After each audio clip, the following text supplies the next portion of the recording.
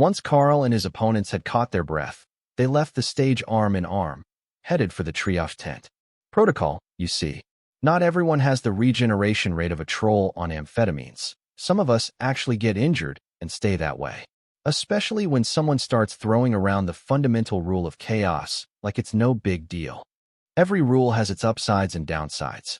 I know a girl who mastered the rule of chaos and still had her face disfigured by an order element beast. Karl shrugged. With a perfected rule of chaos? The immortal asked, confused as to what could have happened. She tried to taste-test a demigod.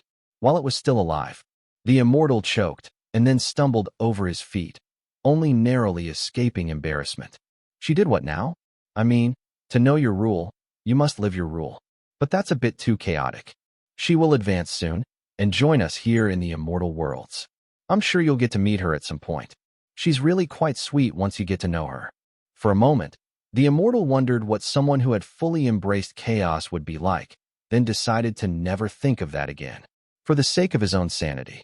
So, you changed the focus of your studies from chaos to mana manipulation? He asked instead. Not exactly. I'm still working on chaos, and I touched on the rule of fire as well. It's a unique aspect of my class. There are others that I have a bit of insight into, but far from enough to make a complete rule. Karl offered as they reached the tent. Ray had mastered two, but none of the others were at all inclined to such a feat. Not even the Dana mage was after two fundamental rules. You come in first. I've got questions. The medic, a white dragon cleric, demanded. If you have blue dragons here, you should probably call them too. They get mad if they have to find out secondhand. The medic shrugged. They're not particularly interested in staying in a money-focused merchant clan. We rarely come across new knowledge, as we focus on things that we already know are profitable.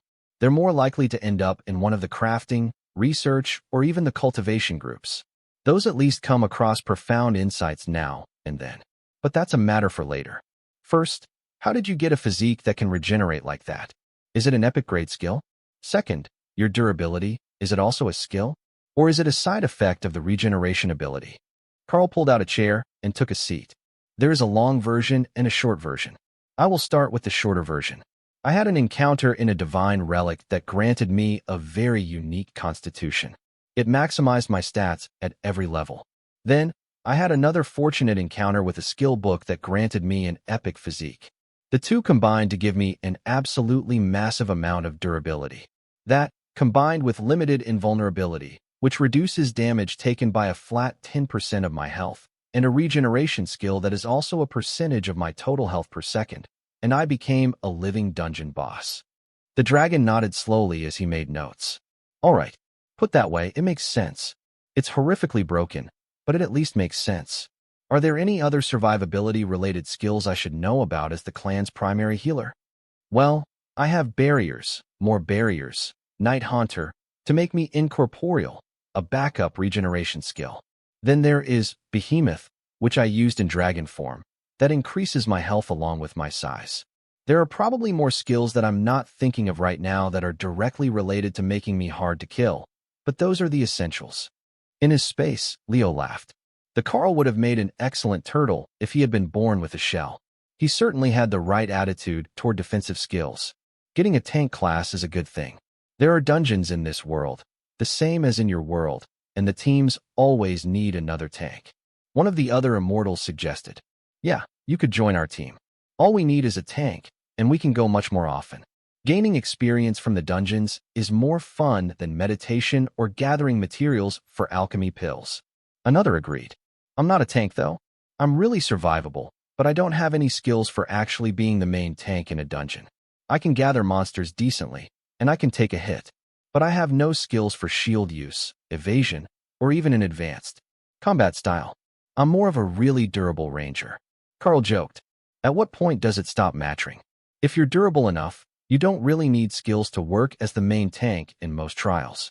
You just need to be able to gather the monsters to you, and you can do that with your area skills. I will keep it in mind, but I normally go with my wife. We're soul bonded, so it's better if we keep our power levels growing at the same rate. If not, the imbalance can cause issues for what the other one is doing. Precision work is difficult when your partner is in a dungeon, building strength. If they get too good of an opportunity, it can even cause a crafting attempt to fail. The white dragon smiled. You know, it's not often that you see followers of the dragon gods so devoted to each other. It's a wonderful thing to know that there are still couples so devoted to their eternal love that they would rather die than betray one another. Especially here, where eternity has a rather different connotation than in the mortal realms. The immortal who had started the challenge nodded excitedly. It's like a romantic drama play. The gallant hero willing to die instead of letting his true love be stolen away. Karl chuckled. Well, someone would die for that, but I suspect it wouldn't be me. Not when you can beat half a raid team to death with your bare hands. The healer agreed. You're good to go watch the fight, by the way. There was a short delay before Dana's fight, while the elders returned the arena to its base configuration and the unranked immortals placed their wagers on what the fighting style and power level of Dana was going to be. They knew that her actual advancement was tied to Karl's, but his skills made him ridiculously difficult to defeat. If she had a somewhat normal skill set, fighting her might not be such a terrible time. They had no idea what they were getting themselves into. Would you like to make a request for your opponent? The elder asked when he saw that the last contestants were coming back out of the healer's tent. Just make sure that they are a combat specialist. I am a Mystic Blade Master by class, a battle mage. Dana explained. That excited the warriors. It wasn't often that a mage was anything other than squishy in a duel. If she was a mage who knew how to use a sword, she might be worthy of becoming part of their friend group, assuming that she was somewhere near the same level as her husband. Because even without an immortal spirit, there was no doubt that Karl was not among the ranks of common immortals. Are you going to do something dirty, like summon golems? One of the warriors asked. Undoubtedly. I am a mage, after all. If I didn't at least summon a couple of golems and cast a fireball, they would take away my union card. The warrior laughed and hopped down into the ring. All right, let's get this started. Dana smiled and summoned 2 epic golems, in the form of the Dark Elven Kings, into the arena with them, while the crowd began to boo and jeer her lack of sportsmanship. It was mostly good-natured, but there was some jealousy there from other newly ascended immortals who were seeing their chances at moving up the ranks vanishing. How were they supposed to get out of the bottom tier when people like that existed? We might need 3 men to deal with this woman as well. Feels a bit odd to say that, since the phrase is usually reserved for succubi. One of the senior members noted in a dry tone. The elder rolled his eyes. Surely, it won't be. No, you are right. Send 2 more to the arena floor. If not, that pair of elves is going to chop someone up. The 2 kings turned to stare at him with the utmost of disdain. They might have never fought at the immortal rank before, but they were kings of the Dark Elves, epic golems summoned by the Dana mage. A single common immortal warrior was not going to be enough to stop them from doing whatever they wanted. 2 more men joined the fight, and Dana gave the signal for them to begin. The warriors moved, activating skills faster than most eyes could follow. But the kings were already gone, and 2 pommels hit 2 skulls at exactly the same instant, before they turned on the remaining fighter and drove him to the ground in a single series of attacks. Halt. You 3, head to the tent. We need a better team to fight those things. We didn't even get to see the mage in action. Yes, the golems are a sure sign of her power, but we still need to rank her combat skills. The elder insisted. I can dismiss them, or have them stand aside. If you just want to know how my blade skills are, it's easy enough to do now that everyone understands the power of the epic golems. Saying that they understood was a stretch. They had seen them in action for less than a second. But for the immortals, that was enough to get a rough idea of their base power level. Do it. It will save us all some time. Dana nodded to the elves, who moved to the edge of the arena, confident that they could rescue Dana if something went wrong. A gesture from the elders sent another immortal into the arena. This one looked like he had seen more than his fair share of combat, middle-aged with leathery skin toughened by exposure. But here in the immortal realm, that didn't necessarily mean anything. Her senses told her the man was close to 1,000 years old, and that was much more relevant to his skills than his appearance. He didn't hesitate, and drew his blade to launch directly into a flurry of attacks that sent sparks flying into the air as Dana's sword deftly parried every strike. The sound of the blades echoing through the arena as everyone else fell silent. With a skill activation, the immortal increased his speed, and Dana's sword became a blur, with auto parry, stopping his assault short of the target every time, while Dana adapted to his fighting style. Using War Beast only made her a more furry version of her foxkin self, but it gave her the same epic constitution that Karl enjoyed. However, it was focused on speed and agility. Dana settled into a rhythm as she learned the combat style of her opponent, and then began adding arcane element power to her attacks, based on the arcane missile's spell, but altered with her understanding of mana manipulation. The result caused an increase in the sparks flying around the arena, as well as a lot of lingering mana that she could use as a secondary attack, without her opponent immediately noticing that she was building up a skill. Finally getting a chance to make a move, Dana activated a movement skill, intending to walk through the air, only to realize that as an immortal, that was no longer necessary. She could fly without a skill. That gave the fight a whole new dimension, and she began drawing her opponent up off the ground, where the lingering mana could gather in every direction, waiting for the perfect moment to strike. The old immortal nearly let out a sigh of satisfaction when he realized what Dana was doing. He could feel the mana in the air and her control over it, keeping it from dispersing. Her fighting style was both elegant and deadly, incredibly agile, unlike her partner, who was simply an impenetrable bulwark that nobody could cut their way through. Her agile method was much more to his liking, and he decided that if she was willing, he would take her in as a disciple to teach her an extended set of blade skills. Not that her ability was lacking, but her style was limited, clearly gained from her system, and not honed with centuries of experience. That was a difference that she was about to learn the hard way. Just as Dana prepared to spring the trap, the mana suddenly left her control, and her opponent's fighting style changed completely, putting her on the defensive again, struggling to keep up with his attacks. Your defensive skill is incredible, but it relies on your ability to block with your blade. When I attack from more directions, what do? He asked, less concerned with her ranking than his own curiosity. Dana smiled and activated Blade Storm, creating 10 more blades surrounding her in a defensive formation. The immortal laughed as he caused 1,000 points of light to streak toward her like lasers, forcing Dana to erect a barrier to defend against the vast majority of them, which the blades couldn't deflect. But once she realized that, she put the Blade Storm on offense while she defended manually with area attacks, and forced her opponent to defend against a dozen attacks at a time. Oh, you can activate skills through any of the blades. That is a lovely trick. Dana gave what looked like a graceful bow, but was actually a kick, intending to put him off balance in the air and make him miss a block. There was no spare breath for her to retort, only more attacks as she struggled to keep up with his power. Your endurance and durability are incredible as well. And your healing, I would say trollish regeneration, or an equivalent, with an epic grade transformation? Yes, you will fit in very well here. Dana laughed as he relented a little on his attacks, not wanting the battle to end. You should see what happens when the two of us work together. The immortal paused. That's actually terrifying. His bodyguards, your dark elves, plus the two of you? That's an entire trial challenge in one spot. Elders, I think that it is safe to put them both at the top of the Spirit Immortal rankings. Realistically, they could fight for a spot in the Void Immortal rankings, but the clans separated them by actual progression, so the highest spots they could hold were at the top of the Spirit Immortal chart. The elders nodded. Is there anyone who wishes to contest that ranking? He waited for a moment, then activated a tablet-shaped device that updated their internal rankings. Welcome to the top of the New Home Merchant Clan's internal rankings for newcomers. I am certain that we will have many interesting days ahead of us. The elder announced. Wait, who is at the top? One of the others asked. Karl gestured at Dana. When the wife wants the top, she gets it.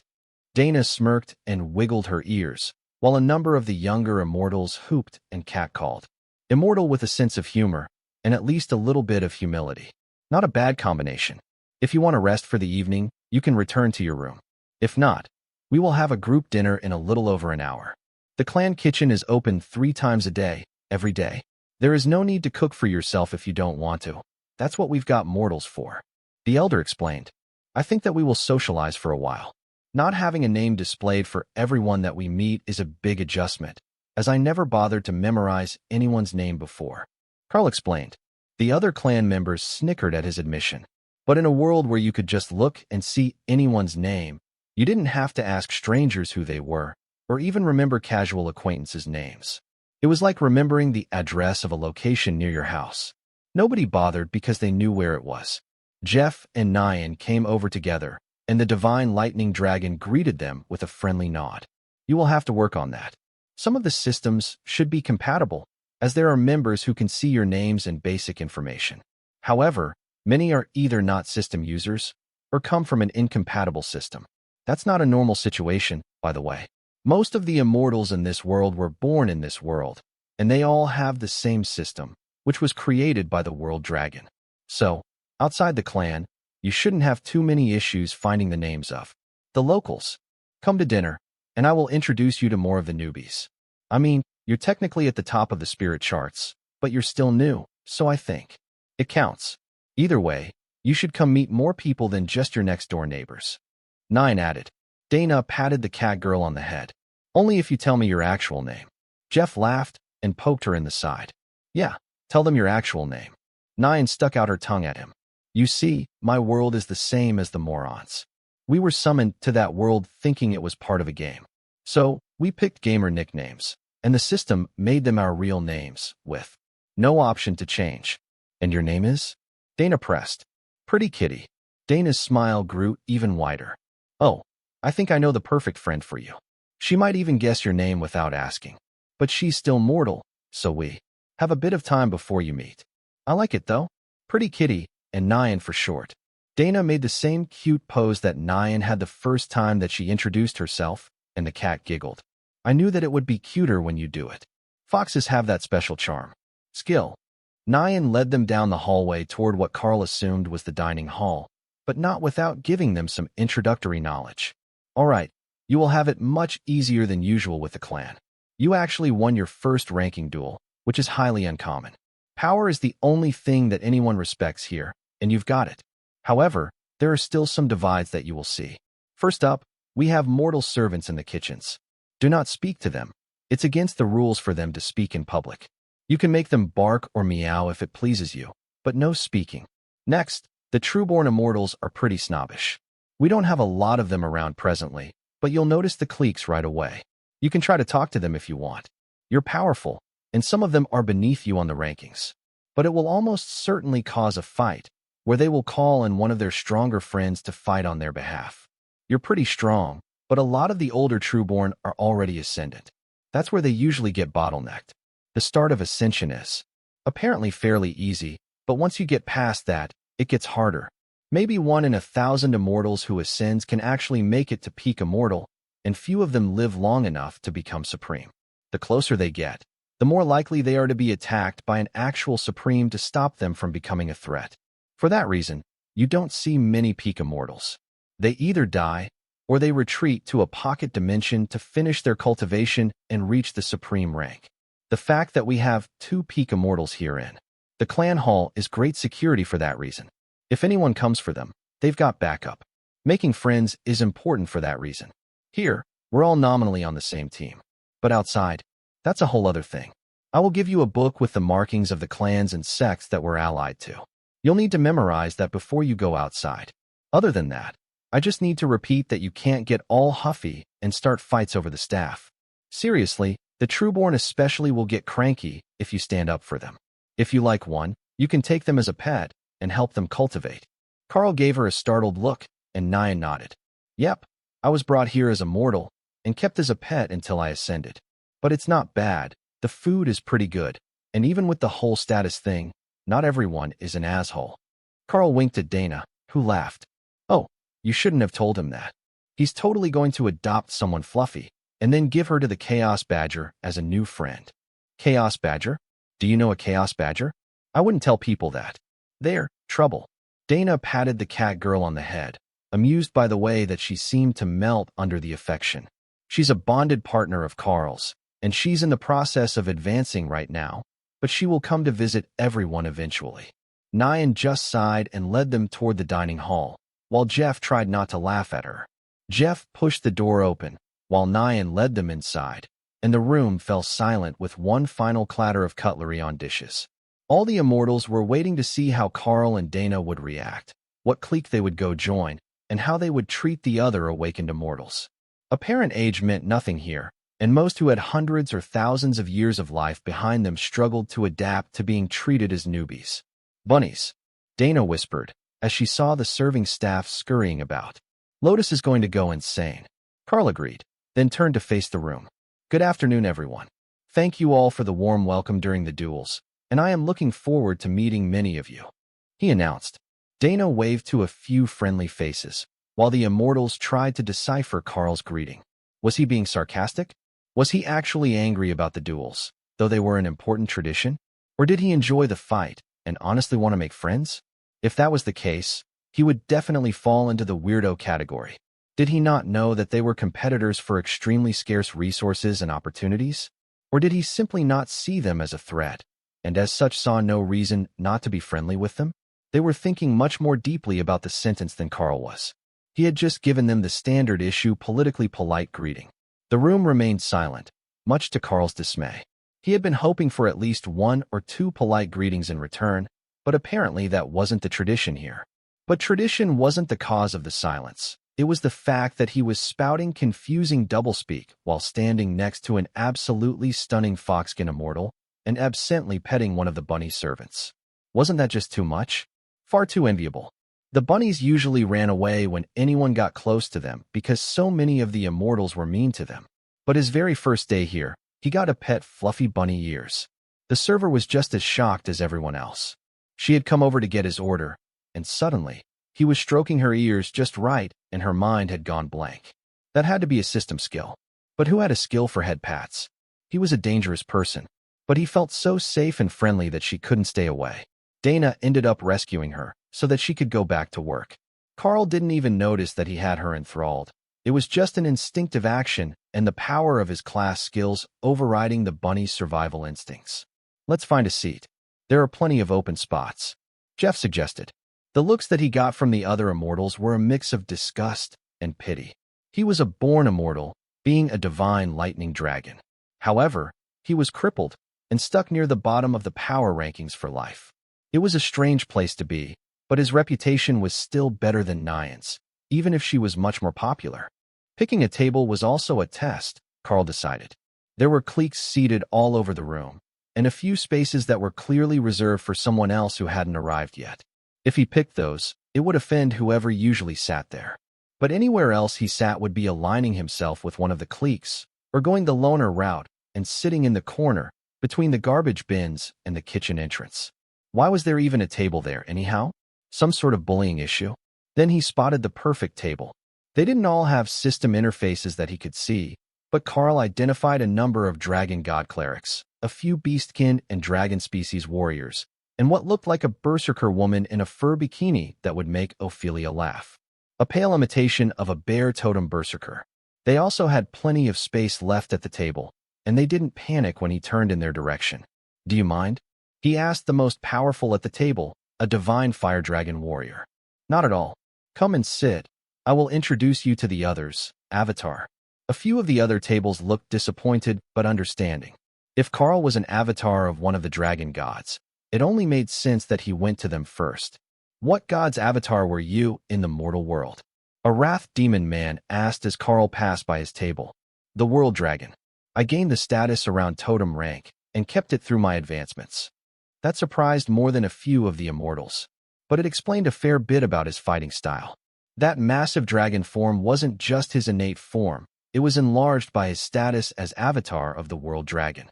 It was actually more to do with Thor's influence and his epic great innate physique, but Karl's dragon form was huge even without using behemoth. The divine fire dragon gestured to himself. I am Jean, head of the clan's security force training. That is Alicia, don't mind her sense of fashion. She's part fire elemental and radiates too much heat to be comfortable in full clothing. Or so she says. Then, there is Brother Chin, the white dragon, and Argoth, the werewolf. Chin does most of our healing for group outings, and Argoth is our main tank when we're working in a team. The clan doesn't split us up by ranks because trials in the immortal realms usually have areas of different difficulties, as well as internal restrictions. So, if you want to maximize your chances of success, you need to bring seniors and juniors together. It's a bit ironic, considering how poorly immortals work together. Dana smiled. I'm willing to wager that those outings with generous seniors are actually a rather significant cause of death for new immortals. Jean chuckled grimly. Not just new ones. The dragon clerics are a pretty honest bunch, by local standards. But even then, watch your back outside. And your front. Everything in this world is deadly if you let your guard down, especially in a trial where resources are at stake. The New Home Merchant clan is mostly foundlings. Immortals who were run out of their home sect. Mortals who just awakened, and such. The sort that will smile in your face, then stab you in the back to steal an opportunity. He was looking across the room, clearly meaning someone in particular who had offended him. Dana nodded. I get it now. On the surface, everyone is an ally. Part of the same clan, on the same team. But when nobody is looking, most won't hesitate to kill and steal for the slightest chance of getting ahead. Not as naive as you seemed. That is the way of the immortal realms. Also, you're both restraining your aura. Don't do that here. There is no need. And it's a sign of weakness and submission. Nyan does it, but that's more of a kink on her part. Has anyone mentioned that the system in the world she came from did strange things to their minds? Or perhaps it only summoned insane people to start with. Either way, her and the moron are both oddballs.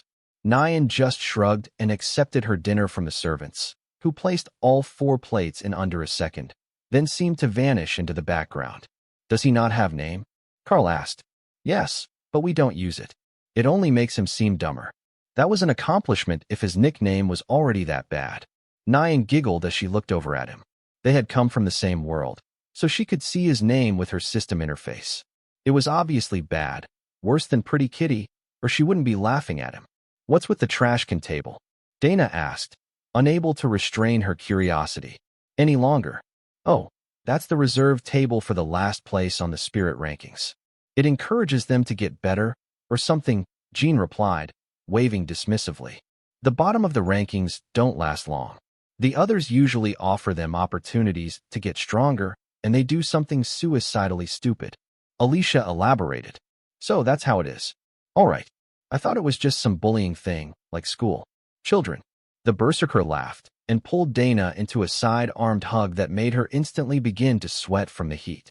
You're funny. No, we're not quite that immature. Just as she said that, a young immortal who looked like a teen girl, but who was likely a juvenile dragon, strutted in with her hips swaying in exaggerated fashion, and slapped a drink out of the hand of one of the demons at what Dana could only call the nerd's table. Well, most of us are not quite that immature. Did I mention that the clan has a grade school for the trueborn children? Dana sighed as Kara cackled with laughter in her mind. The Chaos Badger was living for this opportunity.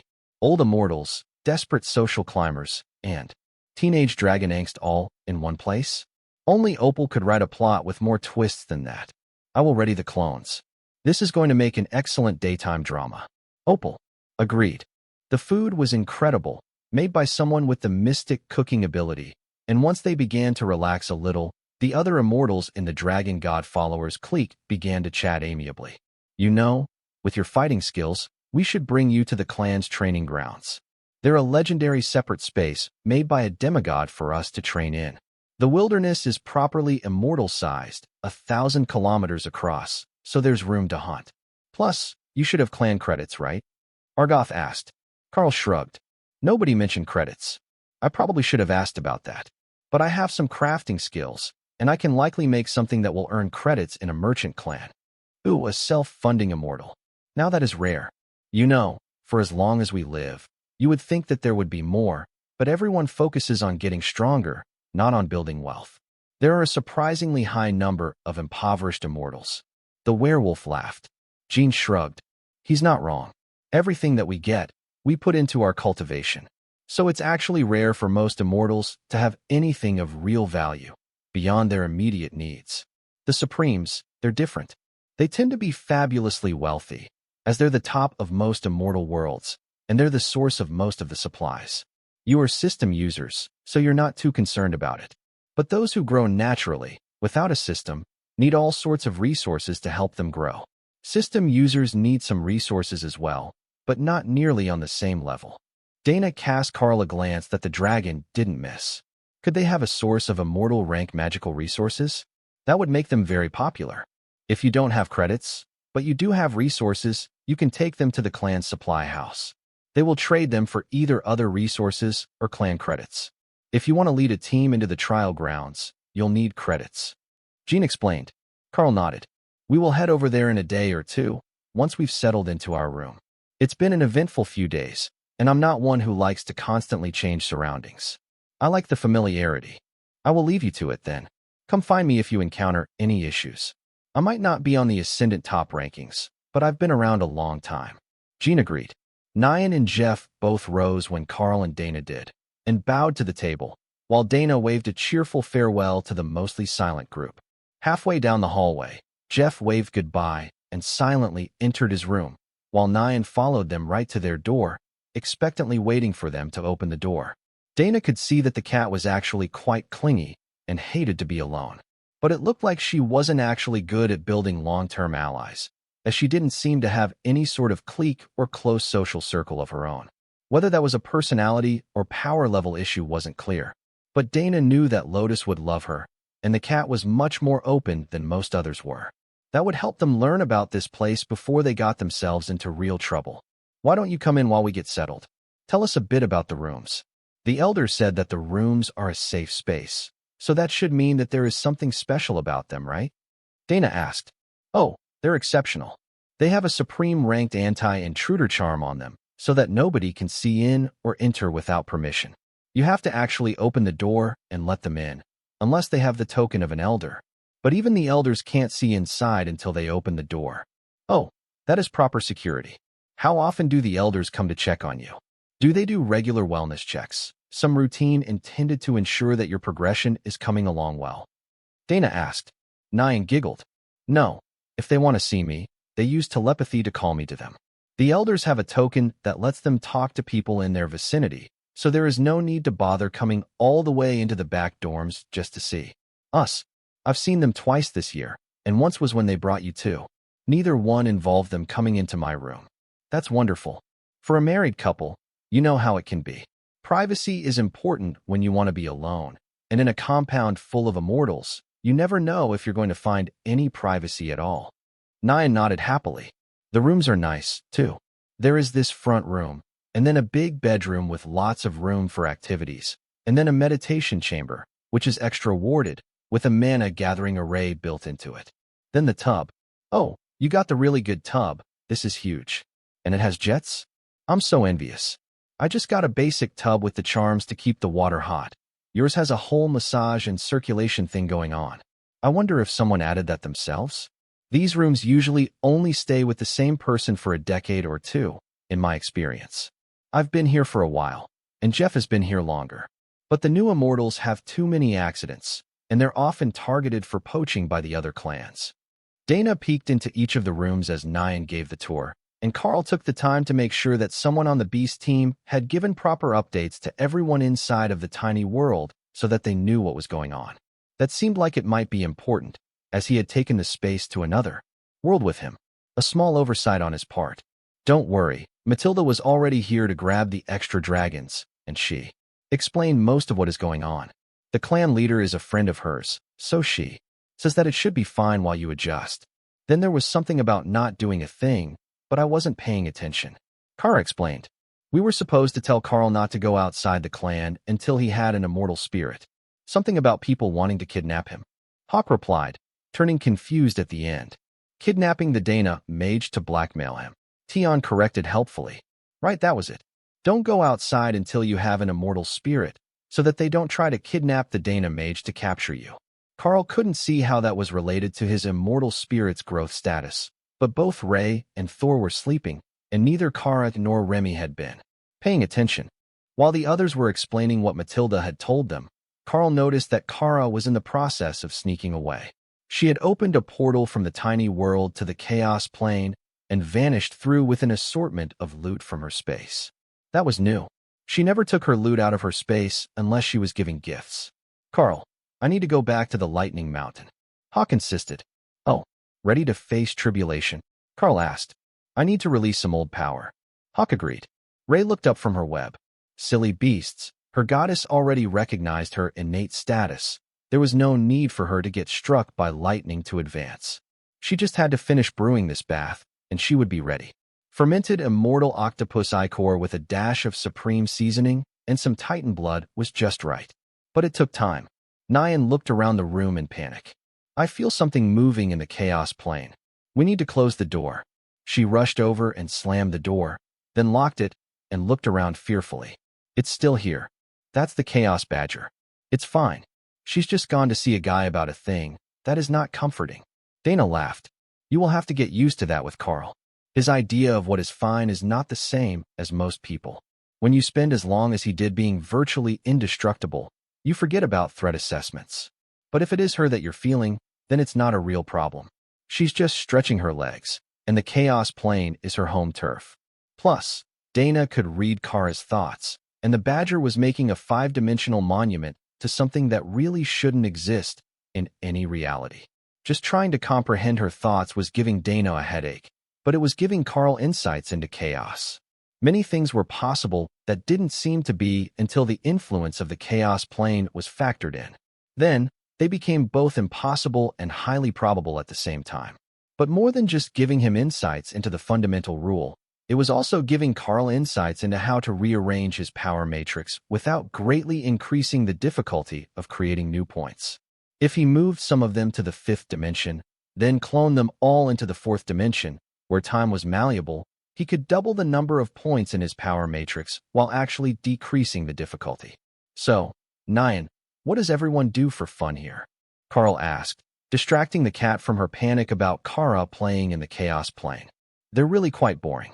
Most of them just study and practice, or talk about studying and practicing. Then they want to know how to get money for more resources, and where they could find the resources they would like to buy. You two seem like you'll be more fun than that. At least you've got a relationship, and you didn't devote your life to the path of the virgin cultivator. Dana laughed. Well, we do a lot of studying and crafting and such. But there is more to life than just studying. Nyan nodded eagerly. Did you know that there are some that don't even eat at the cafeteria because they think that the luxury of decent food is too much distraction from their path? How can you think that immortality is worth it when you live like that? Before Dana could answer, the disruption in the chaos plane caused them all to freeze. Whatever Kara was doing in the chaos plane was so extreme that it was causing ripples in the immortal worlds, and none of them knew if they extended beyond this room. If she was causing disruptions in the entire clan compound, countless people were going to be very unhappy with her. But nobody came pounding on their door, and despite Nyan going to hide under the table, nothing in the room actually moved. It just felt like reality warped a little, dozens of times a second, for 10 minutes. Then, it stopped and Kara came out of the chaos plane, looking inordinately pleased with herself. She was immortal, that much was clear. But that was not why she was looking proud of herself. Her advancement ritual had managed to tie a portion of her mind to the 4th dimension, allowing her to watch the flow of time at will. I thought that would be Opal's special skill. Dana noted dryly. Kara mentally shrugged. It helps with the visions. I can see so much more now. I saw Matilda doing it, and I finally figured out how. The cat is about to start crying, by the way. Dana pulled Nyan out from under the table and hugged the cat girl, who immediately began to purr. It's fine, the issue is resolved. Nyan, meet Kara. Kara, this is Nyan. She volunteered to show us around the clan. Kara shifted into humanoid form before Nyan turned around. So what the cat saw was not a chaos badger, but a small girl with a white stripe in her black hair over a scarred face, wearing cargo pants that had been turned into overalls for additional storage, with a tank top underneath. No, it was a sleeveless hoodie, as it had a pocket in the front. But the hood was full of cupcakes. You're a lot to take in. Thank you. Would you like a cupcake? They're freshly baked by the nature. Priestess. Nyan instinctively took the cake, then fumbled with it, as the entire thing was hot, except the top, which had been frozen so they could apply icing right away. How did you make cupcakes evil? What is this trickery? Oh, never mind. The temperature balances out after a couple of seconds. Kara nodded. They're quite good. Would you like to take a walk around the compound? These two need a bit of alone time to get settled in. Nyan smiled. Sure. Where is your room? I share this one. Don't worry about it. I'm bonded to Karl, so I have a separate space to rest in. Now, how about we go see the flower gardens? Dana put her foot against the door. You might not have been paying attention at the time, But Matilda said no outdoor chaos and shenanigans until we've got our immortal spirits stabilized and fully formed. Kara sighed, and then took out a pot of tea. In that case, let's have a snack here, Nine. They can go to the bedroom. My friend Opal has some questions for you. Is the rumor that you also took on 3 men in the arena true? Dana bonked the badger on the head and gave the butterfly a mental warning. To behave. All right, change of topics. Fashion. Sister Ray will join us soon, and she's going to want to know how everyone here likes to dress. While Kara and Nyan discussed fashion for Ray's benefit, Karl sat down on what passed for a sofa, but more closely resembled a huge beanbag chair. He would take this opportunity to rework his power matrix while the thoughts were still fresh in his mind, and while everyone else was distracted. Technically, Dana wasn't distracted yet, but when she heard all the things that Ray was planning to dress her up in, she definitely would be. It happened every time. The first thing that he had to do was to reorganize the existing positions of his formation so that it made sense from a fifth-dimensional perspective. That was going to be interesting. All that he had to go on was how Kara appeared, now that her expanded senses had improved Karl's own. However, he had only been able to perceive the difference for a few minutes. What he needed was another dragon. Well, he had a bunch in the tiny world, though they weren't chaos dragons. The closest that he could get was to try to blend Naksha's presence with Kara's, but while envisioning Matilda's dragon form. It took more work than he expected, but when he finished, the mana flow from the immortal world was as good or slightly better than it had been. That should be a sign that he got it right, or close to it. If he happened to meet another chaos dragon, he would be sure to memorize their appearance so that he could tweak the positions. But at this point, it was more about his own visualization of the power matrix, as it related to his understanding of the fundamental rules, than the actual appearance. A few more tweaks attuned the matrix more closely to both the mana manipulation and chaos rules, and Karl felt the mana flowing into him improve exponentially. The change had revealed a hidden flaw in his original matrix. It was like a flat drawing of a dragon, missing a basic dimension. Now that he had addressed the issue, it was beginning to flow as usual. Then, he focused on Kara's understanding of the fourth dimension and duplicated the points. They seemed to fall right into place, existing in the past, present, and future all at the same time, as if it were only natural. Strangely, that didn't appear to change his mana regeneration rate at all, but it was having a profound effect on the mana quality he got after filtering the power through the matrix. It was still immortal power, but somehow more pure and less restrictive. It responded exactly how he wanted it to without the need to put the same effort into forming the skill through the system. Eternal Lightning became as natural as breathing, nearly a passive skill that refreshed itself from his mana pool, but still active in the back of his mind and able to be adjusted, unlike passive skills that were active all the time. The entire process had been deceptively easy, leaving Karl to wonder if this was how things were supposed to be at the immortal rank. Dana's voice swearing at him for upsetting her power balance told him otherwise. Sorry, I should have warned you when the adjustment was made. I hope that I didn't interrupt anything major. Dana shook her head. No, just an argument about formal wear. Letting Kara advance first was a mistake. Kara's grin always looked a bit evil with the scars on her face, but she was definitely trying to look innocent at the moment. Trying and failing. Karl shrugged. I'm sure it'll be fine. If Kara would wear it in public, it shouldn't be too terrible. Nyan laughed, and Dana shook her head. Did you finish your power matrix realignment? She asked, changing the topic. I did. It's much better now. Mana flows more smoothly, and the refinement level of the immortal energy is better. The impurities in it are mostly gone now, and I don't have nearly as many issues activating skills with the change in power. Karl explained the details with a directed thought, unwilling to spill all the details in front of Nyan, no matter how friendly the cat girl was. You should sleep, or meditate, possibly unpack. I don't see luggage or storage rings, but that doesn't mean much. I will return to my room and come get you in the morning for breakfast to help you get used to the routine here. Nyan insisted suddenly, jumping to her feet as if she had just remembered something. All right, we will see you soon. That would also give Karl the chance to check on how Hawk was doing, as he hadn't dared to keep a portal open from the tiny world back home when there was another immortal in the room. She might put on an innocent and clueless front, but nobody made it to immortality without at least stepping on a few bodies.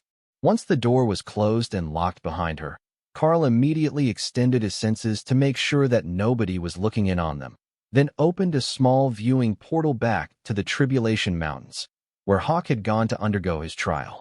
The storm was already forming around him, but Hawk had filled the whole area with fire, overwhelming the storm and constantly burning away the clouds. Dana's amusement at the fact that Hawk had actually altered his immortal tribulation to eliminate the chance that it would rain on him flowed through the mental link, and Remy began making her own plans to set the stage for her advancement. If Hawk got to set up a little piece of the fire elemental plane for his tribulation, she could make her own Naga swamp scene. But her thoughts gave Hawk a great idea. He didn't know how to portal, but Kara did, and he knew where the plane of fire was. He didn't want to advance there. He was a dark flame phoenix, not a pure fire elemental being. But opening a portal would let much more element-rich mana flow into the region and warm it up enough that he shouldn't have to deal with any more clouds. The first bolt of lightning shook all the immortals on the Dragon Isles out of a sound slumber. They hadn't sensed anyone reaching tribulation on the continents, but there was definitely one beginning, and they hadn't sensed an intrusion from any of their monitored worlds. That was only natural, as Karl's tiny world had been created in Drod, so it still felt like part of their own world, even as the mana in it had begun to change and adapt to the immortal world where Karl was now living. Azoth was the first to react, teleporting himself through a microscopic portal to oversee the advancement. "Oh, it's you. I thought that you left with Karl. Never mind. Finish what you are doing, and I will keep watch." Hawk nodded in satisfaction. That immortal wasn't all bad, even if he didn't have wings. The first strikes of the tribulation lightning crashed into Hawk's flaming body barrier, and the bird keened in joy as he felt the power surge into him. Like most beasts, he had a much easier time advancing than humans, but unlike most, he had undergone multiple evolutions to reach immortality, and he had to purge some of the remaining mortal energy from his body. It wouldn't advance without it, even though he had so thoroughly remade himself in the flames of the dungeon during his last advancement. The lightning struck again, burning away the lingering mortal world energy, as Hawk drew in the residual power of tribulation to replace it. The more power that he could channel into his barrier, the faster that the energy was replaced, and Hawk briefly bemoaned the fact that he was so efficient with his mana use after a lifetime of practice. If he hadn't put so much effort into punishing water magic, could he have finished this whole tribulation faster? Did the difference in time even matter? Were there mice in the immortal worlds? Those were the important questions that were plaguing his mind as the lightning struck again and again, remaking his power into that of a true immortal. The fourth and fifth volleys came nearly on top of each other, the two blending almost seamlessly as the dark flame phoenix transformed and expanded, his body enlarging as Hawk adapted to immortality. Now he was a truly prodigious 30 meters in wingspan, nearly large enough to compete with the dragons for a size competition. But he was still much more delicate and agile than the massive reptiles, and he was certain that his air-speed superiority would not be compromised. Unlike Karl's advancement, only Azoth had come to cheer Hawk on, but that was because the immortal had locked down the area, warning everyone else away from the advancement of an immortal beast on their world. The immortals all knew about Karl's team and assumed that this was the first of them to reach immortality, as no others had come back for a tribulation. It was too soon for Karl to return, even if it was just for a visit. His immortal spirit wasn't stable and formed yet, which would leave him vulnerable to attacks by immortal realm cultivators.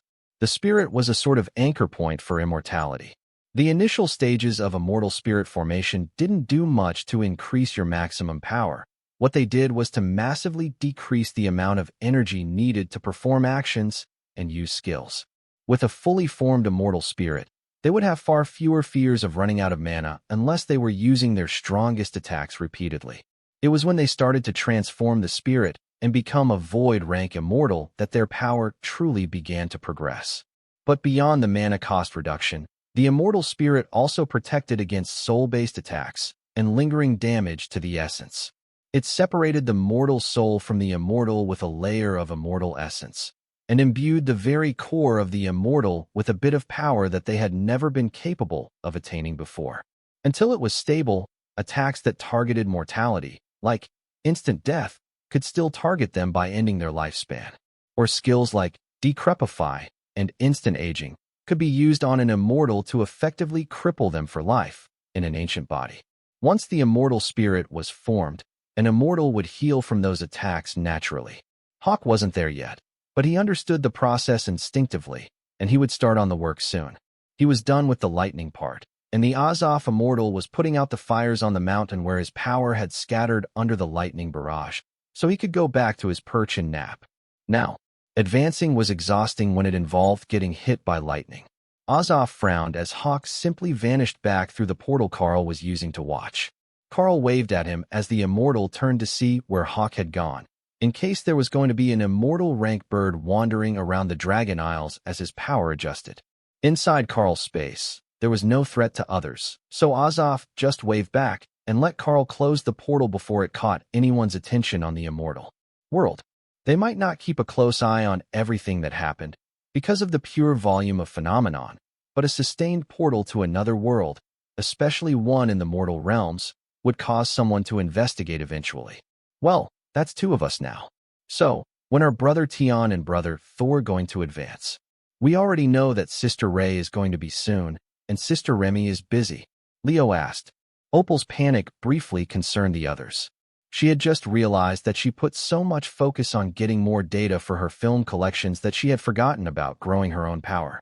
She was doing well with her fundamental rule of illusions, but her body still wasn't at the peak of mythic rank. The others might advance right away, but she was going to need weeks, maybe months, to catch up, even with this improved energy in her space. The next morning came fast in the immortal world, and Karl briefly wondered if there was a difference in the length of the days, only to have his system interface cheerfully inform him that it was currently 5:30 in the morning, and someone was knocking on their door. If that's Nyan, I'm going to cover her in glitter and throw her to Lotus and Button. Karl complained as he got out of bed. Ophelia will murder you if you get them covered in glitter. Karl dressed in a seat of black robes that Ray had made, then frowned at his human hands, not used to seeing them after so much time in cat demon form. Also, he was short. Well, not short by human standards. He was still a bit over 180 centimeters tall, but he was a full 10 centimeters shorter than he was used to being. He briefly considered using Behemoth to adjust his size, but gave up and left his size in its natural state. When he swung the door open, Nyan was waiting outside, still in her pajamas. Good morning. The breakfast buffet is open, and it's best to go early so that they don't sell out of the good stuff before we get there. They hate having leftovers, so they stop refilling it later in the morning. Behind him, Dana laughed at the cat girl's wild hair and flannel pajamas. She was clearly too excited about getting here for breakfast. All right, give me 30 seconds to get ready, and I will join you. Come in, no need to wait in the hallway. Kara straightened herself and adjusted her hair into a 3-row braid, separating the white from the black sections, then came out to join them. So, what do they have for breakfast? Something good? Rare plant immortal resources? Baked treats? She asked. Mostly not immortal ranked. It's just breakfast, not some special feast. But it's really good. Kara shrugged. That's fine. We can go out and make new friends, and that's enough for day 2. Nyan looked at the small round ears on the badger's head and began to panic about how she could tell Kara that half the clan would demand that she be thrown out, while most of the others would be afraid to let her near them once they realized that she was a chaos badger, not a beastkin. However, if she didn't tell them, they wouldn't know, right? They could all go for breakfast, explore the clan compound, and then she could see what the new immortals did for training. Maybe it would help her, since they also had an uncommon system. Most of the immortals in this world were either from here or from a half-dozen powerful mortal worlds that generated regular immortal advancements. The only other one from her world was the moron, and his mind was so cracked that he wasn't a lot of help. The fact that he had managed to get himself to immortality was some sort of miracle, she assumed. There was no way that natural selection should have allowed him to live long enough to gain power. Surprisingly, there were actually people in the dining hall when they arrived. Nyan usually went this early because she was the only one there, and the buffet dishes were completely full, with all the options available. Fortunately, they were still restocking everything as it was selected, so she didn't miss out on anything. We thought that the cat might wake you all up bright and early. Wait, were there always 3 of you? A large wrath demon asked. Kara frowned at him. Of course. New immortals don't just appear out of thin air. The demon frowned back. His memory should be better than that, especially when it came to duels. He never forgot a duel. You didn't duel yesterday. He insisted. Nobody asked me. I'm quite unobtrusive when I want to be. The wrath demon smiled. Then I will duel you today? Do you have a system? Or are you growing naturally? All natural, baby. A bit of immortality ain't nothing compared to this potential. Kara insisted with an overdone sweet-sounding accent that Karl didn't recognize. The demon thumped the seat beside him. Bring your people to eat. We will spar after we eat. No hiding from the fun parts today. Karl laughed at the concerned look on Nyan's face. Don't worry about Kara. Nobody willingly duels her twice, so she must be pretty good at it. Good at it was a matter of interpretation. She had a habit of biting at tender bits and punching people in the dick. Of course, nobody tried to duel her twice.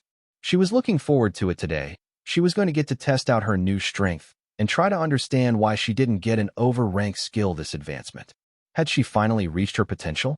The point where her body and her skills were coming into balance should be near to adulthood. Karl grabbed a bit of everything that looked good, while Kara stacked pastries around a mountain of scrambled eggs covered in hot sauce, and what he hoped was mayonnaise. Dana initially just picked a few things that she wanted to try, then Nyan loaded small samples of everything else that she liked onto the plate for Dana to try. The wrath demon and his friends gave her matching bemused smiles. It was a side effect of being a fox. You made friends, even if you didn't want to. Tion thought that it was a good sign. If everyone treated Dana that well, then they should also treat him well when he advanced. He wasn't quite right. She was a full-grown woman. He was a 3-kilo pure white fox. Tion was much more likely to be treated as a fluffy pet than a new friend, though he was unlikely to be able to tell the difference. Friendly meant friend in his brain. The dining hall began to fill fast 15 minutes after they arrived, and they were attracting a lot of attention, sitting with the table full of wrath demons. Even in a world where the powerful ruled, the wrath demons were among the most violent adherents of the might makes right philosophy. The two new arrivals had proven themselves well in the duel, but it normally took much more than that to impress the demons. That led many to suspect that Karl and Dana had a secret, either about their origin or about their skills. There had to be something that impressed the demons. Nobody was paying any attention to Kara, whose form made her look like a middle school student. There were plenty of immortal children in the clan, but they weren't real immortals in a combat power sense. They had an unlimited lifespan, but they didn't have the power to back it up, and they had to be protected by the clan so that they were not abducted and brainwashed to work for another clan. But her breakfast, what was that? It was making people's eyes water from 2 tables away, just radiating spice from whatever she had put on the egg mountain. She was eating it while humming a happy song. The hot sauce was something that the wrath demons loved, made from a magma chili, combining fire magic with spice for a uniquely hot sauce. But most of them didn't use it as a primary flavor for eggs. As soon as her plate was empty, the big demon started to get an excited look in his eyes. He could tell that she was not one of the children from the academy. He knew all of them already. He was their combat skills trainer, which meant that this was an actual teen immortal, ascended from whatever world had proven capable of fostering such a prodigy. He did suspect that she might actually be a form of divine beast, reaching immortality before adulthood. But she looked like she had seen some stuff, not one of those soft and worthless students. All right, let's go to the training grounds. I will assess your level, and if you need remedial lessons, I will get you enrolled in classes. Kara's smile made him immediately wish to retract that statement. Kara reached up and grabbed his hand to drag him out to the sparring arena, and the other wrath demons began to laugh. The tiny one was either brave or stupid, and they were 100% on board with her brand of crazy. The match goes to first blood. That is standard for the clan's rules on sparring with children. The demon insisted. That's a bit offensive. Do they think that I can't take a hit? He chuckled and shrugged. I've said the same thing, but rules are rules. That's what happens when the humans are left in charge. They like to coddle their children in the strangest ways, while testing them in others. Karl adjusted his aura, so it was at about half output, close to matching that of the others in the area. That seemed like the best option, but he quickly noticed that he was getting fearful looks from many of the immortals. Nyan looked up at him. I get it now. Why you suppress your aura? I was serving an evil cultivator sect when I first arrived in this world, and most of them didn't have an aura that could compare to yours. How did you end up with someone as lovely as Miss Dana with an aura like that? Hers is so pure and innocent, highly huggable. The other immortals nodded in agreement. Dana's aura was more suited to a divine cultivation sect, where they focused on purity and good deeds to build karma. But Karl felt like a leashed predator picking out a meal when he looked at you. The wrath demons decided that they liked him. The one in the ring with Kara didn't notice. He was too busy trying to analyze his opponent. He had a skill for it, and he could normally read the system information of most of the children, no matter where they came from. But Kara's information all came up either corrupted or constantly changing. After a moment, he gave up on it and waited for their referee to start the match. One of the Ascendant Immortals hopped up on the judge's elevated chair and blew the whistle, beginning the match. The Wrath Demon activated a fire barrier and swung his axe, aiming at Kara. But she vanished behind a black, disintegrate barrier and then launched at his face like a missile. With both hands on the axe, he couldn't grab her in time. He only managed to block her momentum. But Kara wouldn't let that stop her. She used his axe as leverage to throw herself on his face and grab his beard to feed him a flurry of punches. The demons in the crowd laughed at the insane girl. Of all the things that had happened to the combat instructor in the past century, having a small girl hang off his beard to punch his face was a new one. He roared and took one hand off his axe, but when he grabbed Kara, she seemed to go boneless, twisting in his hand and producing a pair of daggers to attack his forearm. The badger was hurled to the ground and rolled to her feet with a pleased grin on her scarred face, while the demon spit out a mouthful of blood. He was not treating her like a human child anymore. That was a wild animal in human form. Kara was impressed. It only took him one exchange to figure it out, and he had stopped trying to be gentle with her. The axe streaked past Kara's barrier as she dodged again, and then a fire skill exploded all around her as she charged inside his guard again. For a moment, the pair looked evenly matched. Then Kara was sent flying again, overwhelmed by the power of her opponent. The combat instructor smiled as she reached the top of the arc. Few immortals would be able to adjust their trajectory fast enough to dodge his next attack. Then, Kara transformed back to a chaos badger, and her winged form seemed to stop dead in the air, only to have 100 chaos blast attacks explode around his body, tearing at the flames of his barrier. Kara grabbed his axe and clawed at his hand, stopping the attack. Misunderstanding her intentions, he dropped the axe and coated a fist in fire to crush the agile badger. However, Kara dropped to the ground and transformed back to humanoid, so she could run around in celebration with his axe in her hands. It was a really nice one, and he called it back. No fun. SHD. It's a chaos badger. Who's got the wagers? We need a new category. I've got 5 spirit element stones that says he gives up in frustration. One of the immortals shouted. I've got an epic amulet that says she licks him during the fight. Karl joked. No betting on that. She already did it when she was stealing his axe. Karl laughed as the two combatants clashed over and over, with the demon trying to catch Kara so that she would stop escaping from his axe strikes. He couldn't understand how she kept managing it. Part of it was that Kara was activating haste from Karl's repertoire of class skills. But most of it was just that the badger knew how to teleport, but only used it a few centimeters at a time, so everyone knew that she was simply dodging attacks. It's really hard to make him bleed. Kara complained. He's a wrath demon. Of course, it's difficult to make him bleed. You should have targeted his upper arm, where there's no armor. You could have landed a solid hit.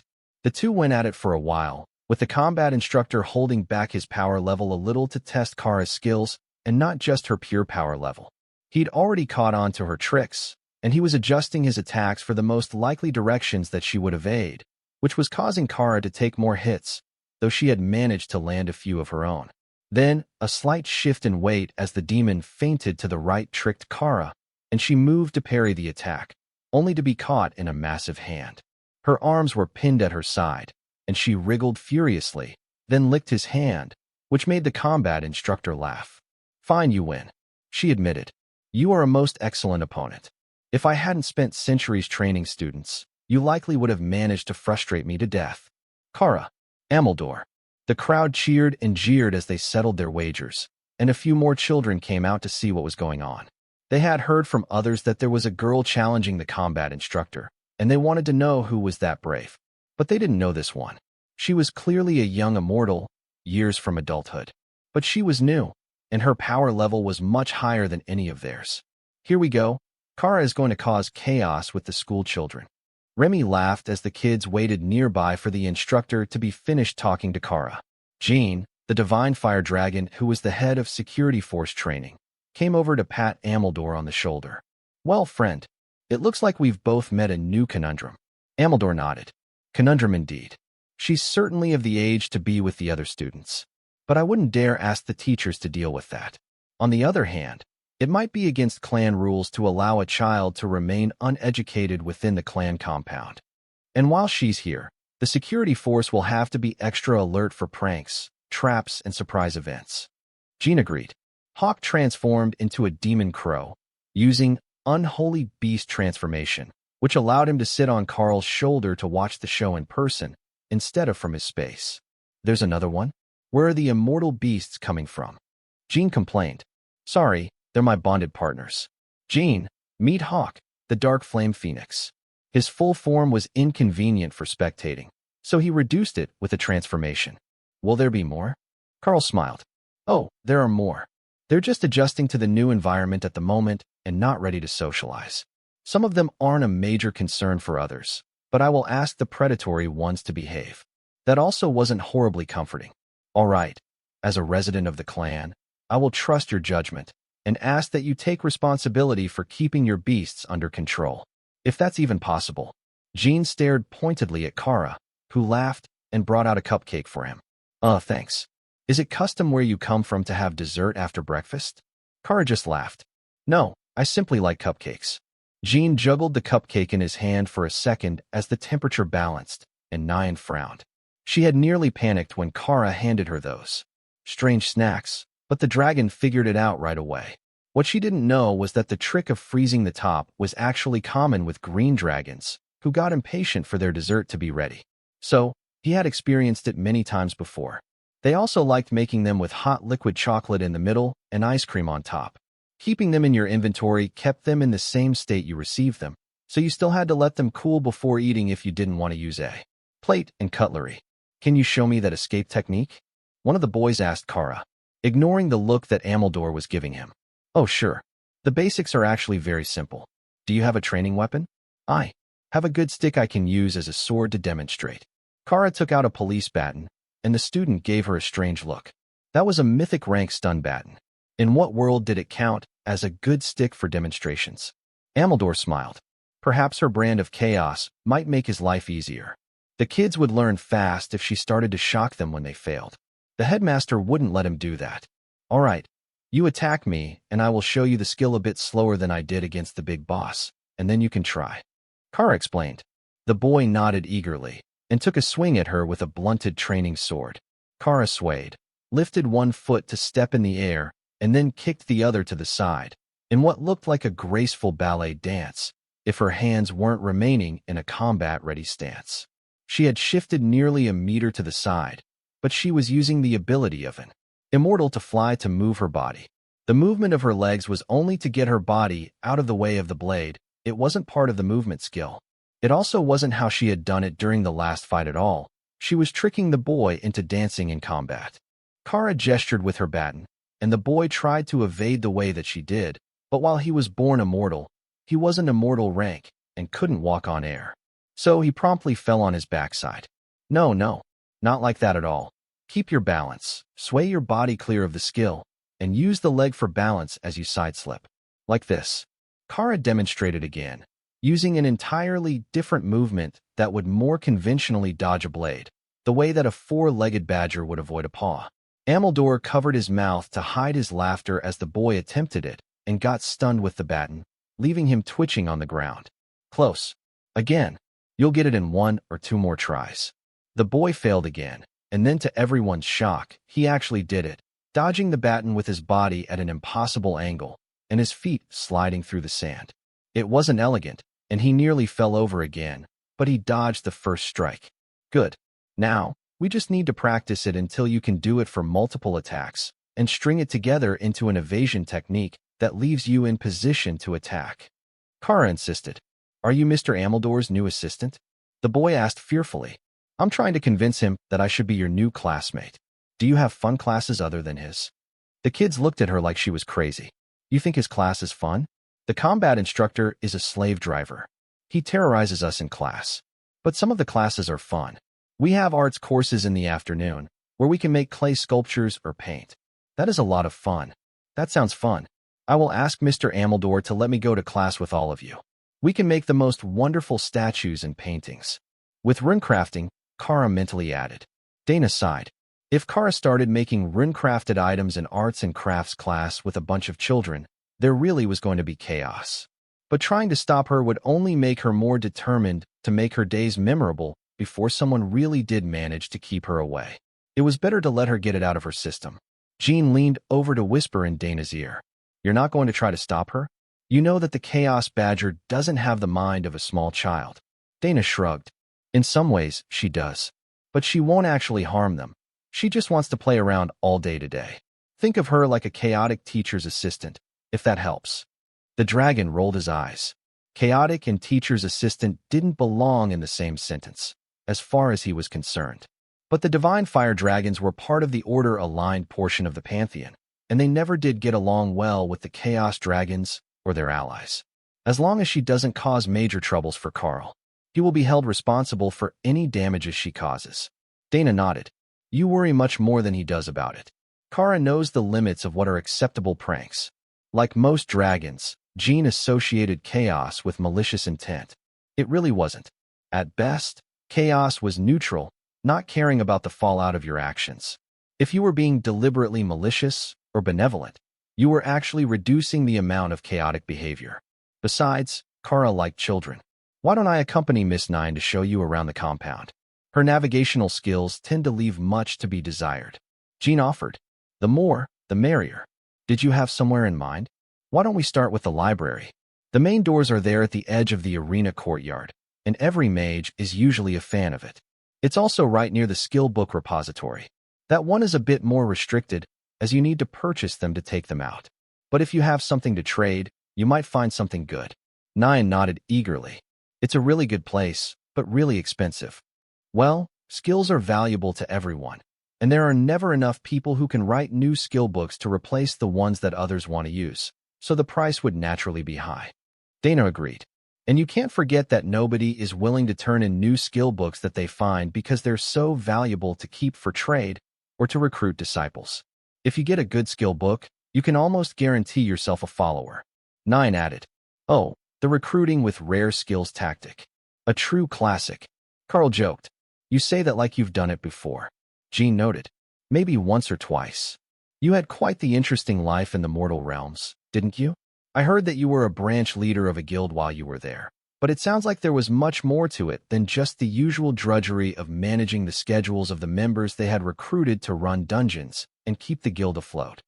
The Darklight Host is an interesting sort of guild. It's existed far longer than any of our living members, as far as I know. But it is also a gathering spot for craftsmen and those with rare classes who don't really fit in the mold of other guilds and their dungeon or group mission-focused team building. Instead, we focused on trade skills, learning crafts that would help balance out our odd skills. Karl offered. That does sound fun. See, being a divine fire dragon, I never got to have all that fun.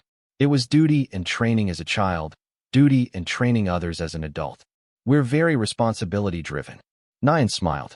I can vouch for that. Jean is one of the most responsible members of the clan. That's why he gets to train the security forces.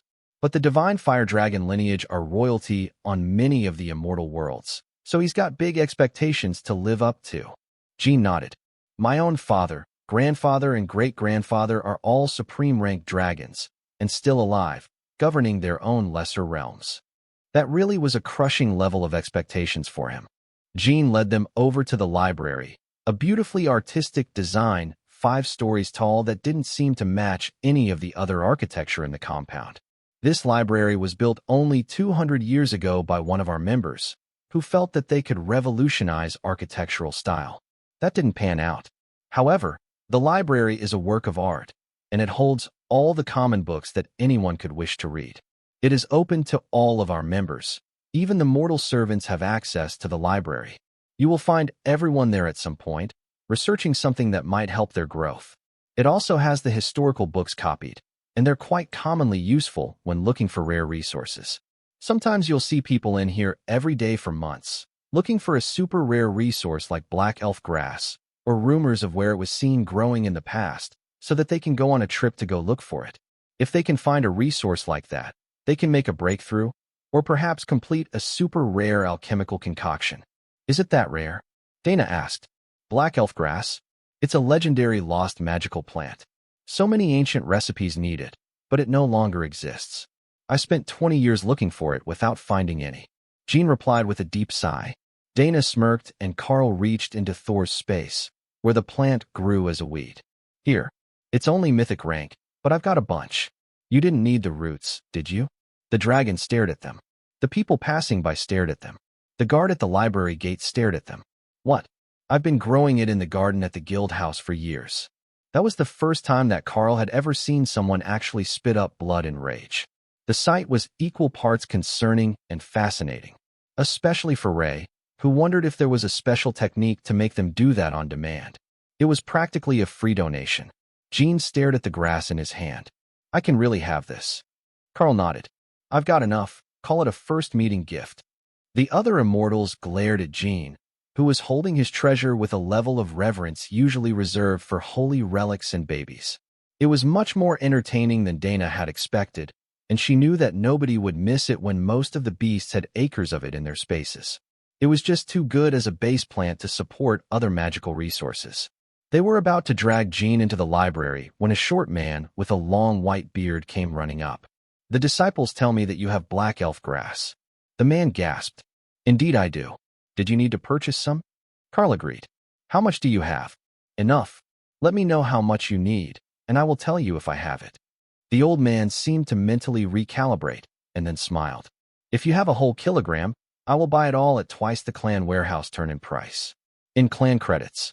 A few of the others scoffed at his offer to pay in clan credits. He was the head of the alchemy department. The credits meant nothing to him. This was a blatant attempt to scam the newbies out of what remained of their rare resources. But Karl simply frowned. I don't know what it's worth in clan credits. We haven't gotten to the warehouse yet to see exchange rates. Jean chuckled. If you really have a kilogram of it, the credits would be worth what I spend in half a year. Oh, that makes it easier. All right, I can make the exchange. Thor weighed out exactly 1 kilogram for them out of his cut and partially dried feed pile. There was no need to give shoppers the freshest stuff. They could get the grass he cleared to keep it from growing into his other stuff. Karl held out the stack of wilted grass stalks, and the alchemy master grabbed them excitedly. This is it. It's really black elf grass. Who knew that the reason we couldn't find it was because it grew in some shielded mortal world? He muttered. Actually, it doesn't. I collected it from a trial and took it home to grow more. Now, about those credits? The old man nodded repeatedly. Just take this note to the warehouse, and they will record it for you. Man, being an elder is just too cheap.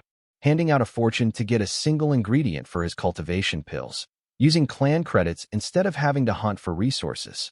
Someone muttered in the background, causing the old man to turn. I will have you know that I earn my credits like everyone else. I have been making potions and pills for the clan for 1,000 years. Did you think I can't afford to buy resources when they come to my front step? He demanded. Sorry, elder. The clan members scattered, and the old alchemist rushed off to whatever he was doing before he heard about the elf grass. It's a good thing that elf grass makes such good serum feed. Who knew that it was so popular everywhere that we go? Karl asked. Jean looked pained. I'm going to pretend that I didn't hear you saying that you feed it to a serum. My heart isn't ready for that. Now, we've got the main floor of the library in front of us. This is all modern books. The topics vary, like any good library, but this floor doesn't contain any truly rare or obscure tomes. It has most of the fiction titles, the romance and light reading books that are most commonly checked out. The second floor contains mostly research materials on various topics. They lean heavily toward equipment crafting, alchemy, and other common trade skills, but there are some less popular ones there as well. I believe that the second floor contains just short of 100,000 non-fiction titles and manuscripts. Above that are the design blueprints, engineering designs, crafting recipes, and other non-magical reference materials for construction of physical objects. Then the upper floors are the less used or ancient tomes, and you need to get a token to access them, as all access is tracked in case of damage. Remy was going to love this place. Remy's excited noises caused Ray to look up from preparing her bath. Everything was perfectly fermented, brewed, and balanced, ready for a good soak, especially now that her space was flooded with immortal energy purified by Karl's new matrix. The library was sure to get her excited, not a big deal, so Ray returned to her work. What she needed now was the perfect base for her scrub brush. The bath itself was just right, but her old scrub brush wasn't going to be tough enough to get the stuck bits of her old chitin off. There had to be just the right thing in here somewhere. Then, she found it. There was a jawbone from a mythic rank giant, with all its teeth intact. A little chopping, shaping, and binding, and she had the perfect scrub brush that would slip onto the end of one of her legs for those hard-to-reach places. Ray settled into her bath and began flooding her space with power, drawing it from the other spaces and from Karl, so that the energy density of her space was nearly stifling.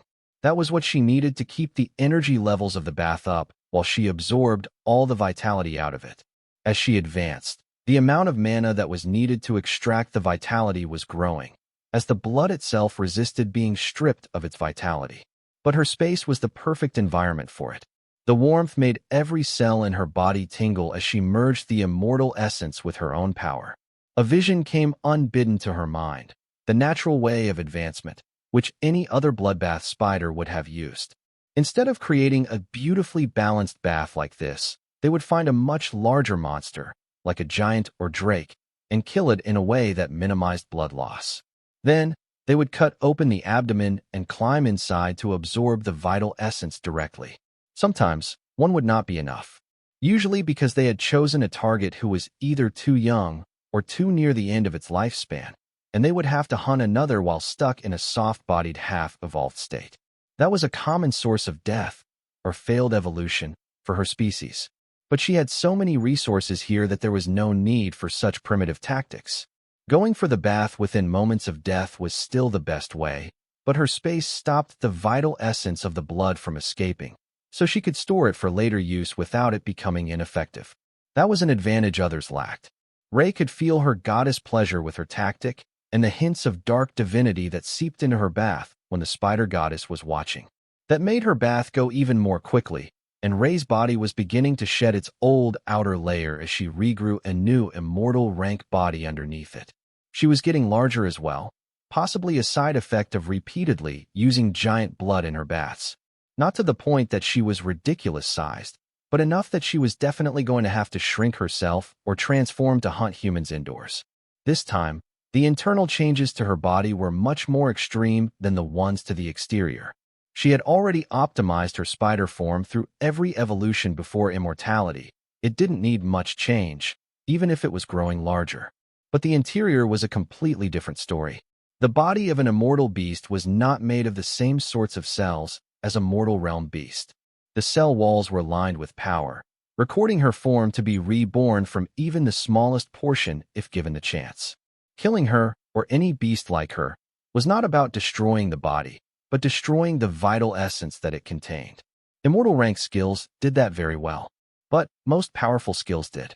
That might not be true of all systems, Ray realized, but it was true of spiders, especially bloodbath spiders, and the blood destruction demonic spider that she had evolved into. The power of the supreme ranked octopus blood was proving to be incredibly difficult to absorb, as if she didn't quite comprehend the nature of its vital essence, even if she was managing to store it within her cells. It was how she had always advanced, though. A lot of blood from one rank above herself, a bit from something 2 ranks over herself. The formula was tried and true. What she was learning today was that the difference between a new immortal and a supreme was larger than the difference between a commander and a myth. They might as well not even be of the same type of being. The bath began to vanish, pulled into her body and refined. But this time, it didn't leave the drained blood behind. Her body could now refine the blood so effectively that all it left behind were wisps of energy and a bit of dust. It was rather pleasing, as she didn't have to discard the dregs, and her tub was nearly cleaned again, with only a quick dusting needed for next time. And now that she had advanced, her space was changing. It wasn't getting bright or any such nonsense like that. But the trees she had planted were evolving under the pressure of the immortal energy, and some of the decorations were beginning to pulse with a dark power. It gave off an aura of death, terror, and necromantic magic that Ray was enthralled with. She couldn't have done it better if she had tried to do it intentionally. Her space simply adjusted to be perfect for her powers. And there were new powers, she noticed. Added to her golems and army of the dead spells, she also now had undead minions. Undead minions, summoning ability, calls forth a group of undead servants from the underworld of a species previously killed by the summoner. That was an excellent spell, she was certain, and she hadn't even gotten to test it yet. Just the promise of getting to call back things she had killed before made it sound like so much more fun than the army of the dead and its spectral knights. They were great fighters, but there was nothing quite like sending their former allies back to fight against her enemies. Jean felt the change in Karl's power and aura as Ray advanced, and began feeding more powerful energy back into his body. At first, he thought that Karl had found something that angered him, as the change had a murderous edge to it. But his expression didn't change at all. In fact, he was happily searching through fiction books with Dana. Perhaps it was something to do with the bonded beasts he had mentioned? If they were still adjusting to the advancement to immortality, their auras might be bleeding through and affecting Karl's. That was close to the truth, but their auras actually changed Karl's and didn't just overlay it. He chose to ignore it, but the bird on Karl's shoulder was giving him a sense of unease, as if they were simply waiting for something to happen. Something more extreme than setting the chaos badger loose among the schoolchildren. Eventually, they made their way to the side exit, and Dana gave the library a longing glance. You can come back anytime. However, I really should finish the tour so that you can find your way around. The compound is larger than it looks, even if you don't stumble into one of the separate spaces. You were placed in the back dorms, but the cafeteria is also considered part of the back compound. Here, we've got the skill repository, which I'm sure you're eager to see. There are some restrictions on it, though. Only one person can enter at a time, and you have to prove that you have the credits to make a purchase of the desired sort for the keeper to unlock the sections for you. All the books are tagged with a spell, so if they are moved or vanish while you are inside, the keeper will know immediately and deduct from your credits first, then require physical payment. That's part of the reason for the single entrant rule. It's too easy for an immortal to set someone up by using a skill to grab a book off a shelf that is conveniently next to someone else. And that makes it difficult to determine who owes if the book can't be recovered. They're not big on having to collect after the fact. If we move past that, we've got more of the Spirit Immortal apartments. Once you've been here a bit longer, you can rent one of the larger units, or one that has upgrades like a training space, better mana gathering formations, or even dedicated servants from the clan staff. So you don't have to hire your own. Off on your left and right are the Void Immortal Villas. Power brings status, so they get separate housing and more cool stuff. My unit is on the far left, near the compound wall. I like the solitude, being further away from the main areas. Because in the middle we have all the skill halls and the clan warehouse, where you can turn in that token from the Elder. That is also where you go to find resources that are in stock. I would recommend mana crystals. The ability to store extra mana is overpowered. Dana took out a chicken egg-sized piece of mythic mana crystal, which she had, made to keep her mana pool full in an emergency. We're not short on that. It's one of the skills that we have available. She explained. Right, mage class. If you want to make them for others, they're not particularly expensive, but they do tend to shatter a lot. Jean offered. Shatter? Why would they shatter? Right, your new immortals. Mana crystal is a mortal-grade resource. It isn't intended for the level of mana draw needed for immortal skills, or to be filled with immortal essence in the first place. So, it has a habit of shattering when it is depleted. Not really a big deal. You can just get another one. And it was empty anyhow, so it had served its purpose for the day. Oh, so they're more of a disposable resource in the immortal worlds? That's actually a great thing for mages. Perpetual demand if everyone keeps blowing them up. Dana joked. You should see what they do to equipment. Too many immortals have skills that target armor, and if you don't unequip them fast enough, they will destroy artifacts before they can be activated in a battle. It's a devious tactic and something to watch out for while traveling the wilderness. Noted. Are there any other particularly popular tricks that we should know about? Jean sighed. Too many to conveniently name them right now. There are books on it in the library. You can look it up later and prepare yourself. It's best not to leave the clan so soon after advancement anyhow, but nearly every disciple needs to head out within a few months so that they can find opportunities. Just sitting around the house doesn't help your growth for 99 out of 100 immortals. There are some options here, like the training grounds. That's great for gaining resources, but only a few systems will get enough experience points out of it to make a meaningful difference at the immortal rank. Experience points? Jean frowned. Does your system not use them to track progress? Dana shrugged. We just guess until we get to a bottleneck. There isn't any sort of gauge, chart, or tracking system included. The dragon looked at her in horror. You just guess? What sort of insane progression method is that? Wait, does that mean you don't even have experience increasing items or skills? We have comprehension increasing items for the fundamental rules. Dana offered. That's wonderful, but also shockingly bad. How do you even get ahead of your peers without experience bonuses? Well, everyone has a different level of affinity with the system, so we all have different growth rates. Class, affinity, species, even a few skills that improve growth rate, which I suppose are similar to experience bonuses.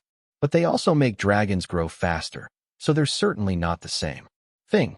Jean tapped his chin as he considered their future. They were clearly growing well enough without experience point bonuses, and their system didn't seem to use them. So, maybe it was more like the cultivation-based systems, or natural progression, where you had to build your power level without the assistance of bonuses. That could take forever. Some of those systems needed an eternal lifespan just to reach the supreme rank.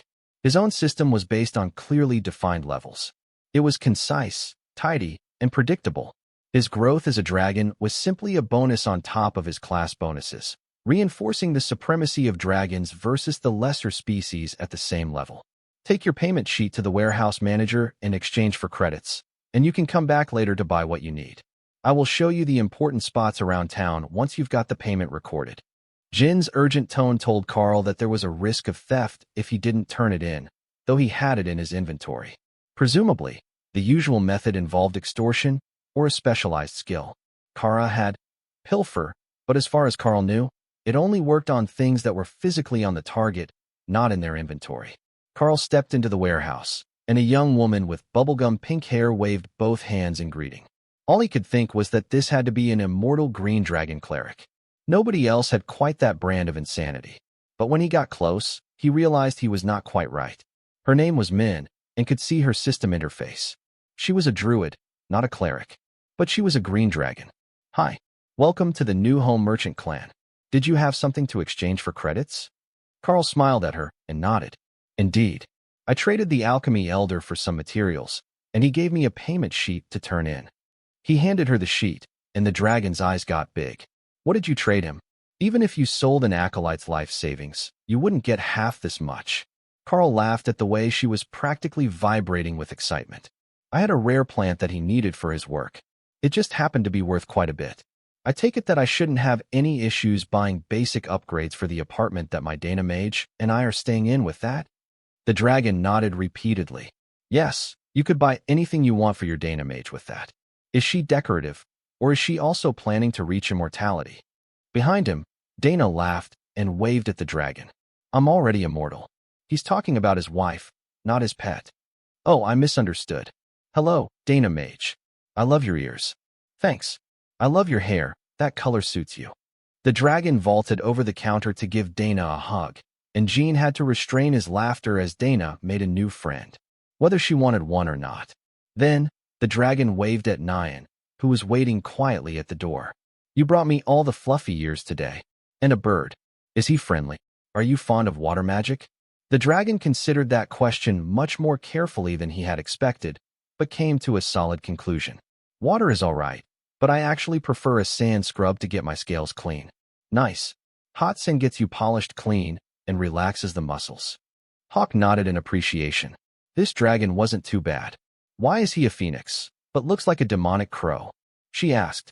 Because a phoenix doesn't fit in the room. The cashier blinked slowly, then her eyes lit up in understanding. It's a skill. He learned a transformation skill so that he could go all the places. That is wonderful. I wish that I had a transformation skill. I could be a bunny and sneak into the dorms and get all the bunny hugs. That sounds like a safety hazard. For them, Jean noted dryly. Bah, when was the last time that a green dragon harmed anything fluffy and inedible? The lady makes a good point. Karl agreed. Nyan giggled and pointed at Karl. You need to make friends with him, not the Dana mage. He's got some sort of fluff magnetism. Fluffy things can't resist him. I saw him give head pats to a dining hall server just this morning. The pure envy on the dragon's face was unmistakable. There is a skill that you can learn if the clan hall has it. The name is, if not friend, why friend-shaped? And it will keep the bunnies from running away. From you. The green dragon sighed sadly. Only clerics can use it. They have it, and I can't use it. Not even as a druid, which is so close that I can normally use cleric skill. Books. Then she returned to her desk and entered the information from the payment slip before filing it away in a cabinet under her desk. All done. My name is Min, and I work here from 1 hour before dawn until noon every day if you want to come visit me again. We certainly will. We have crafting skills, so your appraisal skills will be invaluable to us in the future. Karl agreed. Min took out a pair of glasses and stared at Dana for a moment, then smiled. I don't know who Lady Ray Bloodbath is, but I can see that all the other gear she is wearing was made by you at the mythic rank. Lady Ray is a bonded partner of mine, an immortal spider-type beast. It's a specialty of my class. Oh, right. The Chaos Badger is your partner as well, right? I heard that she pulled Ameldor's beard in a duel, then convinced him to let her take his class, even though she's already a proper immortal. I think they're actually going to be good friends. They're both proponents of the just punch him in the face school of negotiation. Karl agreed. Nyan stuck her head in the door. You should go meet her after your shift. I bet her ears are super soft. Min laughed at the cat girl. I bet they are. But I'm a green dragon, not stupid. Petting badgers is a tricky proposition. Well, Jean here promised that he would show us around the clan compound today, so we will let you get back to work. Karl informed Min, who was already back to whatever inventory task she had been doing when they arrived. All right, have fun. Don't forget to take them to the ice cream shop. Jean waved goodbye and rushed out of the warehouse. All right, there is no need to go to the residential areas, but we can go check the shopping and restaurant district. The New Home Merchant clan is basically a small town, and you can find nearly anything that you need here. As Min said, there is an ice cream shop that is very popular among those with a sweet tooth. But before we get there, we will be passing by the park. That is the entrance to the trial grounds. They are the clan's prized training area and a major source of its resources. There is also an instance outside the clan, about 50 kilometers away. That one opens once a week, and there are often contests about who gets the limited number of spots. As it's contested between multiple groups, don't go unless you've got an ascended immortal with you for safety. After you get inside, the group can usually split up into weaker and stronger groups, but the fights outside often go on for an entire day and night before it opens. The park was a carefully manicured garden, with trimmed hedges, flower beds, stone benches where many people were either eating lunch or sharing sweets on an afternoon date. As you can see, most people find a regular job to fund their journey toward power. When you literally have forever, many decide to stop risking their lives for power and rely on the clan to keep them safe as they grow. Not that they can't fight, just that they don't often go out unless they've got a lead on something really good. The usual payment for workers is in resources that their system needs to grow. That is one of the advantages of being such a diverse group. We're not all competing for the same thing. Some of the groups that specialize all end up needing the same things, so the infighting causes them as many casualties as anything else. Karl shook his head in dismay. You would think that things would be better organized. Even the mortal worlds manage to mostly avoid that level of instability and arrange some sort of organization. Even the chaos-affiliated regions don't have that kind of organized violence to obtain resources. Jean looked disbelieving, and Dana laughed. Oh, they have violence, just not predictable levels or locations for it. Sometimes it's first come, first served, whoever can find it gets it. Other times a chance will appear in the middle of a populated area, and everyone will fight over it. It's the level of acceptance for dysfunction that is the most shocking to us as new arrivals. The Divine Fire Dragon just shrugged. It is what it is. There aren't enough supreme-ranked beings to stop the Ascendant Immortals from doing what they please. Karl paused before responding. Was that Misty he just saw walking by with ice cream? No, the aura felt wrong. It must just be a dragon that looked like her. Well, once we get our immortal spirit stabilized, we can join the fun. Your group is all fairly experienced, and I'm told that it is custom to bring a few newbies along as a meat shield. Karl joked. Nyan giggled. Yes, unleash a badger on them and see what happens. Karl laughed as Dana petted the catgirl's head. Wait until we send the blood destruction demonic spider to play with them. She's got the most amazing necromantic magic. They won't know what hit them. She whispered. Someone taught a spider necromancy. What is going on in your mortal world? Nyan asked. Karl thought it would be funny. Kara announced, having snuck up on them after wandering away from the school during her break. She had 3 of the other children with her, and they were headed for the ice cream shop, but she didn't have any local currency, and she didn't know what a spirit stone or a mana coin was. Karl, I need money. We only have 30 minutes to get ice cream and get back. Karl, naturally, also didn't have money. But when he looked at his inventory, he saw that there was a column for clan credits, showing, and a list of exchange rates. 1 credit was worth 1,000 mana coins, so Karl exchanged 1 and passed 100 of them to Kara. I don't know what ice cream costs.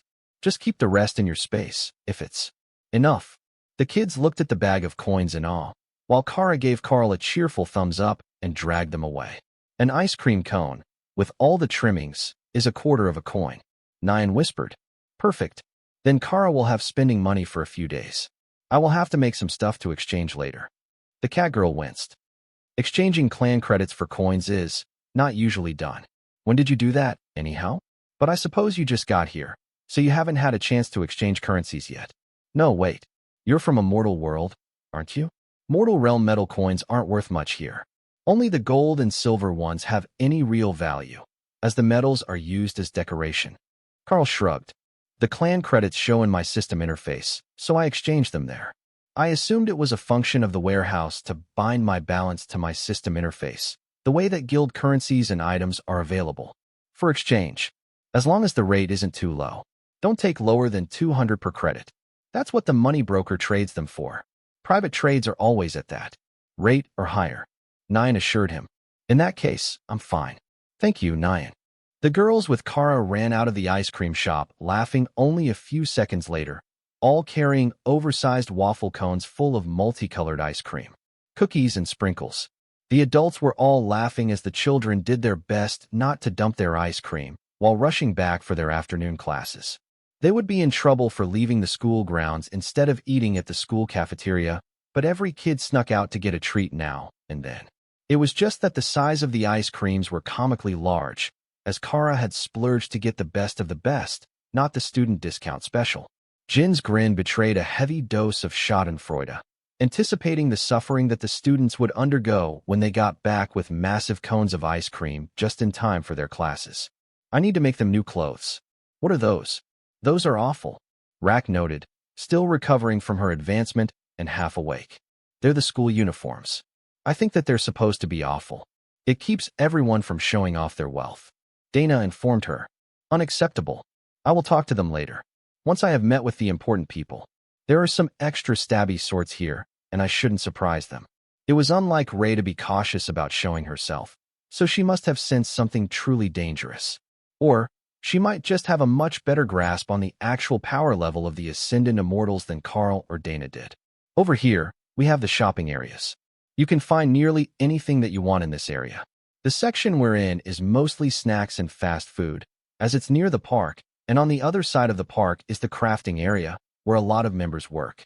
It's busiest at lunch and mid-afternoon, when everyone is moving to and from work.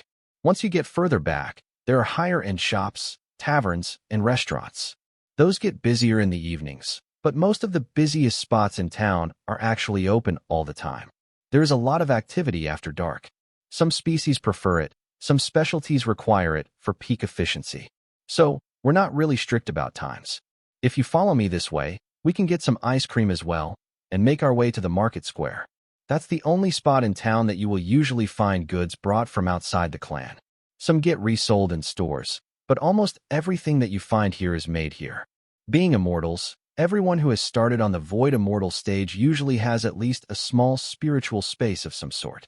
Like you mentioned, it can be used to store or even produce goods. The magical items are the most common. Put a mundane item in your spiritual space and imbue it with power until it gains the status of a magical item. It's not as good as magical crafting, but it's good for making charms, turning mortal cloth into immortal clothing items, and so on. Dana snapped her fingers as she realized what he meant. It's not creating an item. They need the item to begin with. They just upgrade it in their spiritual space to meet local standards. That's a brilliant use. I never thought of doing that. Jean smiled ruefully. Now I feel like I have given away some sort of great trade secret that I should not have. But you are right. The mortals make almost all the items, and then we upgrade them with our immortal spirit. I suppose that in a way, it is a trade secret. But if I am making things at the immortal rank innately, they won't be all common and uncommon grade items. Karl agreed. The divine fire dragon frowned. If you really can make rare grade immortal rank items with a crafting skill, instead of with a high ascendant immortal spirit, I'm going to have to fight to remain your friend. Karl shrugged. I think that you'll find we're good friends to have when we finally get adjusted to the immortal worlds. The real challenge will be getting the materials to do the crafting. But that can wait until later. I think that we should spend a few of these credits and renovate our space a little bit. The room is pretty well decorated by my tastes, but I have a skill to create a small separate space for training. It's larger than the space that it actually occupies, so I will need more furniture and decorations. Then, my resident fashionista will need samples of the local clothing, especially what is deemed most fashionable for the ladies, and perhaps a few of the less expensive alchemy reagents. Just things to make the basic potions at the immortal rank. Nyan looked excited. You have a secret space skill? What sort? Illusionary domain. It's perfect for housing upgrades. She smiled and spun Dana in a circle. Oh, we're going to have so much fun getting real stuff to put in the illusionary apartment. I had to pay to have that done to my rooms, but it is so totally worth it. Everyone thinks that the back dorms are crappy little spaces, but we're immortals. They don't have to stay that way. Honestly, the space wasn't bad by any standard. It had everything that they needed, and it even had built-in magical upgrades. But a couple illusionary domain spells to increase the size of the bedroom and living room would be a welcome addition. Karl didn't know how much he could do with it at immortal rank, but he suspected that it would be much larger than it had been at mythic rank, and even more solid when he used it with reality warp. That also gave him a good reason to check out the whole town, other than the residences. You never knew what shop was hiding the thing you wanted. The first place on their shopping trip, after ice cream, was a store that sold immortal rank lingerie. Karl gave Nyan a dubious look, and she raised her hands defensively. I swear, it's a coincidence. It's the closest of the shops that we need to go to, and you said that your fashionista friend wants to know all about what is popular here. Well, most of us spend half our day in whatever is comfortable around the house. So, this is the most important, and then next to us are dresses and training robes. Those are next most important. The furniture shops are on the other side of the equipment shops, closer to the open market. Karl turned to Jean. How about we finish our ice cream and have a nice sit down on the bench out here while the ladies shop? They could be a while, and if I go in to give fashion suggestions in this particular store, I suspect that our entire tour will get sidetracked. Dana laughed and then rolled her eyes when Ray's insistence that she go and flooded the link. Jean smiled at Karl's phrasing, but paused before replying. Sending Dana in with Nyan might give people the wrong impression, as Nyan's past and employment choices had left her with an unsavory reputation. However, Dana was married to Karl, so most would likely see it as an enviable state for the world dragon's avatar to be in. Who didn't want a stunningly beautiful divine fox wife shopping for erotic lingerie to wear for them? Because it was definitely for him. There was no way that it could be comfortable enough that anyone would choose to wear it for themselves. It was worn to be seen. All right, let them shop, and we will check the shops across the street until they're done. The shop he indicated was something like a convenience store, in that it sold packaged snacks, personal hygiene items, and other necessities that one would grab on their way home from work. Nyan giggled. You can go to the next shop. It sells dresses and robes, but the training robes are also for menswear. You see them all over on the martial arts sorts. They're quite comfortable, and you can wear them with light armor while still looking normal. Jean smiled. As soon as we finish cating, Karl says that he is a craftsman, so perhaps he can make armor suitable to go under the robes. The monk classes are always short on armor. Karl nodded. Actually, I know a leather worker who could do very well for them and the rogues. Though, with those folded robes, a short-sleeved chain tunic might be best. Light and flexible, flat to the skin, so it can be worn like an undershirt, and if I make it right, it won't even limit mobility in any significant way. The dwarves were actually spectacular at that, and if he opened a portal back home, he could load up on items from the guild store bank. Wait, wouldn't that give Azov an immediate headache? He was helping keep portals from the immortal realms from opening so that the world wasn't breached. Karl realized that he should have moved more than just a few crafters into the tiny world before moving. He didn't have any of the dwarven masters with him in the immortal world. He did have a selection of items in his storage, intended to upgrade later as they traveled, but he couldn't just commission new ones. Ask the elves. There are elves in the tiny world, and they have craftsmen. They make such pretty stuff that they should be able to make you chainmail. Tion suggested. Elves? Why did he have elves? Didn't he give all of those to Matilda? Or did Tion mean the ones among the first group he had gathered? The druids. That was when Karl realized that he never remembered to lock the Alliance House entrance to the tiny world, and that with his bonuses to portal opening, such as being able to freely move between adjacent planes, it had not broken when he came here. There were still guild members coming and going from the city and the mountain, where the portal currently opened. That was probably not a good thing, given what he knew about the snooping abilities of the immortals. But it wasn't actually an opening in the protections of the tiny world, just a stable portal that opened inside, so it might be fine. The problem was that he couldn't properly check, as he could see inside it anyhow. But he wasn't going to draw attention to it and have others deliberately attempt to find and invade it. Not when it was full of ridiculously valuable resources. If they hadn't noticed it by now, Karl had some hope that it was all right, so he didn't force the portal closed. The tiny world was something of a guild resource, after all. It had many of the plants their alchemists needed, and it served as the overflow workspace for the other crafters, as well as a vacation resort. And now that it was becoming immortal ranked, adjusting to his power, wouldn't it be something like the secret area of the new home merchant clan, but on a lesser scale? He already had a training tower in there for the guild members and residents to practice in. But if they could come in, that meant that Karl didn't have to go anywhere to access the guild bank. The open link would let him access it by proximity, as long as he connected himself to the tiny world. The guild really is going to grow fast now, aren't they? Thor pondered as he floated in the lake with Tessa on his back. Faster than any other guild in the Xylaz region. Hopefully, the Alliance is not too upset with us advancing and leaving them short-handed. That connection was a major source of funding for the guild. Thor chuckled. They're not mad. The guild is still managing things and sending them the supplies they need, as well as the stuff for the arena.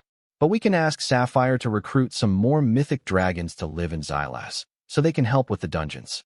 Just give them the good golem spells, and it will be fine. As they chatted, Karl followed Jean into the clothing shop, where he found all sorts of comfortable-looking robes and suits, as well as a massive selection of ladies' fashion. Interesting, they use an illusionary domain in here as well.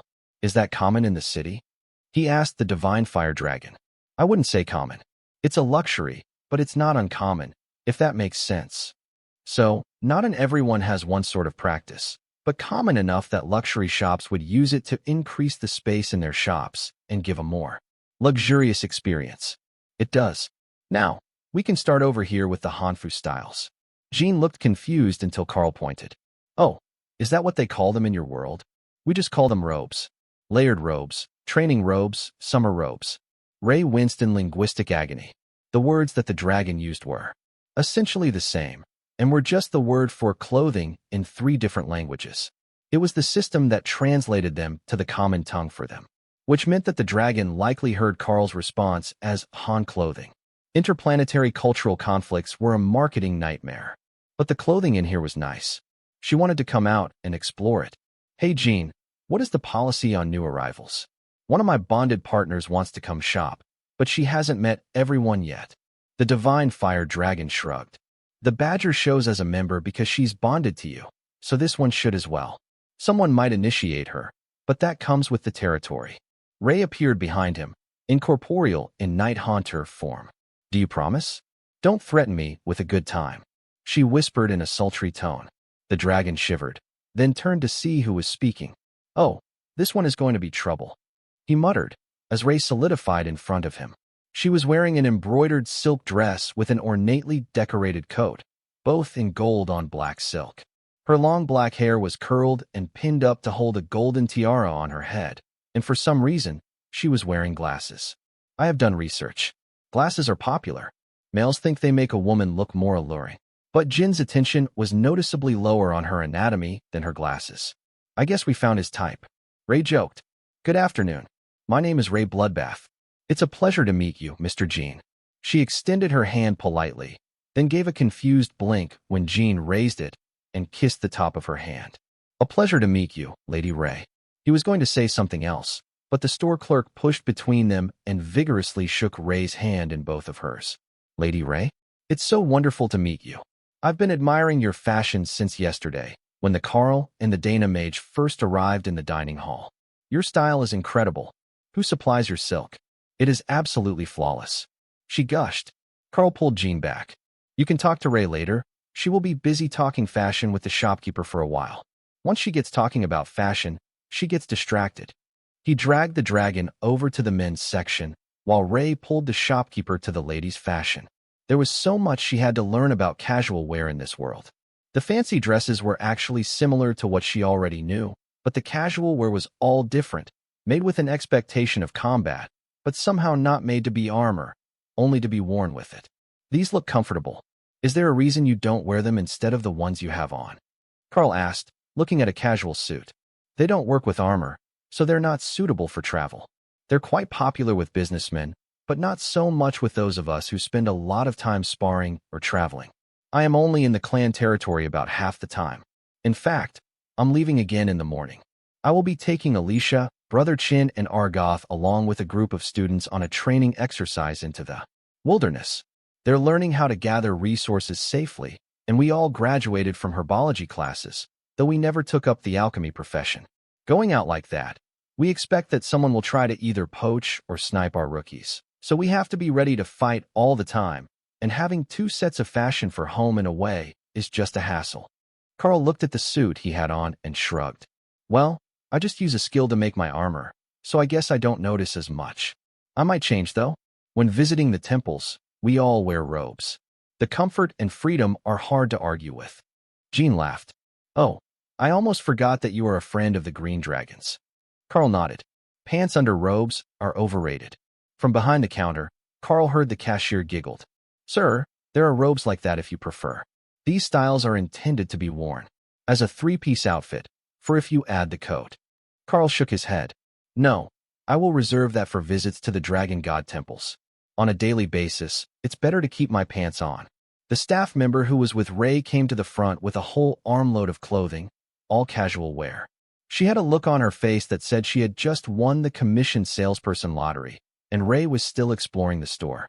With less enthusiasm than before her first pass, but she would likely pick a few more items. Put her shopping on my tab. I will take these 3 as well. One of each style to see what I like best. Karl decided. Really, he would just give them to Ray and let her make him something that suited him in human form. It had been so long since he stayed human that he wasn't even sure what looked good on him anymore. But Azoth was right about the fact that a cat demon would be horribly out of place here. Even the few demons who lingered around the clan were an anomaly, and they were all mainstream wrath and obsession demon species. He would have to ask Jean about that sometime. There was most likely an excellent reason that only a few species gathered here. Possibly just racial animosity, but it might be due to differences in growth style between them. The few wrath demons he had seen were mostly tanks for travel groups or combat instructors. They were just about to check out when the door chimed, marking the entrance of more shoppers, and Karl felt a sudden surge of killing intent. I knew it was true. He really did get the money. A man's voice declared. Karl turned and found that 4 men were standing near the door, while one stood near Ray with a blade at her throat. Don't do anything stupid, and nobody gets hurt. Just transfer over the credits, and we won't kill your little goth girlfriend. The apparent ringleader of the group, a human man in the later spirit immortal stage, if Karl's guess was right, insisted. His aura was stronger than the others, but Karl could still feel that there was something missing, the immortal spirit only partially formed. Karl gave the cashier an apologetic look. I'm sorry for what's about to happen. The girl looked confused, and the leader of the group made a signal to his crony, whose blade sunk through Ray's suddenly incorporeal body. Mana surged through Karl's body as he dumped every single bit of his mana reserve into purgatory flames. For an instant, horror dawned on the immortal's face. Then a ball of ghost fire hotter than the sun and 1,000 times stronger than a standard fireball exploded at his location, engulfing all 4 men standing near the door. The explosion that came after blasted the windows out of the shop and knocked all the clothing racks over. There were no more enemies standing in front of them, but the one next to Ray had survived. For a moment, the blast had made him stumble, and Ray was now in spider form, pinning him face down with 2 spiked legs while her forelegs repeatedly stabbed holes in his body. Not using any skill, Karl noted. She was just punching holes in him for fun and watching them heal before she stabbed him some more. A pair of elders appeared in the room, swords raised. Everyone, drop your weapons. What is going on here? There is no violence allowed in the clan village. This man and his allies attacked me and my companion while we were shopping. The dagger is still in his hand. You can confirm that with the staff. The elders frowned as Ray shifted back into her humanoid form and absorbed all the blood that had sprayed around where she was fighting. Nobody in the room was carrying a weapon but the man who had been mauled on the ground. What a lies, the other elder demanded. They were standing right there. I hit them with a fire skill when they attacked. The clerk nodded rapidly, her eyes terrified as she watched Karl. Speak. It's like he said. They wanted his clan credits and attacked the spider lady. Then boom and fire, and they were gone, and my boss is going to kill me. Oh God, I've got to put all that back on the shelf. Who will fix the windows? Oh, I don't know. Elder, help. Deep breath. Where? Did they go? I think he killed them. Karl shrugged, while Jean tried to make himself inconspicuous. Jean, explain. They didn't even give him a chance to settle things with a challenge. They just attacked. I don't know what happened with the fireball. It vaporized a whole chunk of the shop. It shouldn't do that. I swear it shouldn't.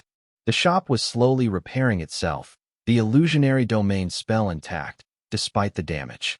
But the physical structure underneath was damaged by the blast, and Karl realized that at immortal rank, the purgatory flames spell was overkill. His mana would be recovered in 2 or 3 minutes, but immortal energy was far more potent than he had expected. All right, you're all coming with us. The interrogators will get answers. You, the one named Karl. Your spell damaged the building. You fix it. You have 2 minutes to make arrangements. Karl closed his eyes and focused on the building itself. It was all stone, other than the windows. Earth manipulation returned it to its original state in a few seconds, and then he turned to the clerk. How much do I owe you for the shopping, the damaged stock, and the cleanup fee? The clerk turned a notepad to him with shaking hands. That's 500 for the shopping and the damaged clothing. Karl put 600 coins on the counter. That should cover your wages and inconvenience for restocking. I'm really sorry about this. The elder looked impressed at Karl's decisive actions, but at that moment, Dana and Nyan rushed in. The new fox? Do you know this man? That's my husband, Karl. We joined the clan together as we advanced the same day. Oh, I see. You can come with us and bring your pet cat. The Karl and the spider have been detained for destruction of property. What did you do? Dana mouthed. Some idiots attacked Ray, trying to rob us. I guess I should have been a bit more discreet about having money. Dana sighed. I got the shopping done at the other store. I will come bail you. Out of jail. Karl hoped that was how it worked here. The mention of interrogators didn't promise a quick and painless bail process. The elder glared at Ray. Remain corporeal until informed otherwise. Attempts to flee will be seen as a sign of betrayal of clan rules. Follow us to the judgment. Hull. The man Ray had been stabbing crawled to his knees, then collapsed. She had stolen too much of his life force, and he was barely able to stand, though his regeneration was working properly. The second elder grabbed him by the shirt and dragged him out the door, then flew off. Karl followed silently, painfully aware that he had gone way overboard, and was definitely in trouble this time, without a reliable backer to get him out of it. But the other elder didn't move right away. He held a glowing golden orb in his hands and cast a spell that felt like holy magic. The 4 vaporized immortals slowly faded back into existence, shattering the peace of the shopping district with their screams. You are under arrest for assault and attempted robbery. Follow me. The clan will deduct your resurrection fees from your available credits. Damn, not even being dead gets you out of jail time here. But do you feel the aura of these elders? Ascended immortals are no joke. Their power is crazy. Ray insisted. Karl gave a faint smile as the resurrected immortals cowered in terror at the sight of him. That was a much better response. Ray smirked at him, wholeheartedly agreeing. There were many things to learn about this world, but the fact that they didn't need a body to resurrect people was a huge revelation. It must be an advantage of the immortal spirit. Karl, the power imbalance between the beasts is messing with your thoughts again. Dana warned. Right. I will keep an eye on that. Just wait patiently when we get to the court. I think that they're going to insist on some intensive questioning. That thought also interested Ray. She knew pain. Everything about it, in fact. Perhaps they had other methods of interrogation? The flight was a short one, and Ray passed Karl a fresh set of mythic ranked robes, closer to the style of the locals, as they landed. They were red and black, embroidered with gold, and looked suitably impressive for a formal court hearing, she thought. The elders who had brought Karl and Dana to the clan were seated behind a desk with unimpressed looks. Less than 24 hours, and you're already here? I had thought that you were a bit smarter than that. My apologies, elder. It was a lapse of judgment. The arresting elders handed over a single sheet of paper, which lit up to project an illusionary scene when the peak immortal elder tapped it. The scene of the altercation replayed, complete with quiet voices. The judge's scowls turned from one member of the detained group to another, but Karl caught a slight smile when he saw Ray repeatedly stabbing the man on the ground. Starting with you, as you were alive for all of it.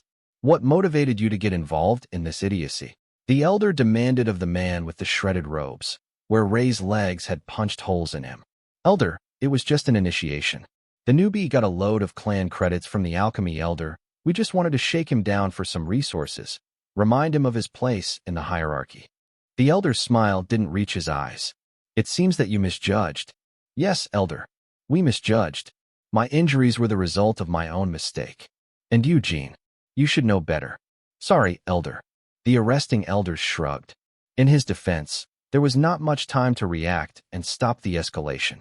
You four, do you agree with your companion's version of events?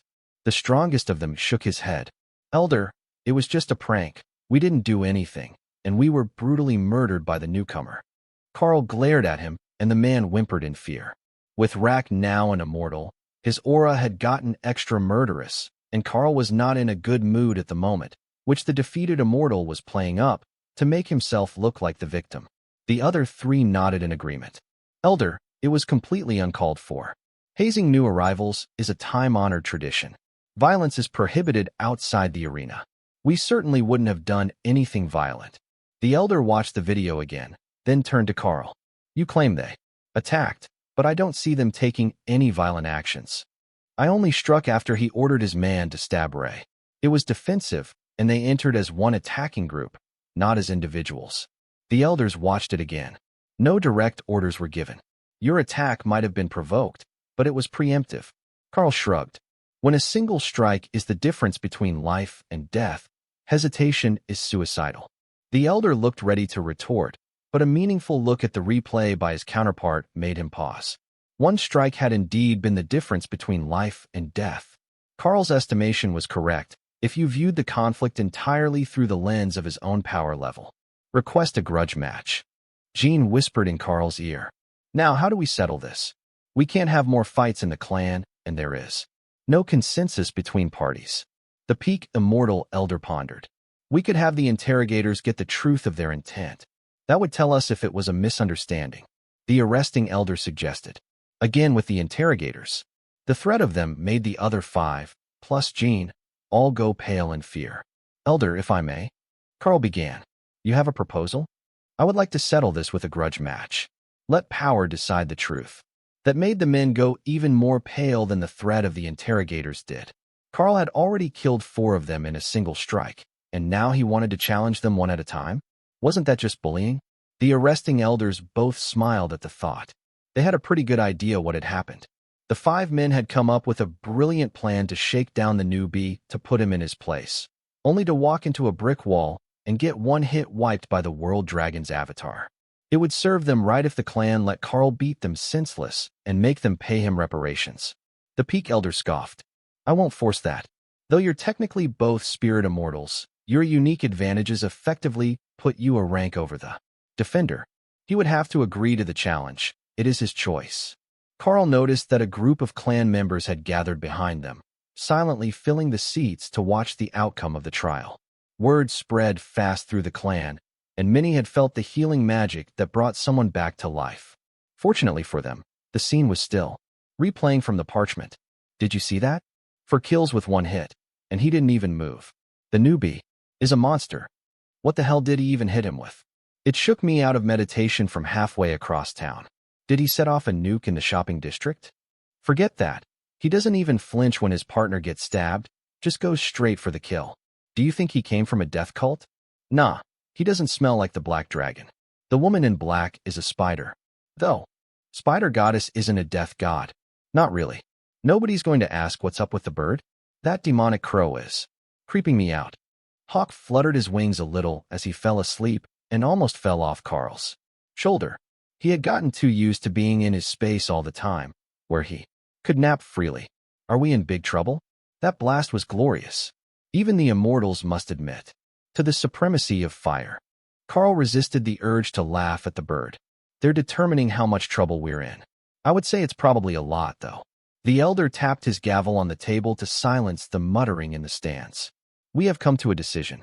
The attack by the Karl on these 4 was a provoked violation of the no-violence rule.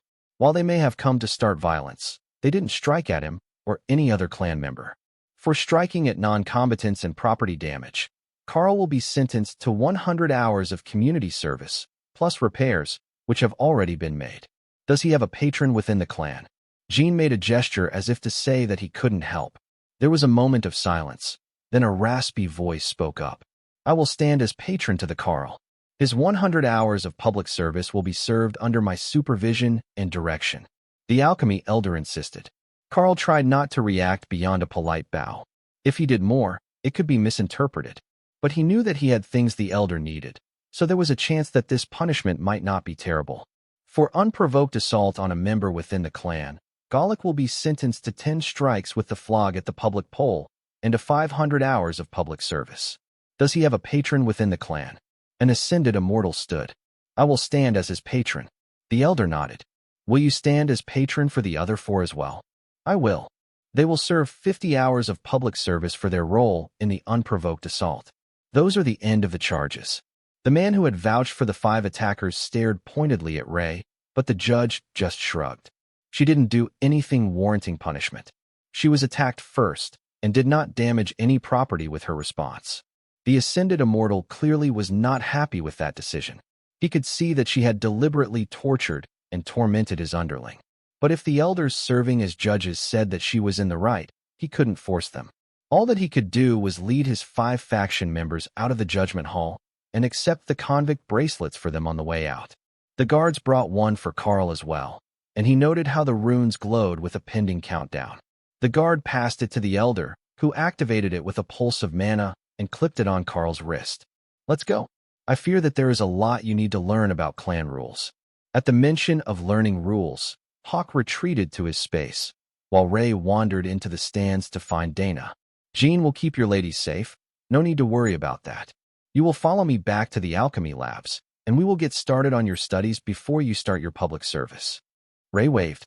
We will be at the apartment when you finish. As they walked, the elder began to outline the nuances that Jean hadn't gotten around to explaining for Karl. The first thing you need to know is how to start a fight properly. It's not an offense to fight if you don't cause serious injury or property damage. The guards also won't strongly enforce extortion attempts unless they meet the same standard. Therefore, the first few strikes of a battle should be unarmed and without skills. The art of trash talking, of provocation, are essential to fighting within the clan. If you slap them, and they slap back, you can either fight right where you are, if you can do it without breaking anything, or demand an immediate move to the arena. If they have already struck back, they can't refuse the arena challenge. Public humiliation of weaklings who try to stand up for themselves is common. So, the real choice is if they want a beating or to lose their resources. Your case is a bit different. as clearly they are idiots, and they couldn't win the fight. So, there is an additional consideration. Many of the clan members are allied to a clique. If they don't matter, or don't display their affiliation, feel free to beat them. But if they do, you risk offending their group's leader. The elder today, who vouched for them, leads their faction. However, they weren't wearing any sign of affiliation. They aren't considered worthy of it, as his group is powerful, and they're just errand-running lackeys who forgot their place. Karl nodded. I think I get where I went wrong. But I have one question. Their sentence, 50 hours of community service and repayment for the healing. Can their patron just dismiss that on their behalf? Like, you've just said these incidents are normal. So, is the punishment a non-issue for established members? The elder chuckled. Quite the opposite. There are a number of prescribed acceptable punishments for public service, and if you don't do them within 30 days, I have to do them on your place, as your patron elder. If nobody stood for you, you would have been expelled from the clan as a troublemaker, by the way. And only an elder can stand for an accused criminal. So, the man who Ray had stabbed had 30 days to finish 500 hours of community service. That was nearly 16 hours a day for the next month. Truly a harsh sentence, depending on the tasks. The tasks are all things that serve the clan as a whole, and are all done in public areas, unpaid. There is also a uniform involved, but you are in luck, as I am the Alchemy Hall elder. Unless I send you out to sweep streets, your punishment uniform will be the one that the Alchemy Hall uses, and it is marginally less degrading than some of the others. Karl gave him a suspicious look, and the elder smirked, then gestured to a man in a black vest and pants, with a bright gold shirt. That is the uniform of the clan hall staff, with a different shirt color for each hall. However, yours will be plain gray, denoting your status as being on punishment detail. I expect that you are going to be a fast learner, as I am short one cashier, and I will not accept any damage to the reception area. Karl smiled. Working as a cashier wasn't bad, and the uniform wasn't terrible. Other than the fabric, as Karl quickly realized. The uniform that prisoners wore was deliberately designed to make them miserable, in tightly woven heavy canvas that didn't breathe at all. It appeared to be waterproof, fireproof, and self-repairing, despite being coarsely woven. It was also two-toned, with light and dark gray stripes, so nobody would mistake a convict for anything else, even from a distance. Though, it did at least have short sleeves, presumably so the convict couldn't hide weapons or steal from orders. Karl subtly activated Eternal Lightning under it, which solved the temperature regulation issue, and stepped out of the changing room to meet the elder to see what his task would be. During the evening hours, at the very minimum, you will be here until your 100 hours are up. You take the orders, write them down, and the runners will fill them. You do not have clearance to enter the herb rooms, though I suspect you are trustworthy, as you have your own stockpile. Take the payment, put it in the register, which is linked to the clan bank. Simple. Karl nodded. All right, I don't see any issues here. One of the other Alchemy Hall elders snorted in derision, then caught himself. Mocking and harassing convicts is common, but you can't get into fights, as it will extend your time for fighting during punishment detail. Learning to hold your temper will be an excellent learning experience for someone who thinks that instant kill skills are the appropriate response to harassment. One of the girls behind the counter gave Karl an assessing look. Karl might be in a lot of trouble with the elders, but she totally understood. If she had the option to simply kill men who harassed her, she would have done it decades ago. Unfortunately, her so-called divine training manual had actually been a mortal rank item, and she had struggled to advance after reaching immortality. None of the methods she had tried worked properly for her. Come stand over here, I will teach you the basics. Do you at least know the names of some of the herbs? The petitioners often forget them or use nicknames. Karl nodded. I know names from my world, but I don't know if they're the same as in this world. She sighed. I don't know if we're lucky or cursed that the elder chose to put you on counter duty for your public service. Sweeping the courtyard would have been fine, too. One of the other girls nodded. Yummy. Shirtless in the sun with those muscles, I would definitely vote for sweeping duty if we got a choice. Karl winked at her. Well, if this is a prisoner fashion show, I have transformation spells. The two girls laughed. I don't think that a world dragon is going to fit in the reception area. Hey, I'm not that lame. I can do cat demon and Tengu as well. The elder pretended to cough into his sleeve to hide his laughter. A trickster demon, and a crow demon from the Fey realms? His god had a sense of humor when it came to transformations, as they were both evil by nature. Not forms that you could casually wear around the immortal worlds without putting everyone you met on guard against you. Nothing sexy and elemental? Well, there is one. Karl activated Elemental's Wrath, one of Hawk's favorite spells, as it made him bigger and even more fire elemental. On Karl, it just increased his height, covered his skin in dark flame, and made him float a bit over the floor. The girl whistled. Oh, that's not bad at all. A dark flame elemental transformation. Can you use dark flame naturally? Karl shifted back and activated the flame in his palm. I am quite adept with fire. Is that your fundamental rule? The shocked look on the other girl's face said that this question was much more personal than it sounded. Unfortunately, no. I also tried for the fundamental rule of sexiness, but that didn't work out either, so I had to go for a third option.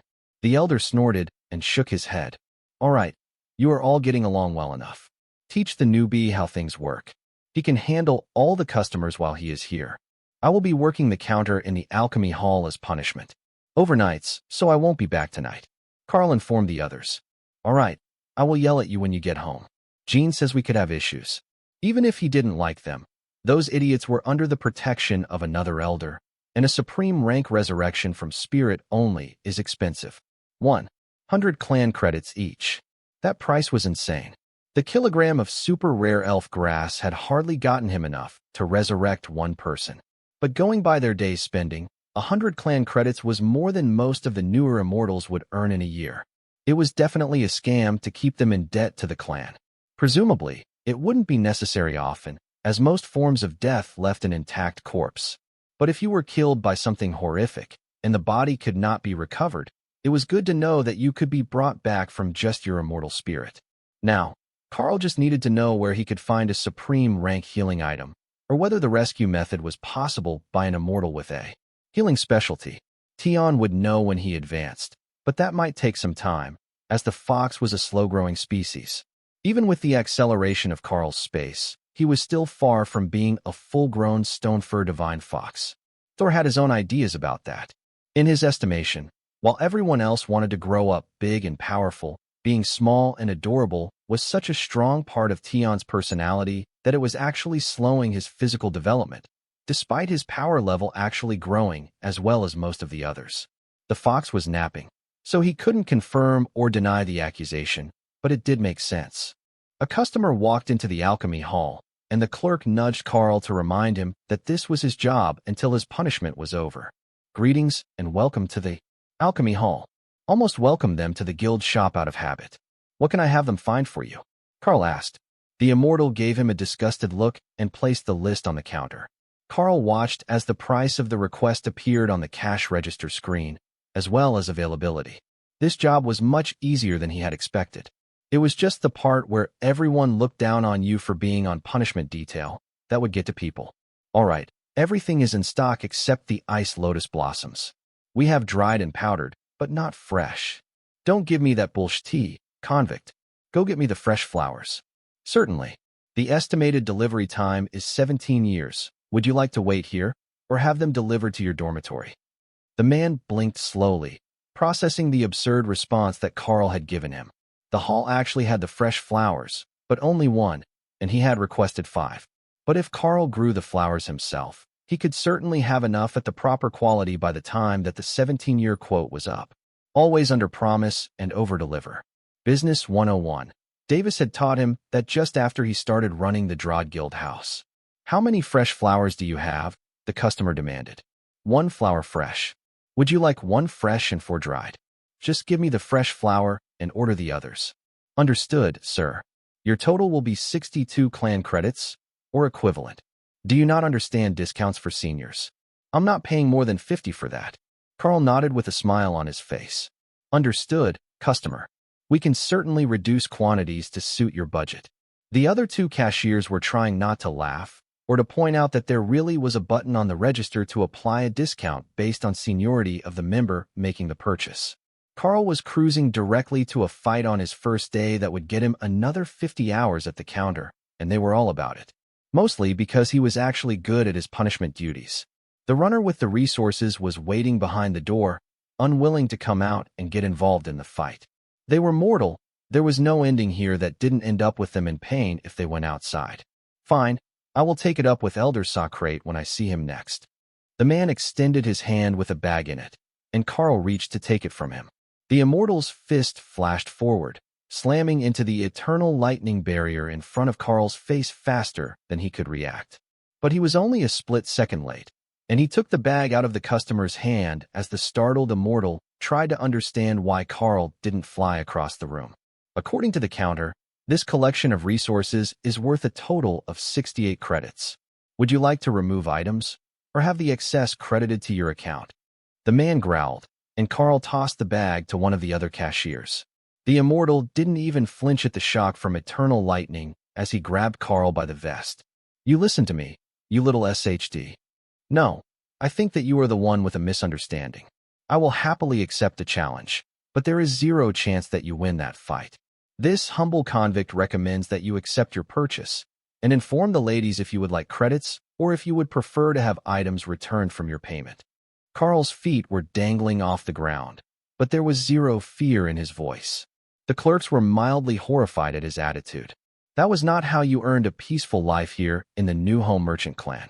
But if Karl was angling to become an early entry elder, the moment that he reached the ascendant state, this was likely the proper way to establish his authority. A painful path that would lead to multiple conflicts with every other elder, but the only way that would get him the rank in less than 3 centuries. Put it on my account and give me my order. The immortal relented. The runner came out with the supplies, and the man snatched it from her, then stomped out of the alchemy hall. Are you sure that you know what you're doing? The teen girl asked. Karl patted her head. No worries. The actual power difference between spirit immortals and void immortals isn't that large. Not more than 2 to 3 times the average. I know what targets I can't deal with. The cashier stared at Karl's hand. That was the second time that they had seen him pat a bunny on the head, and he didn't even seem to notice that he was doing it. But the runner was blushing before she retreated into her waiting room for the next order. A group of void rank immortals came in just after the runner vanished and formed an orderly line.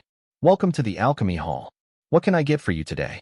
The immortal tossed his sheet and a bag of coins on the counter, and Karl rang. The order in. Everything is here. 10% frequent customer discount brings you to 8 credits or equivalent. He opened the bag and found that it was full of immortal-grade elemental stones. The counter said that they were worth 2 credits each, so Karl picked the top 4 and passed the bag back. Your order will be here momentarily. Here is your change. If the next in line would like to order, I will help you right away.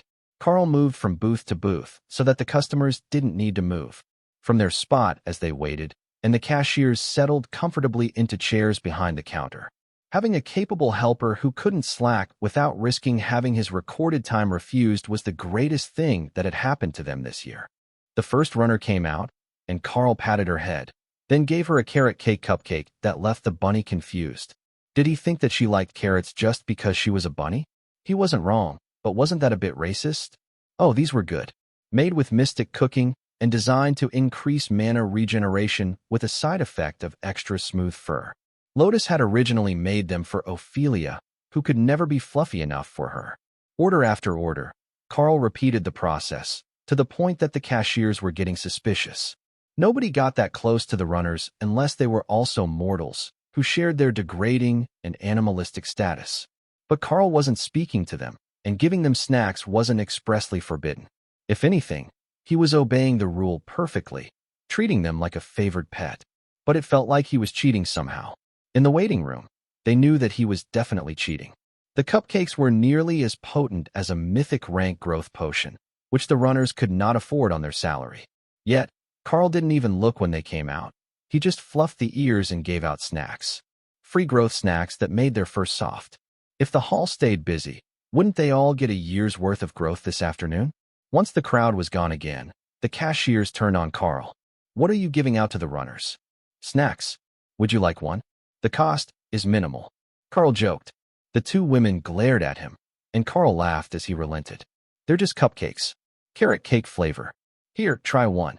Being alchemy apprentices, the 2 realized immediately that the cupcakes were magical, and not just in the "this is magically good" way.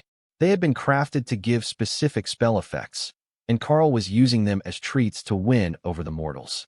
Highly suspicious behavior from any man, especially one with a skill to attract beastkin. But compared to Kara's actions, Karl's gifts would have seemed perfectly reasonable. Her class had just started Ameldor's combat training class, and the Chaos Badger was organizing the children into teams for a battle royale. The Wrath Demon was just watching as she worked, ensuring that she was being reasonably fair to the two teams and not stacking the teams against one side. She had disrupted every class that she was in so far that day. Not because she didn't know what she was doing, but because she did, better than the kids in class. And with that knowledge, she found new and creative ways to create what the teachers were dubbing an alternate success where the outcome was not what they expected, but the effort did not fail. It was utter frustration, and they couldn't effectively argue that she was wrong when her solution did work. Ameldor examined the two teams that Kara had created. All right, we will let our newest student explain her rules for the match. Kara smiled. The rules are simple. Everyone starts in the arena square with a sash around their waist. There are two ways to eliminate a target. Remove their sash, or remove the contestant from the square. No weapons, no hair pulling, no attacking the eyes, no strikes between the belt and the knees, no nipple twisters or wet willies. The students giggled at the reference. The rules sounded simple, but they quickly found a hack. The sash was tied around the waist, and they were almost all human, so they didn't have claws. If they just knotted the sash tightly, it would be nearly impossible to remove. They could work together and avoid being removed from the ring. They only had to find their opponents alone or in smaller numbers, and they should be able to force an elimination. It seemed so simple in theory. But once the match started, Ameldor realized just how bad things could go if a bunch of competitive children were given too much freedom to choose how they fought. The first few exchanges were proper martial arts fights. Then one of the boys realized that the rule against attacking between the waist and the knees didn't prohibit him from grabbing pants at the knees and pulling them down. Once the first such ambush was successful, the whole vibe of the match changed from sparring to a no-holds-barred brawl. Clothing was shredded, faces swelled from slaps, children went flying ass. Striking techniques gave way to suplexes and team throws. Ameldor started to make notes of techniques to ban from the next sparring rounds, and which ones they should likely start to teach. A defense against being pantsed was likely a good idea. Kara slipped past him to intervene before a girl whose trousers had been pulled could stab the girl who had targeted her. No weapons. Remember, when they get close enough to grab your pants, you can punch them in the face, just not directly in the eyes, she warned. The girl who had been gloating at her chance to humiliate her pantless rival now looked terrified as the other girl descended upon her, pummeling her while wrapping her legs around her target's waist, so she couldn't escape. Unable to think of a better defense, one hand went to defend her face, while the other worked to try to undo the knot in her attacker's sash. Are you just teaching them to be vicious? Ameldor asked as Kara returned to his side. Nope, I'm teaching them to get along. After today, they will realize how nasty things can get, and they will either form lifelong rivalries, or they will compromise and find their own informal rules so that they can get along without teacher intervention. You have to let them get it out of their system at least once. If it gets too out of hand in the classroom, like when the boys hit puberty and discover they like girls' bodies, just let the girls use weapons for a day. They'll learn. Ameldor laughed. I like the way that you think. It sounds a lot less stressful than trying to force them to behave just because there are rules. Kara smiled. Consequences teach much faster than rules. And, stop, the sash has been removed, you're out. No more punching her face. While many of the customers who came in sneered at Karl for being a convict, no more of them willingly challenged him. The Alchemy Hall was most popular with those who were in the early phases of the immortal spirit phase of their growth, and therefore needed resources that were relatively common to make the growth potions, pills, and healing supplements that they needed. For those who were already among the strongest in the clan, there wasn't much they needed other than those basic materials, and it was more cost-effective for them to buy them finished by trading the loot they got on their outings to the warehouse for clan credits. When they got higher-level items that didn't work for them, they could trade them in for years' worth of stuff they did need. It was a simple choice. Just before dawn, the jingle of the door opening brought Karl out of his meditation, and he opened his eyes to see the peak immortal elder entering the alchemy hall reception area. I see that you're working alone already. They must trust you much more than usual. The elder began. Well, not totally alone. I can't enter the warehouse, so I've still got the runners on duty. What can I help you with this morning, elder?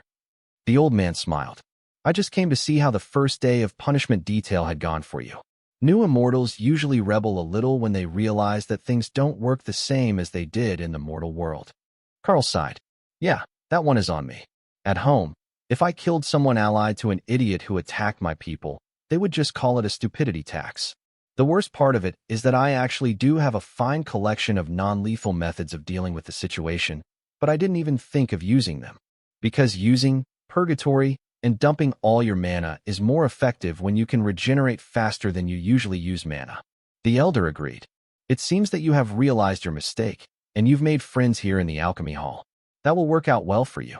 What is that under the desk that you're making? Karl held up the mana jade bracelet.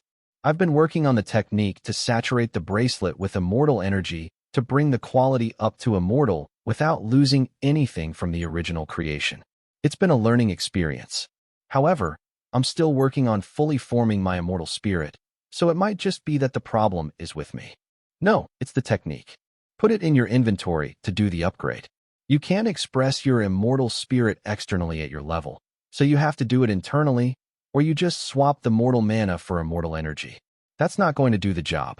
Oddly, I sense more than one immortal spirit within you.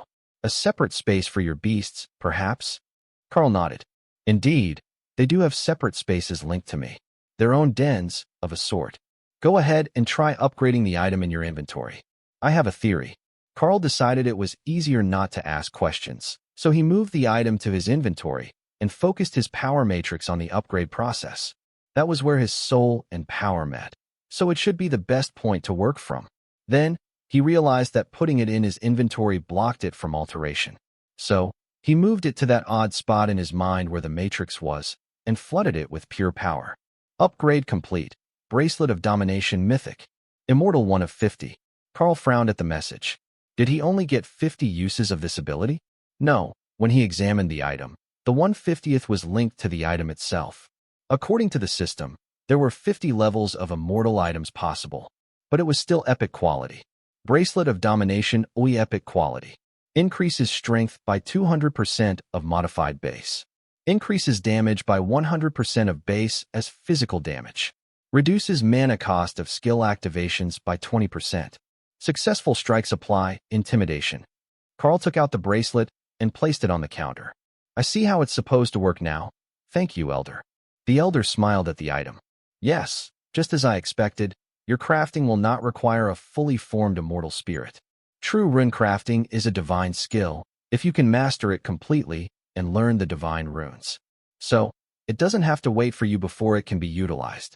Damn it, now I owe that dragon for 2 wagers. I am popular enough that others are making wagers on me already? Karl asked. The Elder laughed.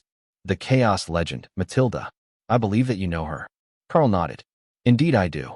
We are guild members. Before you advanced, we made a wager. One was that you would be able to craft epic items before you were ascended as an immortal. The second was that you would kill someone your first week here. We both know that you did the second one, and now you've done the first. Karl chuckled. That one is partially your fault, but I would have realized the issue in a day or two. I'll still have to find a skill or technique to improve my immortal spirit, but I was planning to go to the skill hall once I finish my shift here in the alchemy hall. As far as punishments go, this one isn't so bad. That's because you haven't realized you can't go in the dining halls or change outfits until your punishment is over. You do have your Dana mage to bring you food, so that shouldn't be too bad. It's the ones without true support who suffer the most from the small side effects of the punishment details. Mostly, I just wanted to see your crafting this morning and see if you were adjusting well. I don't think that we will have to worry about you killing any more junior members in the near future, which is a relief. Being a friend of that dragon, I was concerned that you would turn out too chaotic to function within an immortal realm clan.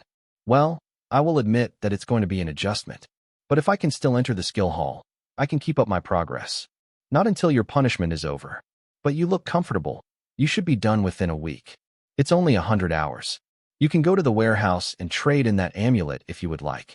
Or do you have a particular immortal warrior in mind? Perhaps that adorable kitten that is likely to be sleeping next to your wife. Karl sighed. He should have known that Nyan would find a way not to be sent away for the night. However, giving her an immortal bracelet before he gifted one to Dana? Probably not a great idea from a self-preservation viewpoint. Perhaps. I've still got plenty of time to work before dawn. I'll make something. For my Dana mage first. All right. Behave yourself, and I will check on you later. I expect big things of you, Karl the Monster Man. Karl took a long-bladed spear out of the guild storage. It was made at the Overlord rank, a good weapon, but not one that they would miss.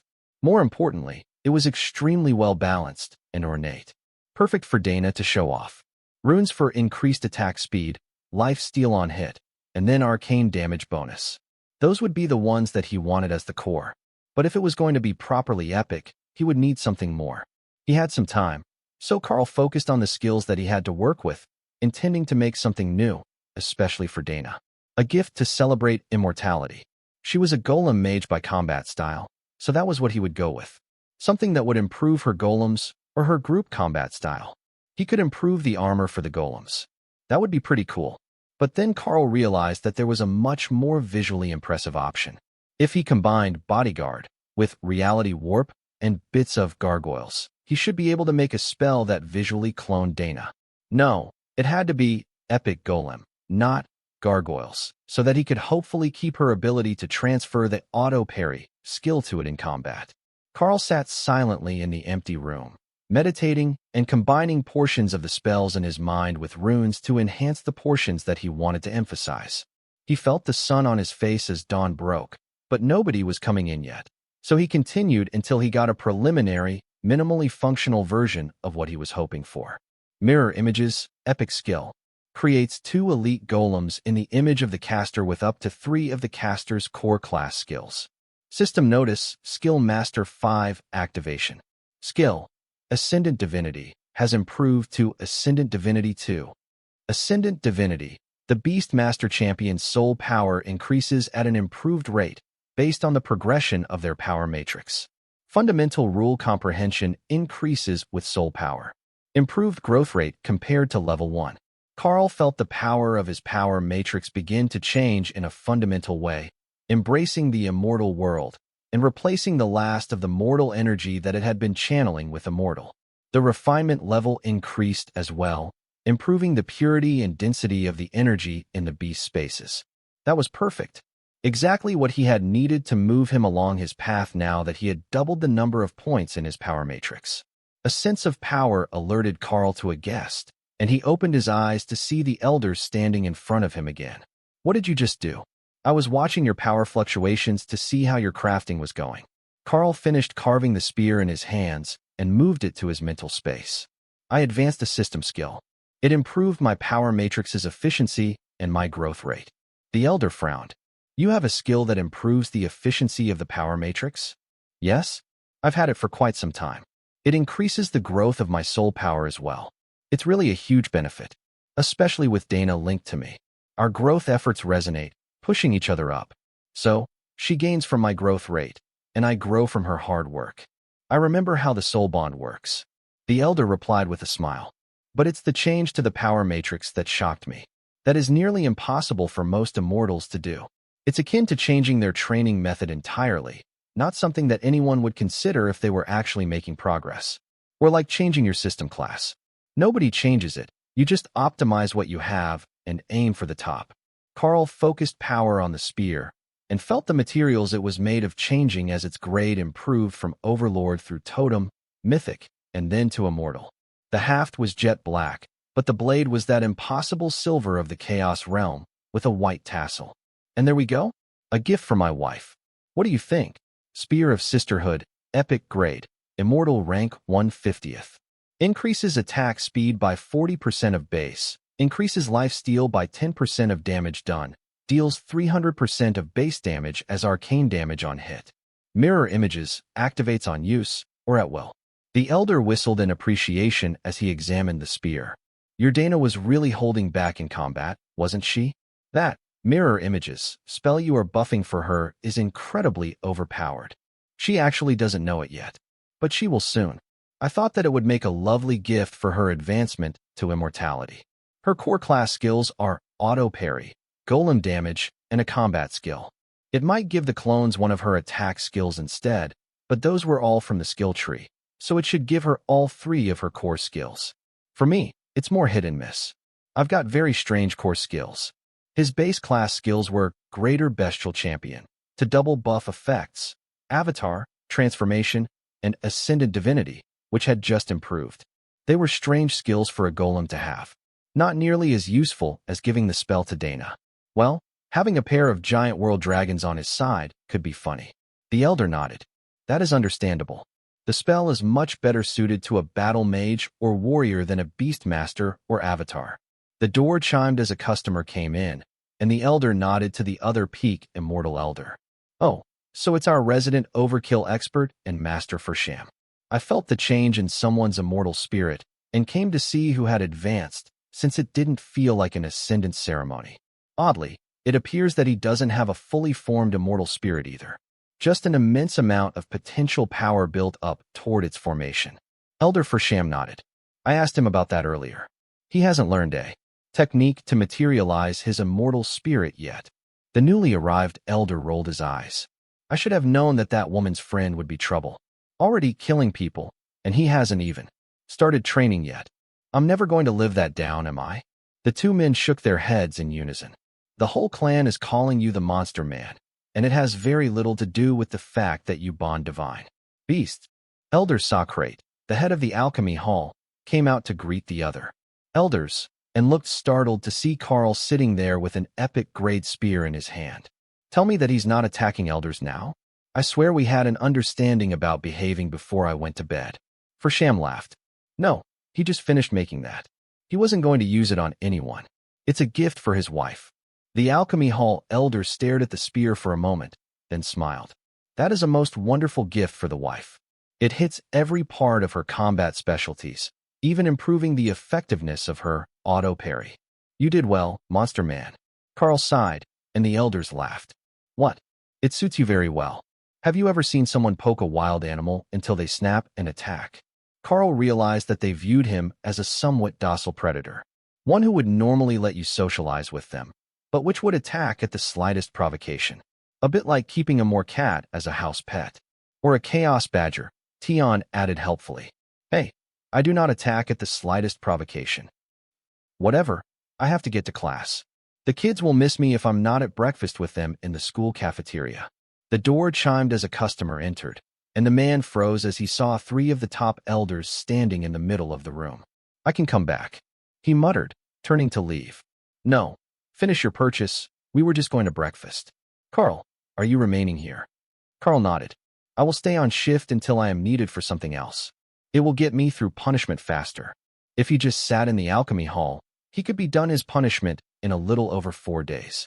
The man known locally as the Moron came forward with a list.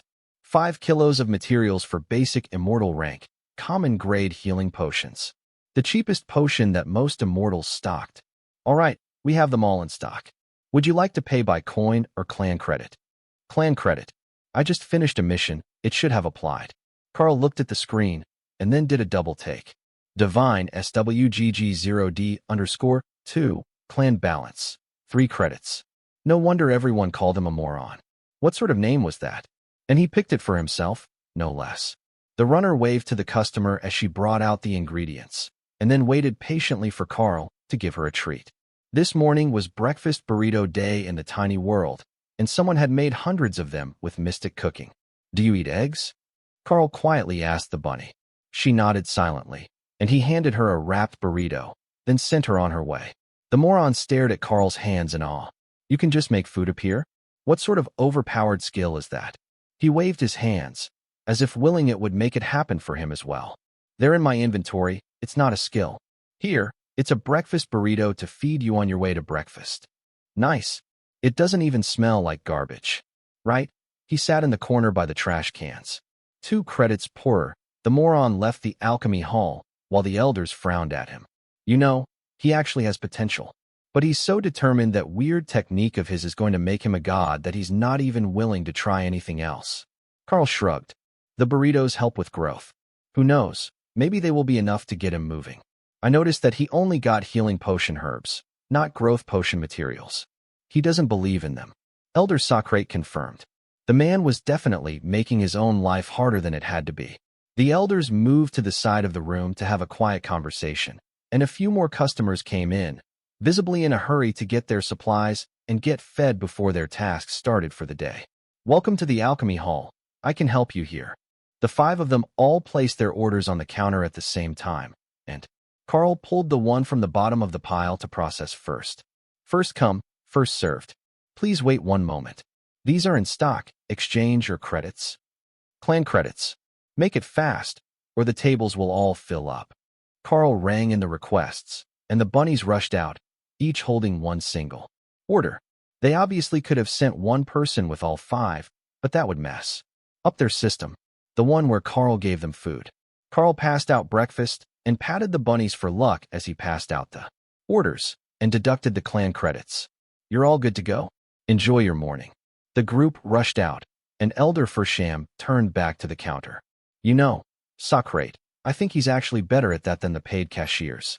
Most of the time, the runners take nearly the full 5 minutes to return with the herbs, but they come running for him. Socrate, the alchemy elder, chuckled. He bribes them with food.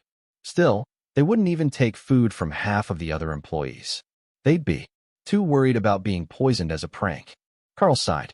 What sort of prank is that? Bunnies are adorable. The little twitchy noses, fluffy ears. What is not to like about them? I'm more concerned that a certain cat girl is going to steal my good spot in the bed. Elder Fersham laughed. I knew that room was the right spot to put you. The Dana mage has even dragged Jeff out of his room to the dining hall. It's good to see everyone making friends. Elder Socrate rolled his eyes. That's because you have foresight, and you like to watch their relationships blow up the instant that they leave the clan compound and need to compete in the outside world. The old immortal just shrugged. Whatever. Watching them fight strangers lacks all the emotion and drama of seeing them backstabbed over a resource that they could have shared if they weren't trash as human beings. A customer who had been at the door paused when he heard the elder say that. The kindly Elder Fersham, the peak immortal who kept order in the clan, actually enjoyed watching them turn on each other, just to see whose personality was actually bad. That was not what he had expected at all. Karl was not at all shocked. After all, he knew Opal and Kara, and they both lived for drama. Once the butterfly advanced, he would have to introduce her to the elders. If they liked to watch immortals turning on each other, they would love her romantic dramas. The elders left as the next group of customers came in, and Karl set the spear against the wall as he processed orders.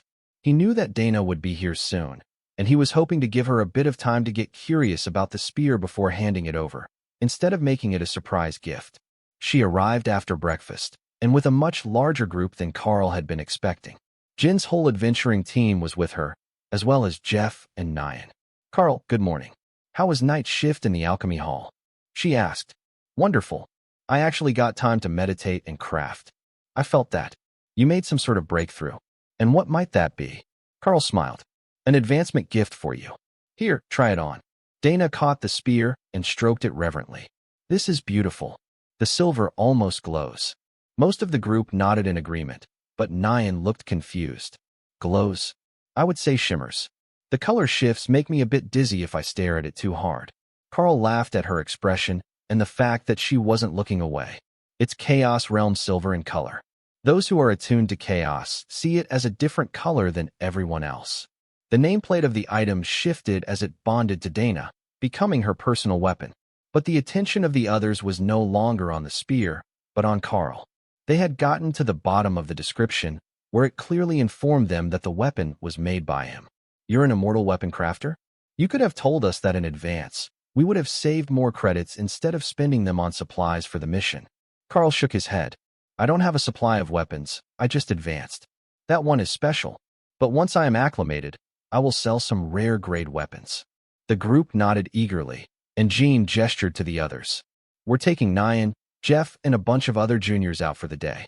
There is an open secret realm not far from the clan compound, and we want to go harvest resources. It's not high level, but we might be able to get enough credits to get something from you when we get back. Karl smiled. I always welcome a credit influx. However, I also welcome crafting and alchemy resources, so payment options can be quite flexible. Just the thought of getting immortal realm plants for her garden and swamp was enough to get Remy excited. Then, Remy felt an odd tingle in her body. She had hit the bottleneck as well, and it was time to go below. Mountain. Up Azov's. No, it should be advanced through tribulation lightning purification. Really, there should be a potion to solve all that hassle and mess. But she had no idea where to even start on a brew that would simulate tribulation lightning. Fortunately, with an entrance to the guild house through the tiny world, she could just have Kara open a portal for her and go straight there. This was going to be so much fun. She had a few minutes, so she could set up a nice swamp, arrange her totems, get comfortable, and even arrange the barriers to her liking. Karl felt Remy run away to their home world, while Button and the others in the tiny world began planning an advancement party for her. He considered going to watch, but there were many customers here at the alchemy hall, and only one other cashier on duty. The elder wasn't joking about being short-handed. Dana put her spear away, and Ray came to stand beside her. We need to do more shopping. Where do you think is the most visible? Or do we shop from the spot we were at yesterday and hope for the best? She asked. Are you talking about the best chance of finding fashion, or of you getting to stab someone again? Yes. The customers in line laughed quietly at her response. The goth girl was nuts. But even if they hadn't made it to the trial, everyone had at least heard the story by now. She could go incorporeal if attacked, and she was actually a blood destruction spider. Not a species you wanted to mess with. That reminded them. Where was the Chaos Badger? Kara had actually decided to ditch class to come support Remy during her advancement. But she had brought 2 of her new friends with her, and Dana was rapidly calculating whether staying with Rack or dealing with the fallout of Kara stealing the children was going to be more trouble. The clear winner was going with Ray. If someone was going to attack them, they would be better prepared this time. But after yesterday's outcome, the chance that Karl might actually kill them would have to be factored into their calculations. The elders had rescued the attackers last time, but what would they do if Karl was waiting for them the next time they stepped out of the clan compound? And that was assuming they were successful. The odds were that they would not be. Not when they were facing Ray and Dana at the same time. And especially not now that Dana had an immortal rank spear available that would clone her for combat. That skill was incredibly overpowered, even if they couldn't use all her spells. Azov sighed as Remy began to redecorate the mountain in preparation for her tribulation. He should have sent Karl and his friends somewhere else. He was getting tired of fixing this place every week. Unfortunately, the immortal tribulations were not something that could be delayed.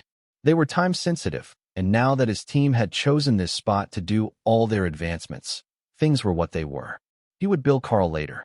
Now that he was immortal, and had a number of immortal rank crafters with him, the immortals of his home world could request all sorts of benefits from him. It had been a long time since the last batch of immortals to ascend had left for the immortal worlds, and they hadn't been craftsmen. But more importantly, they stopped caring about the mortal world. Azov and the others could leave, in theory, but they had very little that the immortals wanted, and they had no protection while they were there. That was the important part about sending Karl and Dana to the new home merchant clan. They might not be the strongest force, but they were willing to at least tolerate newbies from other worlds. Remy had turned the mountaintop into a Naga swamp, and Kara had brought out a picnic for the immortal children accompanying her. Azov considered chiding her about that, as they were supposed to be keeping the paths between worlds closed, and letting them visit would give those children access to this world later, when they might have bad intentions for the mortals. To get to a mortal world with a barrier, one generally needed to know where it was, either through scrying, astronomy, or having visited before. Now that they'd been here, they could come back once they learned to portal between planes. Most never would, but even the slightest risk of it could cause tens or hundreds of thousands of years of danger. Still, he remained silent as Kara set up snacks, and the other immortal guardians came to join the Badger and her young charges. That was when he realized that the Badger had a genius plan. The only one here who was mortal was Remy, who was still in the body of a juvenile Naga queen. Everyone else was an immortal, and with the lingering tribulation energy here from repeated advancements, the kids would have a hard time recognizing this world. They might even think it was somewhere on their world, reserved for advancements.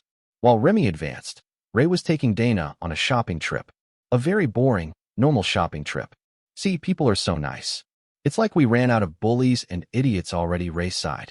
The cashier at the furniture store they were browsing lifted her arm to let the wide sleeve cover her laughter, while pretending to read a notepad. Dana smiled. I think it's just that everyone is afraid to start a fight with you so soon after the last one.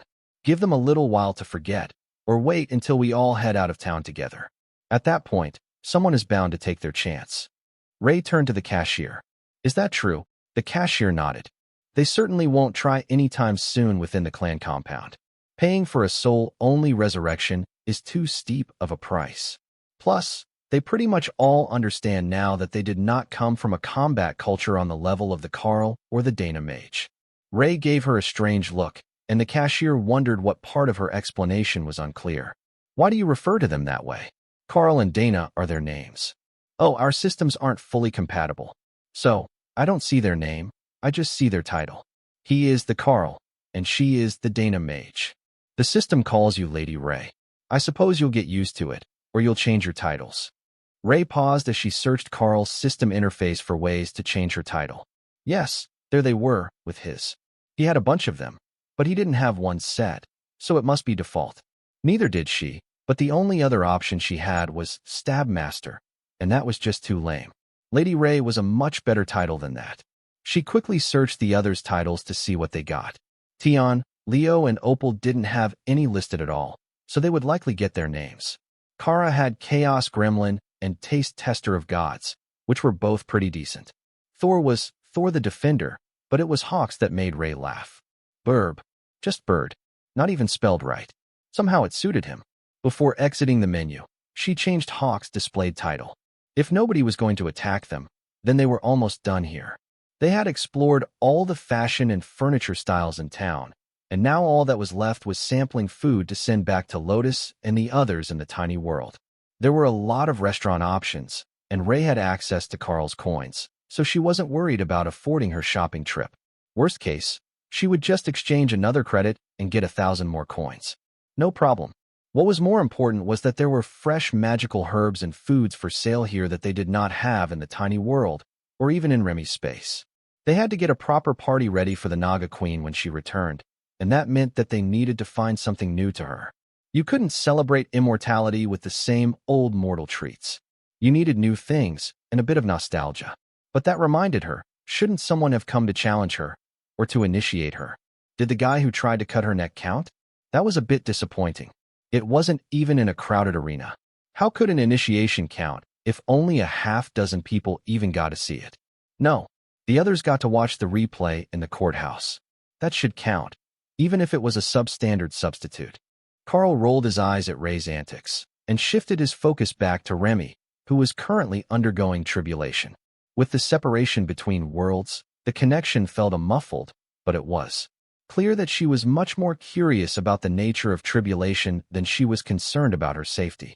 That was a good sign, both for her as a shaman and for her future as an immortal.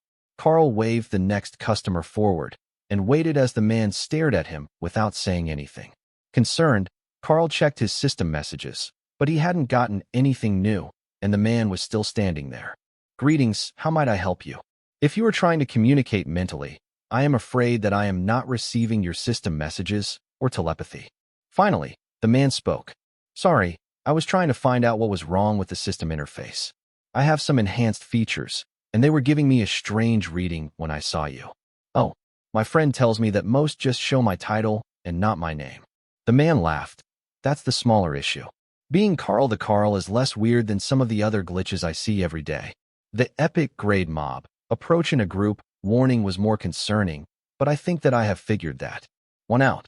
The only one that I couldn't make sense of was the guidance it was giving me. Normally, my interface suggests the best way to interact with others. However, it just keeps cycling through options, as if they're either all equally good, or it has no idea what will work. Oh, now that does sound fun. What one did you go with? None of them. I didn't bring food, baby dragons, fluff, fire, nuclear weapons, or a wrath demon. Karl laughed. Don't bother with the hatchling. Every time I get close to obtaining one of the black dragons comes to remind me that their god is very insistent that I am not allowed to have a baby dragon. I will keep that in mind. Do you know why my interface is going crazy? I am a beastmaster. With multiple immortal rank beasts bonded to me, it's likely reading everyone at once. I'm more interested in what nuclear weapons are. The man laughed. It's a chaos element bomb that splits reality, as I understand it. Gigantic explosion, hot enough to create a small star. On the mortal world, Kara perked up. That sounded fun. Hawk would be so jealous of her. Karl sighed. And now I know which one of them wanted the bomb. What can I get you from the alchemy warehouse? The man handed over the list, and Karl quickly rang it in. 4 clan credits, or equivalent. I will pay with credits. Now, I just need to go to the warehouse and see if they have a strength ring in stock yet. I've been waiting weeks for a good one to come back, but there are multiple teams out at the trial instance since yesterday. How about a bracelet?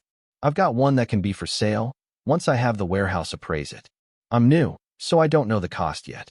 The man shook his head and raised his sleeve to show off a golden watch that was an epic great attack speed-based accessory. Oh, that is good. Yeah. You're not going to be able to replace that easily if the one on the other arm is as good. The other arm? You have 2 arms, 1 bracelet on each arm. Is that not how it works for most people? The man shook his hand. You can't use identical items on both arms. The bonuses don't stack. You need to have different bonuses on each item. Oh, now that is inconvenient. Especially for warriors, who really only need 3 or 4 different bonuses. However, I think if you devote one arm to attack speed and physical stats, you can devote the other to skill bonuses or even resistances. The man nodded. That's how most of us do it. One is all offensive, the other defensive. In that case, I will have to keep my eye out for items with common bonuses. I might be able to obtain them for cheap, as I can stack matching bonuses. That was the best excuse that Karl could come up with for his curiosity without revealing that he was the one making the items to someone who wasn't immediately going to be a customer. Well, good luck with your alchemy, and hopefully, there will be something good in the warehouse for you today. As the man left with his goods, Karl fed the bunny, and Elder Socrate came out to inspect the front counters. You're not going to offer to make him a perfect item for an exorbitant price. Nope. I'm going to make one for the warehouse and let him buy it from there. Until I know the pricing, it's safer to do things through the intermediary, even if it adds a markup to the price. The alchemy elder laughed. That item likely won't ever go up on the open shelves. The moment that it comes in, the staff in the warehouse will alert their elders to come over and buy it. When he said a good strength ring, he meant rare grade at best, or uncommon with a peak bonus to strength. Karl sighed, then took out a simple overlord rank wooden ring. You mean like this? He asked, then carved the runes for Titanic Strength onto the surface before putting it in his mental space to upgrade. Elder Socrate watched Karl's mana fluctuate as he upgraded the item to Immortal rank, then put it on the counter. Ring of Titanic Strength EU uncommon grade. Immortal rank 1/50th. Increases base strength by 400%. Adds 500 points of base strength. Socrate whistled in appreciation. Now that is exactly what he wanted. It even adds base strength, so it improves all his other buffs. I'm surprised that it's not a rare grade item. Karl shrugged. It's technically 1 buff. Titanic Strength. It needs a second to be rare grade. But if this is what people want, I can make them. I've got plenty of good wooden rings. Lotus made 1,000 of them one day for the team to practice on.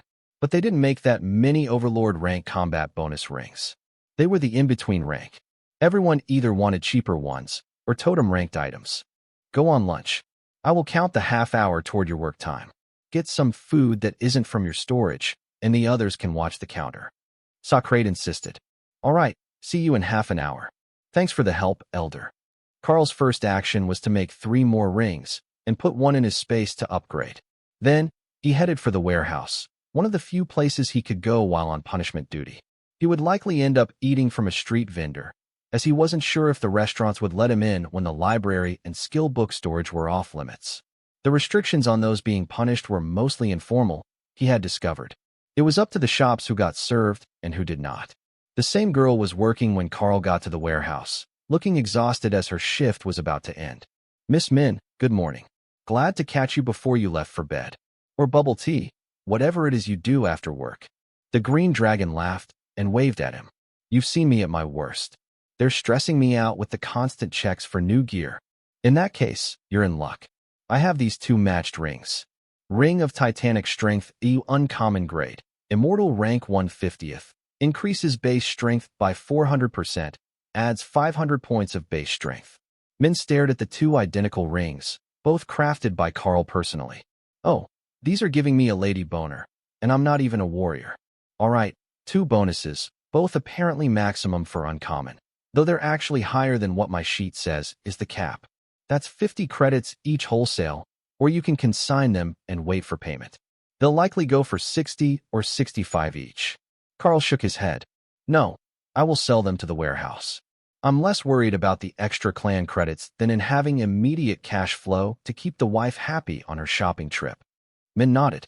Yeah, coins go fast, especially at 200 a credit. It doesn't take long to spend 1,000 coins on a shopping trip to outfit a new apartment. Karl laughed. If they were going to outfit the apartment from the stores instead of with Illusionary Domain, he would need a lot more than 1,000 coins. An enchanted sofa was 5 credits, which was 1,000 coins at the straight conversion rate, and that only got them 1 spot to sit. Ray cheered as she realized where Karl was. If he was adding 100 credits to the balance, there was no need to hold back. She could exchange another couple thousand coins and really treat Dana at the spa they had just found. It promised all sorts of immortal rank skin products for sale, and a spa day to test them sounded wonderful. They had 2 very different skin types, and Dana had fluffy fox ears that needed tender treatment. So, they would be able to learn what worked and bring it back to Remy for analysis as a gift to celebrate her advancement. It was the most Remy possible gift ever. Karl waved to Min as he saw the notice that his credit balance had increased by 100, then pretended not to notice that she immediately rang one up and put it in her inventory. The dragon winked at him as she waved goodbye, only for Karl to be nearly bowled over by a pimple-faced teen running in the door. Karl caught the boy as he bounced off Karl's rather solid frame, but the boy only waved toward him as he stumbled to the counter. Is there still a ring? I saw them come up on the inventory. I have a pink set. He gasped. Indeed, one already sold to pre-order. But there is one available. The boy was about to speak when suddenly he was flying backward and a much larger man strode through the door, ducking to avoid hitting his head. That's wonderful news. I will take the ring. 75 credits. A deep huff stopped Min from handing over the ring, and a massive dragon head appeared through a portal. I will pay 80. Then the dragon transformed and stepped through to square off with the other warrior. There was a sign above the counter that very clearly said, "First come, first served." But that sentiment appeared to be much more of a suggestion than a hard and fast rule. Are you in the bidding war? The new arrival asked Karl, who was still standing near the end of the counter. Nope. It's all you. I'm not involved in this one. He was making another one of the rings, though. It would take them all of 5 seconds to realize that he had made the first one, and if he didn't at least make one more, they were going to come harass him at work. Could you call it at work, when you weren't getting paid to be there? The 2 warriors were clashing with their auras, while the adolescent immortal knelt by the door and cried. He was being crushed by their auras, too weak to get to his feet, and unable to reach the door from his spot on the ground. Once the next ring was finished, Karl set his hand on the boy's shoulder and extended eternal lightning over him, easing the pressure of the silent argument. They hadn't thrown any punches or broken anything. It was a pure dominance fight between the dragon and the big human. Then, an elder in pure white cleric robes entered, ignoring the pressure of the auras. Min, you're still on shift. I see that you've got a strength ring in inventory. Karl resisted the urge to facepalm as the elder ignored the argument in the middle of the room, which was rapidly fading as they realized they would lose. Out on the ring to the elder. The current bid is 80 clan credits, Min explained. The elder frowned. That's a lot for an uncommon ring. Min placed it on the counter so everyone could see the actual bonuses on it. Oh my. Now, that is a work of art. And it's a handcrafted piece, not a dungeon drop. Who lucked out, and made by Karl of the Darklight host. Every head turned to face him. Gentlemen, enjoy your bidding war. I need to get back to the alchemy hall counter. I only got 30 minutes for lunch. Oh no, you don't. You're not running away like that. The 2 warriors moved to stand between Karl and the door, while the young man quickly escaped what was likely to turn into a heated argument about crafted items he couldn't afford, no matter what his account balance said. Karl switched the rings that he was enhancing as one was finished to the immortal rank. If he could hold out for a few more minutes, he would have a ring for each of them. However, by then, they were likely to have many more people in on the bidding war. Perhaps he could get away with just giving them one and claiming poverty? Tell them that it took days to make more, and they wouldn't have any way to prove him wrong, as they had no idea how he was making them, or what he was making them out of, as the material changed as he improved them to immortal rank. It was a brilliant plan. Now, I need to know where you learned to make immortal rank items of the rare grade before you reach the later stages of immortality. The elder in the white robes demanded. I'm a runecrafter. Surely, there are at least a few in the region, even if the new home merchant clan doesn't specialize in crafting. The elder nodded. There is one in Condom, an elder of a local sect. Karl chuckled, and the two other immortals smirked. What? Oh, that damnable name. Yes, I get that it sounds like condom. However, it is the city founder's name, and he is quite sensitive about it. You would do well to remember that. Got it, my apologies, elder. Now, I simply must return to my duties. The elder was about to dismiss him, then remembered there was a reason they were talking about this. You are a slippery one, aren't you? No, you're not running away until this is settled. I will explain to Elder Socrate that you were delayed for a valid reason and not slacking at your punishment duties. Karl sighed and took out the completed ring. Fine, I do have a second ring. You can argue about who gets them, but they take time to make, so I don't have any more ready right now. Why would you be reluctant to sell such valuable items when you're short on clan credits? The elder asked. I'm not short on credits, though. I just sold the one you were arguing about, and my wife hasn't even spent 10 credits on her first Immortal World shopping spree. The others in the room laughed quietly at his description. Karl either didn't realize that advancement resources existed or didn't understand the benefit of them. If he did, then he would be eager to get as many credits as humanly possible so that he could buy whatever the warehouse had in stock. Compared to the funding needed for resources, a new wardrobe and a decorated home were nothing. Karl handed the ring to Min, who shot him an annoyed glare. She was supposed to be off shift, but her replacement was too afraid to enter in the middle of what looked like an imminent fight. That meant she was stuck here until everyone left, and the elder was not going to let Karl simply run away when there was a chance of getting good things out of him. With Min now holding both of the rings, they had enough for 2 out of 3. Technically 3 of 3, but if Min took out the one she claimed, she would have to admit to the elder that she was skimming the good stuff and not logging it all into the inventory. That would not end well for her. It was better that she let Karl take the heat for not having enough rings to keep everyone happy. He was more scrappy sort than she was. Well, we have one for the elder now, if you would care to exchange the credits? She offered. The elder looked between her and Karl, wondering if they were both in on some sort of scam. I will take the ring, but I still have questions. For one, how did you make 2 rings exactly the same? They don't even have different stats. The percentages are higher than I would have expected, and they're exactly the same. Karl shrugged. Just do it right, and you get a predictable result. However, if you want a surprise, I do have a lovely skill known as Randomize and Chaotic Zone to create a workspace conducive to unexpected outcomes. The elder looked absolutely horrified, while Min looked intrigued, and the other two were simply confused, with no idea what Karl was talking about. You can't use Randomize to create items. The elder insisted. Should not use it to create items. Because I most definitely can use it to create items. The elder sighed. Oh, you're that sort. Fine. You should never use Randomize that way. Do you know what sort of atrocities that spell is capable of? I saw it turn a classless soldier into an adorable wargen girl with the rogue class. The 4 immortals all made warding gestures, protecting themselves from bad luck, as a deep voice seemed to fill the room with laughter. We are too close to the god's home realm to joke about things like that. Oh, I wasn't joking.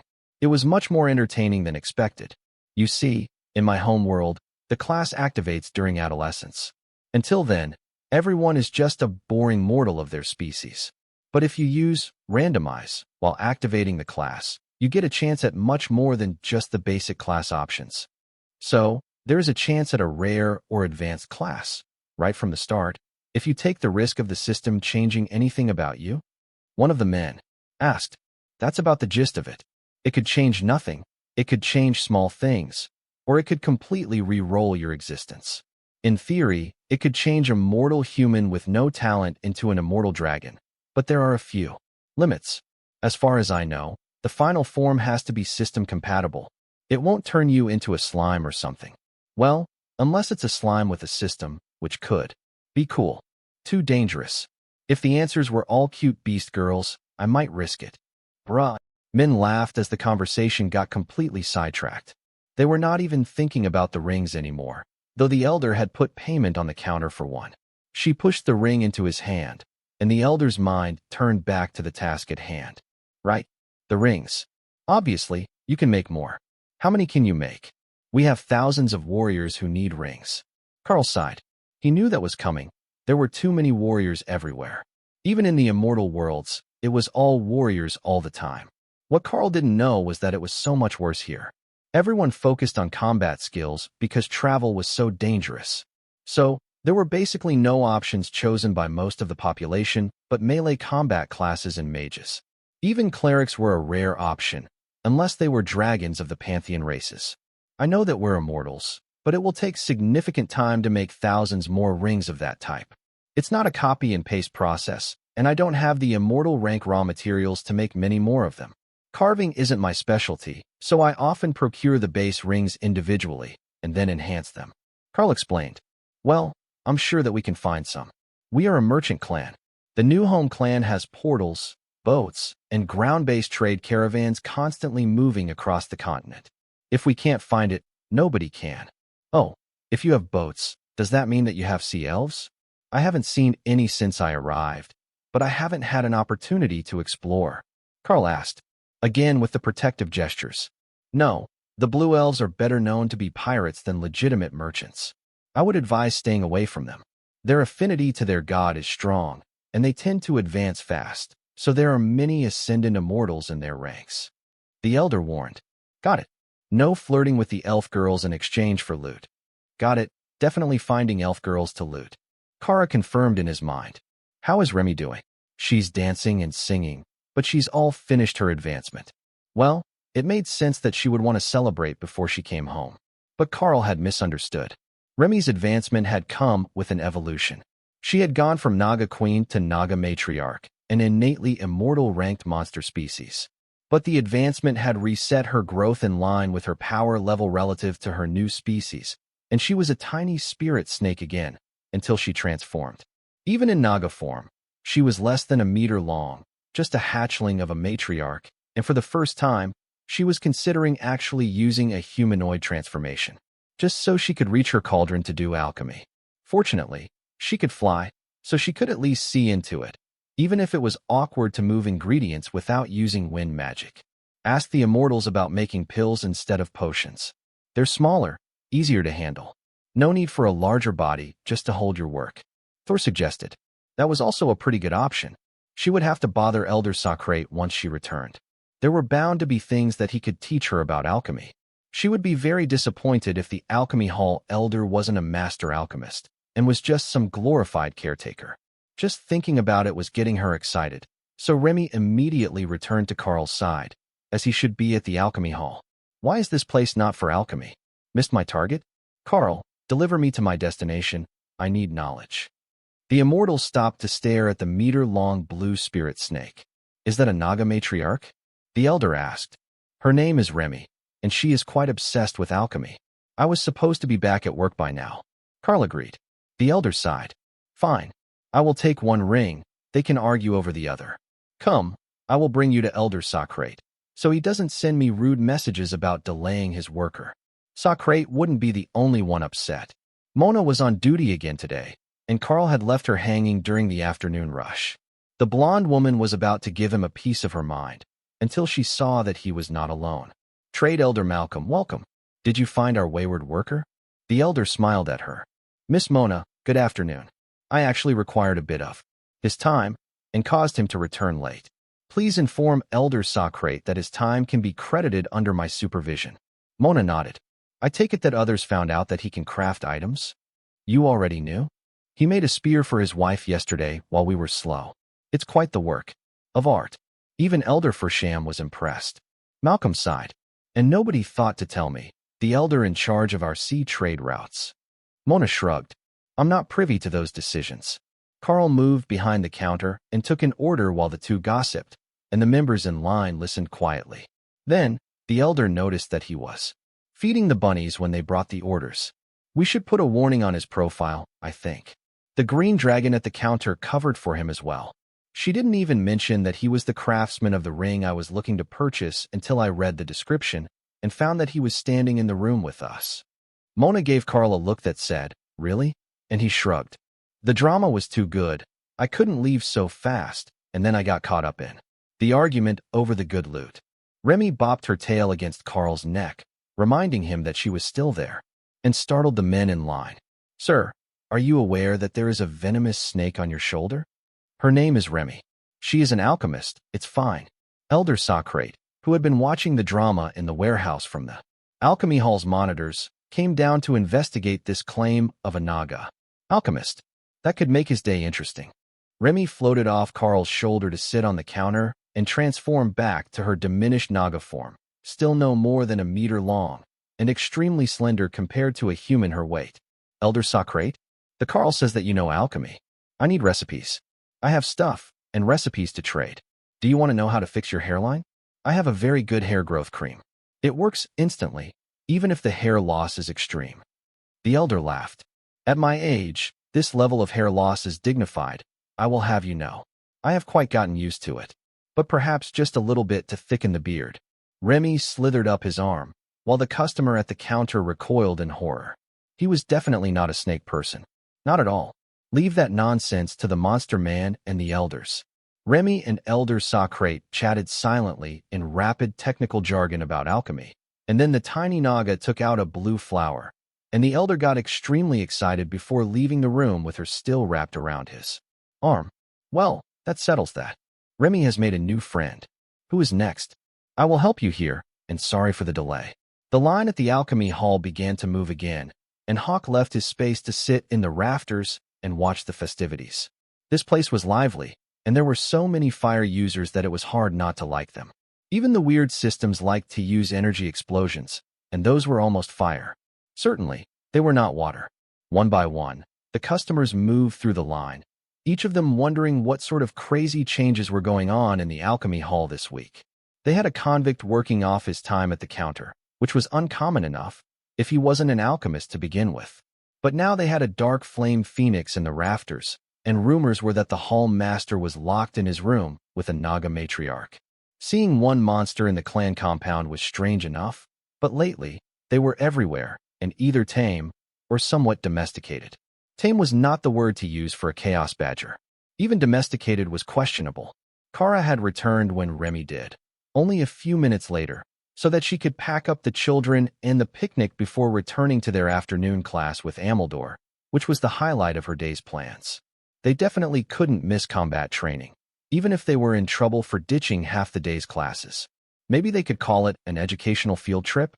One look at Amador's face said that they would not be getting away with any simple excuses. He had gathered most of the children's parents and two of the other elders at the door to his class, waiting for them to return. Care to explain? There was a tribulation, and we had to go watch it.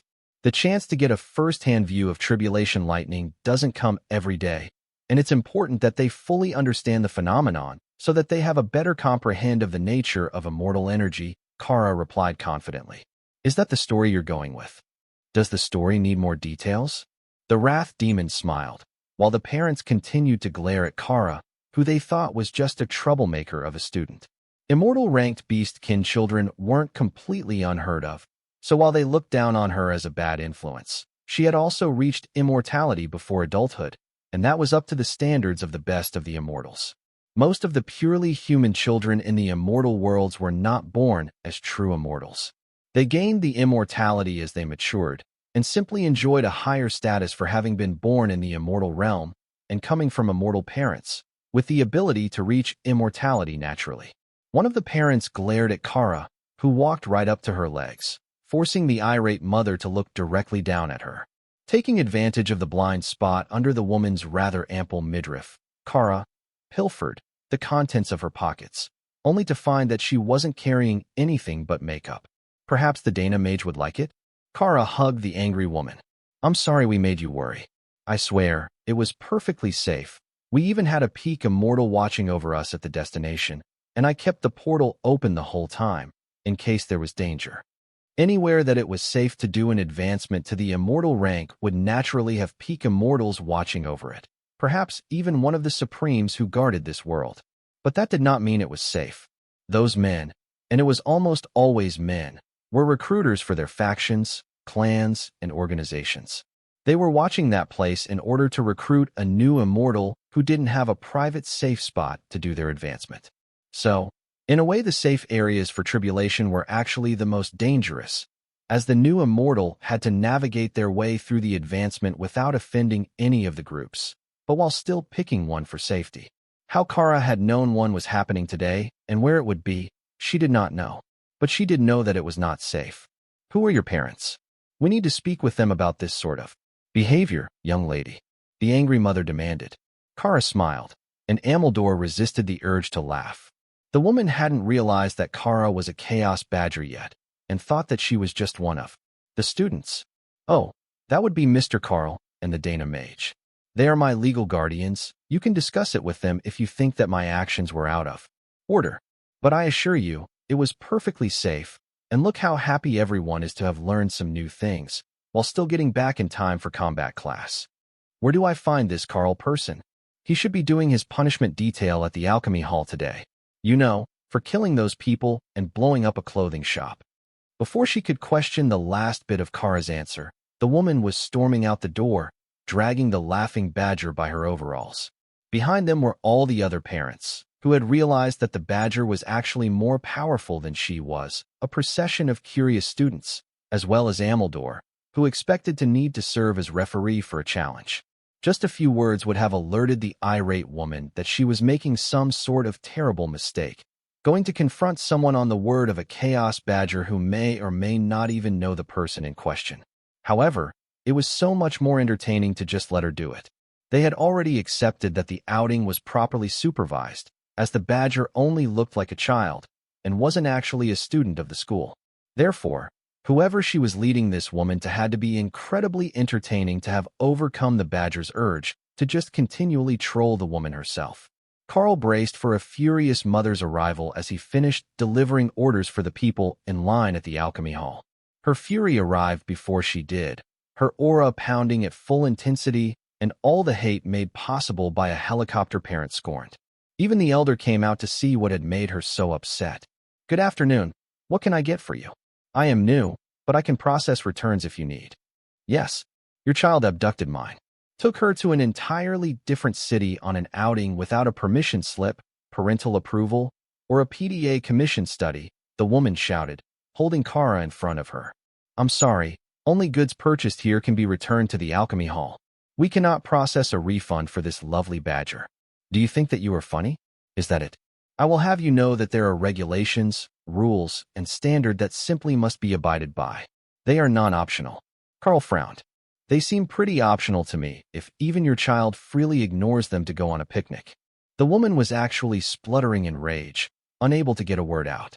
She had released Kara, who was now in badger form, sitting on Ameldor's shoulder to watch the show, as if it had nothing to do with her. Do you not take me seriously? I will murder you, you piece of PDA disrespecting trash. Kara giggled. She just invoked the Parents' Association as a supreme authority. Ameldor chuckled. She thinks that it is. She's the president. Power glowed on the woman's hands, and Karl activated brutality, along with unobtrusive behemoth, so that his size didn't skyrocket. This time, Karl waited for her skill to actually leave her hand before he struck with nothing but pure mana, imbued with the fundamental rule of mana manipulation. Her skill shattered, and the angry mother went flying out of the door. Very sorry, but there is no fighting in the alchemy hall. We have many sensitive goods here. If you wish to fight, please wait patiently for an opponent outside. Elder Socrate chuckled quietly at the professional tone that Karl used, while everyone else tried to understand how he had just knocked her out the door. If you couldn't use the fundamental rule of mana manipulation or stealth, you were fairly limited on physical skills or rules that activated invisible strikes. Wind-based rules were the most common of the category, but they hadn't felt any air displacement. The woman dusted herself off. I have challenged, and you have responded with force. You have no right to turn down the duel. Meet me in the arena in 5 minutes. She declared smugly. Karl turned to the elder. Sorry, I will need to take a short break. 15 minutes at most. You think that 15 minutes will be enough to take down the PDA? One of the other parents asked. It's just one person. How long do duels usually last? The man laughed. Oh, it's not just one woman. Once you challenge her, you challenge the entire group, and they will come at you one after another until you are thoroughly defeated or they run out of members. How hard do you think that I have to hit her to dissuade them? As gently as possible, so you don't actually make an enemy of all the parents of the children who went on an outing with Kara. Damn, Elder Socrate laughed. You were thinking something more extreme than just vaporizing her body, weren't you? I mean, I do know, Soul Siphon. Elder Socrate made a frantic waving gesture. That one is most definitely banned in the arena. It shouldn't activate, but if it does, we'll both be in trouble. Right, the elder was responsible for Karl's good behavior. Fortunately, that didn't extend to Kara. The group followed Karl to the arena while he came up with a plan. How was he going to defeat that woman without pummeling her into oblivion? I have ideas. Opal suggested. If you use an illusionary domain and reality warp, with chaotic zone and mana suppression, you can force her to battle her worst nightmares without the ability to use skills. And what might those be? Start out easy, dropping off the kids at school, but she's actually naked, or in her nightgown. Then a letter from the principal that her child has been expelled for drug use. Finish it up with a Ray special, things that go bump in the dark, and you can get a victory by complete mind break. That's evil. I like it. I wonder if there is a way that we can make it harder for her to adapt to pacifism and dominating power. I'm willing to wager that her mental strength isn't higher than yours is. Dominating power should put her in full hypnosis. Then just a bit of intimidation or oppression should get her in the dream state you want. Don't forget to apply the mana manipulation rule to make a barrier over everything, in case she overcomes mana suppression. Kara added, Wait for me. I'm coming back with the Dana Mage. This is too good to miss. Ray mentally shouted. The irate mother was waiting in the arena when Karl arrived. Are you ready to admit defeat? Kneel before me and serve the PDA for 100 years, and I may forgive you. She demanded. Did you read that line in a novel? It was a smutty novel, wasn't it? A genuine bodice ripper, sort of spicy evening read. Karl joked.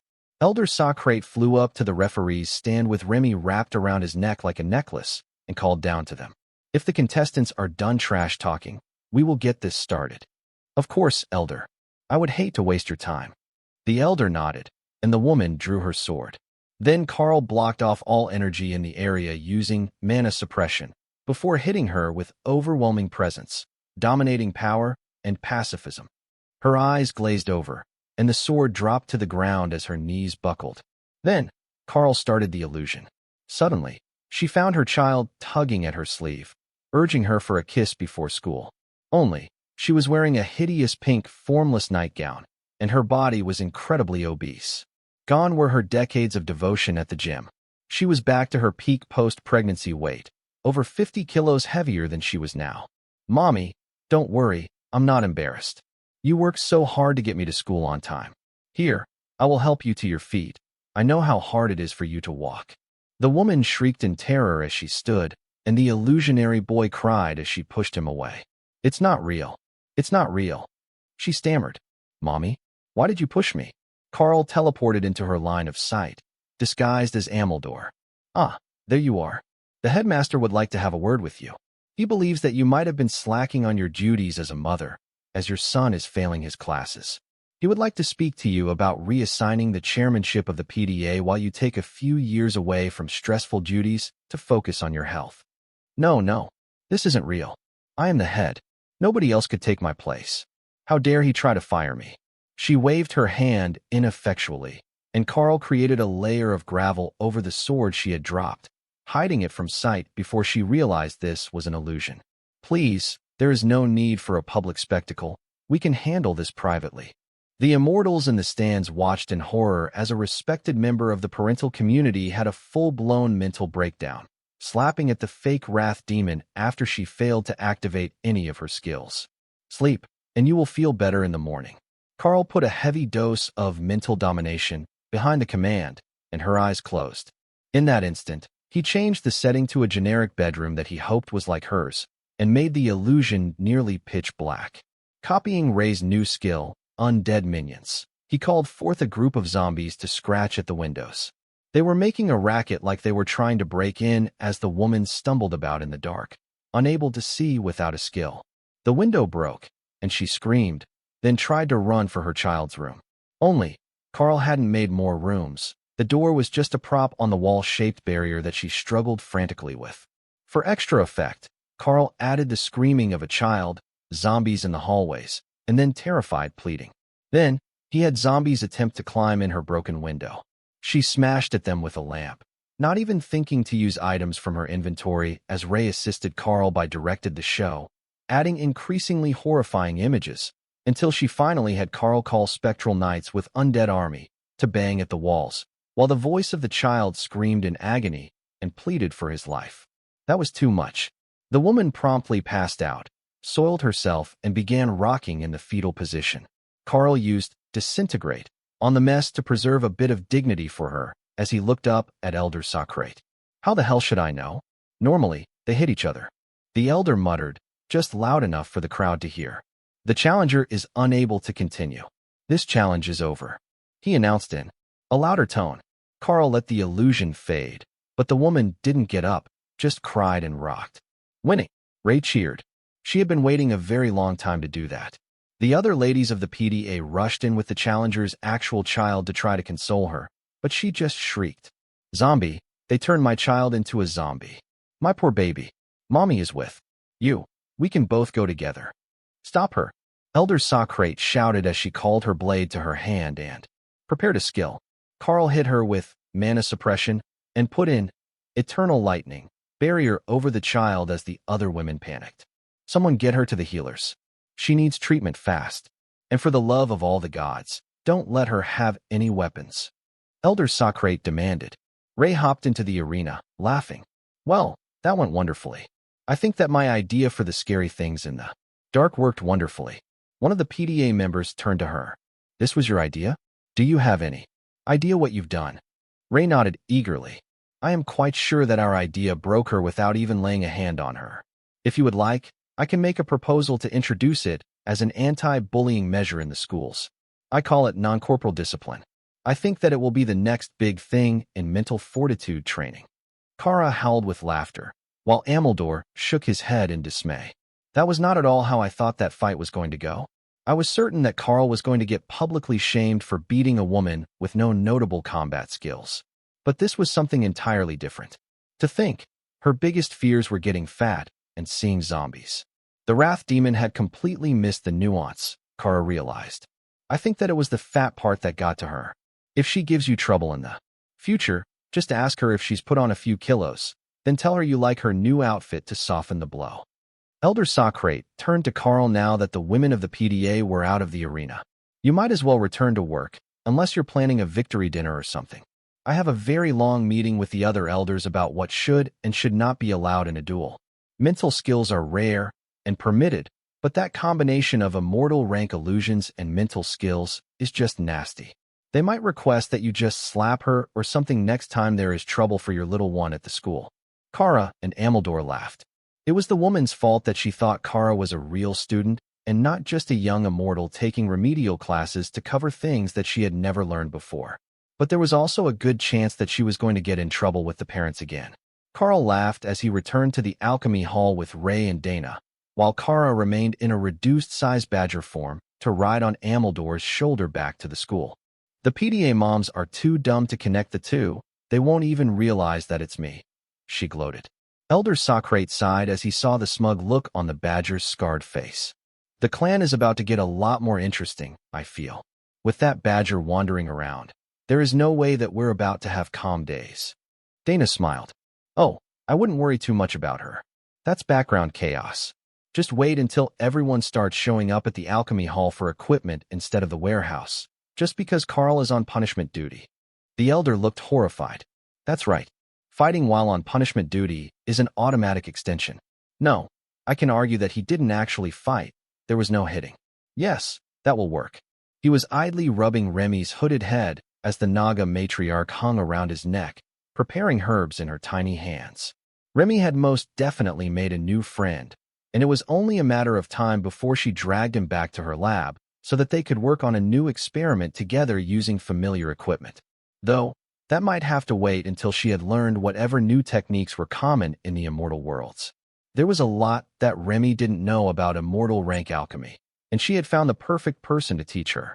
As soon as they got back to the alchemy hall, where dozens of immortals were lingering, not in line, but waiting for Karl to return, Dana knew that her warning about the alchemy hall's customer base was already too late. There was no time to prepare if the lineup was already present. He's back. Everyone, get in order. Someone called, and Dana sighed. You know what? I will be at the apartment with Ray. Karl nodded. I will come back later to help with the upgrades. It appears that I have garnered a fandom. The people in line all laughed. In a way, Karl was right. Most of them wanted to place orders for equipment. First up, who is here for something from the alchemy warehouse? If you have an order, please come to the front of the line. Karl called. Nobody moved. Seriously? All right, start with your proposals. I'm sure that the fine ladies of the alchemy hall will appreciate me not causing trouble for their regular customers. One of the more powerful immortals held up his hand to stop the flood of questions before they started. He was ascendant in power, though not wearing the robes of an elder, and it seemed to earn him enough respect that nobody questioned him. First off, who is the tiny snake? Is she a friend of yours?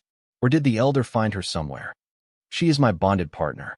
Her specialty is alchemy, and she seems to be taken with the elder. Anyone who is willing to talk about alchemy for days on end is an instant friend to Remy. Karl explained. The man nodded. I thought that might be the case. I'm sure that someone will challenge her eventually to see where she ranks. But she's so small that it might be a while before anyone realizes that she's not a small child. Karl laughed. She really is a child. She never made it to adulthood before she evolved into a matriarch and her body size reset. If that's the case, I will post that she's off limits until grown. Only adults are on the spirit immortal ranking charts. Karl chuckled. Technically, Kara isn't fully grown yet, either. But she doesn't mind if people challenge her. She has a social experiment ongoing, and she needs data. The immortal looked confused. What sort of social experiment could a chaos badger possibly be running? She's trying to taste test every species at every rank to form a comparative chart of taste versus power level. How is that going? She got her face scarred while taste testing a demigod, but other than that, it's been going very well. The customers all chuckled at the thought of the badger actually licking a demigod. They could definitely see it happening. Now back on topic. It has come to our attention that you are a skilled tradesman. You are likely aware that the New Home Merchant Clan is not primarily a crafting organization. We are also not primarily a combat clan, though we train all sorts of guards and others who work for the merchants.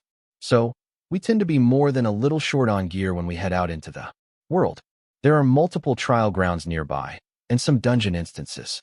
However, we often get out-competed for them by the groups from Kondim or the Almixii sect. They're a purely combat-focused group, and despite the name, they're not. Systemless sorts, they all use the local system classes and only recruit advanced combat classes with high potential. You would think that limits them, but they've got over 20,000 immortals among their acolytes. For that reason, we are hoping that you can at least produce weapons for the clan. If we're going to challenge them for access, or fight them off once we're inside a shared secret space or trial ground, we need better equipment to make up for our lack of combat focus. Karl nodded. I understand the issue. However, I am a new immortal.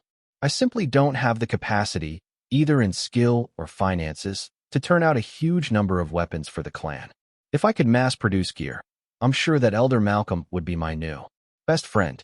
The visitors laughed at the thought of Malcolm's excited expression if someone told him that they could send out whole ships full of crafted gear at wholesale prices. The man loved profit more than his own wife. That was why he was twice divorced. Karl cleared his throat. However, I suppose that I can slowly make some weapons for those who are leading teams. Is that how it works?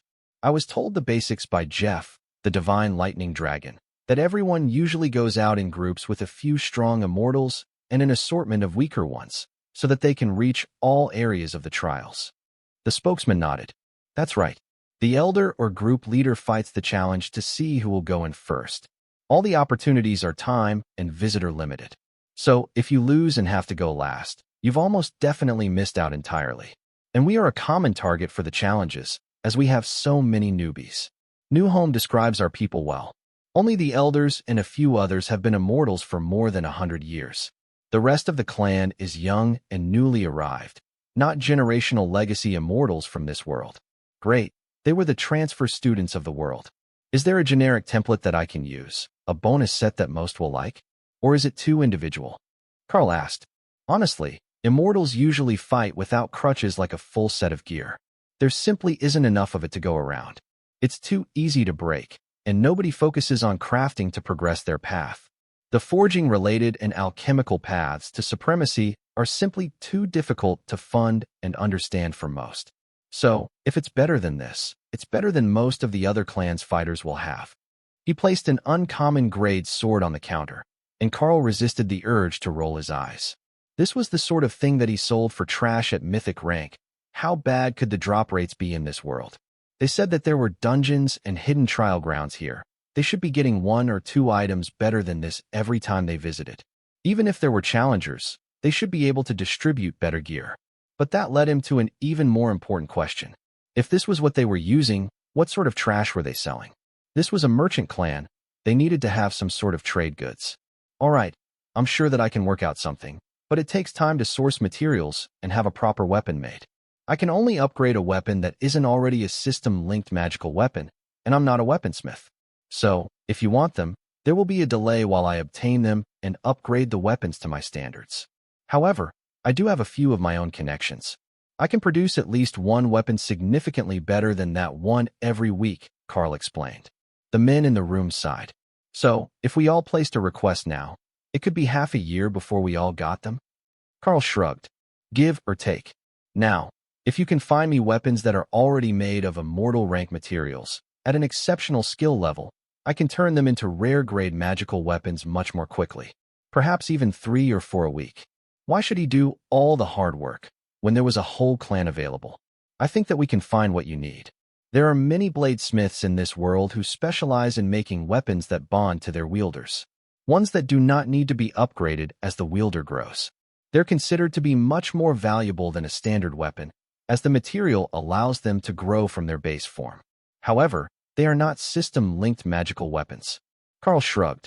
I've never seen one, but if you are right, then I should be able to improve them, and they will still scale with level, thanks to their materials. In fact, I will accept them as payment for the upgrade as well. Bring the one that you want upgraded and another for the improvement fee. That's a steep price. I will offer you one to upgrade too. Karl nodded. Understandable. I agree. Find me the weapons, and I will do the work. The immortal made a grand gesture, and 3 swords appeared on the counter. A short and long sword in the same straight-bladed single-sided style, and a broad-bladed cutlass. I am assuming that you want these 2 upgraded? I can see that they are magical due to their materials, but not linked to the system. There shouldn't be any issues with the process. Karl agreed. How soon can you have it to me? There are 4 days before my next event. I need weapons for it. Karl thought about it. I have a bit of time to finish on my punishment. If it's slow here, I will take the night off and finish the blades for you by tomorrow. Evening. The immortal sighed in relief, while everyone else stared at the ostentatious show of wealth that he had just dropped on the counter. He had that sort of loot on him all this time, and wasn't even using it. If it were them, they would have bonded the weapons immediately and started trying to level up their power. They certainly wouldn't have had them just lying around waiting for some super rare skill to come along and find a way to make them even better. Karl picked up the cutlass first and examined the materials, while admiring the huge flat surface it had to write on. This was even better than a spear. If he wanted to add bonuses to this, there would be no issues at all. All right, what sort of bonuses would you like? I hear that some classes can't use 2 weapons with the same bonuses. So, let me know if you have restrictions or particular needs. I can work with what you need and come up with a specialized custom order. The onlookers sighed at the extravagance. But for the price, it was only reasonable that it would be made to order, at least as much as the artisan could. I am a ninja by class. Do you have the ability to add something like shadow ambush to the blades, something that will allow me to launch an attack without the energy activation immediately before the attack giving me away. He asked, "Oh, I think that I can come up with something for ambushes, and it will help you for the rest of the fight as well." Karl's idea was to make a fresh new skill for him, but one that both Dana and Ray would appreciate once he was finished with it. If he combined Shadow Step or Teleport with Invisibility or Ghost Beast, he should get an ambush skill that allowed instant movement either while remaining unseen or with the ability to move through walls. All of the options were good ones, so Karl started to mentally formulate the spell while he put the weapons away, and the others in the room started to plan how they were going to obtain more of the weapons to bribe Karl with. Immortal craftsmen had very little motivation to make things for others, most of the time. If they were truly poor, they would sell things that they made, but that was usually at a market or to the hall. They rarely took custom orders unless they wanted something very specific in return. In Karl's case, they knew what he wanted, weapons that grew with their wielder. The crowd began to disperse, so Karl kept working on the new skill, while sketching plans for the basic runes to go on the weapons. The customer was a ninja, so he was a fast-moving stealth rogue-type class.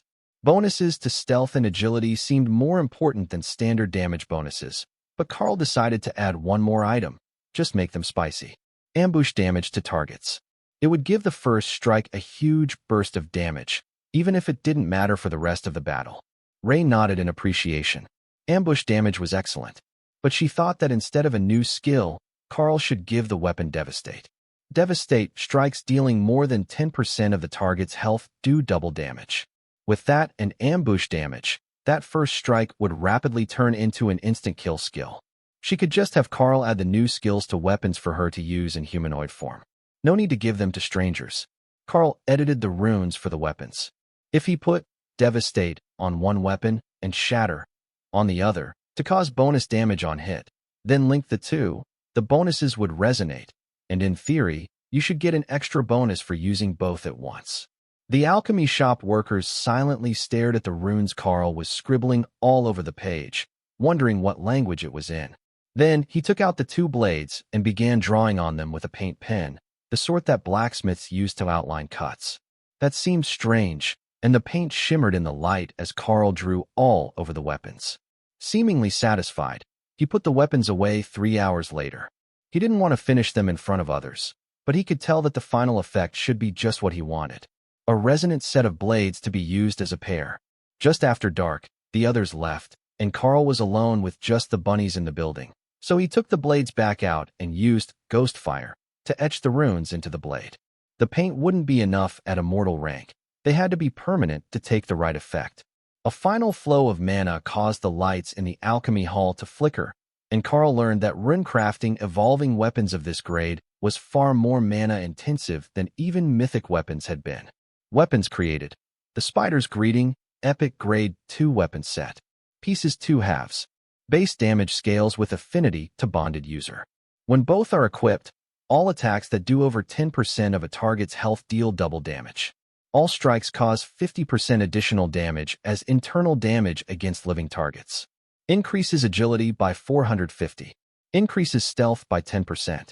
Elder Socrate came out with Remy wrapped around his arm and stared at the weapons on the counter. That is impressive, and it only took you half a day to make the two of them. Karl nodded. I will give them to him tomorrow evening, or the morning after. The alchemist elder chuckled. Tactical. I like it. Your friend the Naga has been a most wonderful lab assistant. She has proven incredibly adept at turning potion recipes into pill form for easy transport and longer storage times. Her runic alchemy technique is remarkably adaptable. I must say, it was like she was born to work in the immortal worlds. Her skills simply can't show themselves in the mortal realms. Karl smiled. I'm just glad that she made a friend. Socrate chuckled. Remy has made many new friends. She even got herself some specialized immortal rank equipment to make new recipes in exchange for her specialty products. That hair regrowth cream is a huge hit, and it even works on immortals. You have no idea how much of a shock that was. Very few things will actually work to change an immortal's body from what it has settled upon. However, there is a hint of the fundamental rules in that cream, and it works perfectly to convince even immortal bodies to regrow the hair that they once had. I had expected her to go for something grand and flashy, But going for the most practical possible option makes sense as well. Just imagine how handsome our elders are going to be compared to everyone else's. The next time that they go out on a mission, they will be the envy of every other clan. Karl joked. I'm certain that they are already planning their victory speeches. Remy slid down the elder's arm to stand on the table in front of Karl. It's not all that we did. I made a whole new type of healing pill with runes, and it's amazing. Do you know how hard it can be to get people to drink a potion when they're unconscious or their throat is cut? But the pill I can just stick in any orifice, and it will dissolve. Elder Socrate chuckled. We tested that, by the way. Don't ask. But it was effective. A customer came in, and Karl waved him forward before realizing that it was the man who had commissioned the blades. Blades that were currently sitting on the counter. Well, this is awkward. I was going to make you wait a day for dramatic effect, but I got them finished just a few minutes ago. Karl greeted him. Half a day? That is impressive, even if you devoted every minute to improving them. They're set now? That is an interesting technique. However, the stats on them are crazy. Even if you tried for 2 separate weapons, this would be beyond what most epic weapons could achieve. That looks like the devastate epic grade skill on them as well. With that and backstab, which grants me bonuses to the first strike, I think that this should be just what I needed. The internal damage is also challenging to heal, as many will not realize they have taken it until they try to move. It doesn't leave an external wound, and the strike just needs to land to apply it. It's one of the few effects that can reliably bypass most basic barriers. However, it doesn't do anything if your strike is parried, and it doesn't bypass damage reduction. Karl explained. So, it will damage through an energy barrier? Karl nodded. Most types of them, yes. You can test it if you would like. I will refund you if it isn't satisfactory. Elder Socrate laughed. Even without that, it's already worth the price paid. Agility and strength on a scaling weapon with Devastate? That's pushing the limits of luck to get from a standard drop. True, and they're exactly the weapon style that I wanted, so I really can't complain. Now, I just need to bond with them, and the base damage should begin to increase. I will return to my rooms and see you all in a few days, when I come to stock for the next outing. The moment that the man left, another ascended rank elder of the clan came in with a suspiciously bright smile on his face. Craftsman Karl. Good evening. Karl nodded politely. Elder, I suspect that you are not here for alchemical reagents. Indeed. I also have a pair of weapons, and a most curious chest plate made of the same materials. It isn't well suited to my frame, but it might fit your wife well. He placed the 3 items on the counter, and Karl saw that the chest plate was actually made of tiny interlocking scales. It created a vest more flexible than chain mail and incredibly light, but solid enough that it would block any sort of attack with decent efficiency. Oh, I think that she might like that. It's well suited to her fighting style. The elder nodded. Yes, I watched her match, and her agility is incredible, far beyond most battle mages. So, when I heard that you were able to do these sorts of upgrades, I immediately thought of this piece. Very considerate. I like customers who keep my needs in mind. Now, what can I do for you? Do you have a preference for your weapons? The elder sighed dramatically. Unfortunately, these are not for me. I have an ancient divine weapon, a demigod-ranked blade. These are for my personal disciples, a pair of paladins. Oh, paladins are perfect. I have quite a few options that are perfect for them. Tell me, are they designated tanks for group outings, thanks to their class? You say that like paladins have a choice. They're the tanks for boss fights, the champion designate for access challenges, and the guardian for clueless newbies that we have an interest in keeping alive. Karl smiled, and the elder winked at him. Folks like you and your Dynamage. Or those brats from the academy. Their parents get all huffy if they get wounded. Like being born here makes the world less dangerous for them. All right, if they're defenders in the broadest sense, I will specialize their weapons for the purpose. I have been informed that most people don't go out fully armored here, so putting defensive skills on the weapons shouldn't be too outlandish. The elder looked curious. What do you usually wear in your mortal world to go traveling? Karl shrugged and activated bestial raiment to equip a set of armor. That is impressive, I will give it that much. An epic grade immortal rank armor set. Or is that a skill? But the moment that anyone saw you, they'd assume that you were there to cause carnage, and they would team up against you. Have you ever heard of the concept of playing the pig to kill the tiger? Karl shook his head. Not the saying, but I think I get the idea. Make yourself look like prey, then slaughter them when they least expect it. The elder smiled. Not usually that bloodthirsty, but yes. Though they don't restrain their aura, everyone puts on their friendliest expressions and dresses well, but not too well. It makes everyone else guess what their intentions are and just how well equipped they are. Ray liked this man. He understood how the world worked. Karl thought about reminding her that she was not exactly subtle about her appearance. But she did apply the standard to the equipment that she made for everyone else, so Ray did at least understand the concept. She just didn't agree with following it for herself. The two theories of success: stealth or heavy stealth. Karl joked, relaying Ray's thoughts to the elder. Heavy stealth. If there are no survivors, you are not detected. The elder's laughter made a few of the alchemists look out from their rooms on the upper floors. That sort of loud laughter rarely ended well for whoever it was directed at. But this time it sounded genuinely amused. Karl stared at the pair of swords and began to sketch ideas for the paladins. What do you think about giving the blades something like blessed item to buff a consecrated ground effect? For paladins, that's the all-in-one super ability. But on a sword, it can be effectively passive when you're in combat. If I just add some bonus damage and life leech to it, that gives them everything that they could possibly ask for, all in one spot. What is consecrated ground? I'm not familiar with the effect. Karl took out a copy of the skill book that had been made to bribe clerics and paladins with. It was both Thor and Tessa's favorite spell, after all. Consecrated ground, epic grade holy defensive ability. Reduces damage taken by 30%. Increases all damage done by holy attacks by 30%. Deals constant holy damage to targets in range. Oh, now we're talking. Karl put the book away and added the spell to the list of effects that the blades would need. It was really not a large list. The spell took care of nearly everything, but it would only work for those with a holy element magic affinity. As he was arranging the runes, the elder turned to leave. Then he turned back to stare at Karl. Wait, that was a skill book. An actual, functional skill book for an epic grade paladin skill. Yes. Where did you find that in a mortal world? Oh, that's easy. We taught inscription to a large portion of the Dragon Church. When paladins have the ability to write skill books, eventually you will get most of the super rare skills recorded. Then, the blue dragons can make more copies. The issue is that they're extremely difficult to copy and take forever. But you do have a copy, which means that there is a chance that it could be duplicated by the inscriptionists we have here. The elder contended. Yes, I would say that is possible. I could even loan them the book. It's easy enough to copy it without using it if you know the technique. The elder's eyes went vacant for a moment as he sent a system message. The skill library elder will be over soon.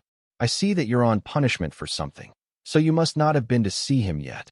Karl covered his chest and sighed dramatically. It's all a huge misunderstanding, you see. I wasn't informed that the rules on using force in the clan compound were limited to the ones actually fighting, and not everyone who came with them. The elder shrugged. 50 hours well spent to get the chance to beat the stupid out of them.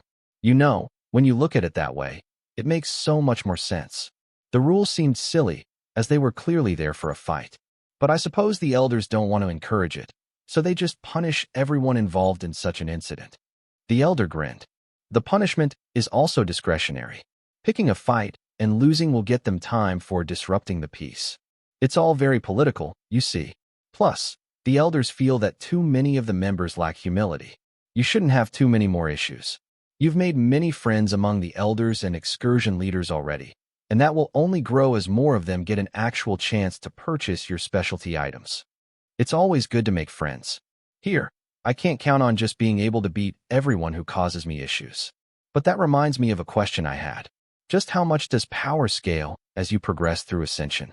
When I make items, I see them listed as Immortal 1/50th, but those before Ascended Immortal status aren't all that much stronger than I am, double at most. That can be difficult to understand at first. The first steps are largely technical, related to your understanding of the immortal realm. They're very close to the common and awakened stages of the mortal realms. Then Ascended runs all the way to the equivalent of Mythic. A peak immortal like Elder Forsham is hundreds of times stronger than someone who has just taken the first step into the Ascended stage, and they're a few times stronger than the average person who hasn't. I have never seen a 1 to 50 rating method before, so it might be related to gear quality. However, If you think of every step as a 50 to 100% increase in power, then each of the 50 steps could be used to lead you to peak immortal. I'm not entirely clear. I'm not a peak immortal, but that should be close. Karl nodded. That makes sense. A lot of things are rated differently by the system when it comes to gear. I've never seen the fractional notation before, so it could be related to the fact that immortal covers such a huge group of equipment qualities. That's no joke.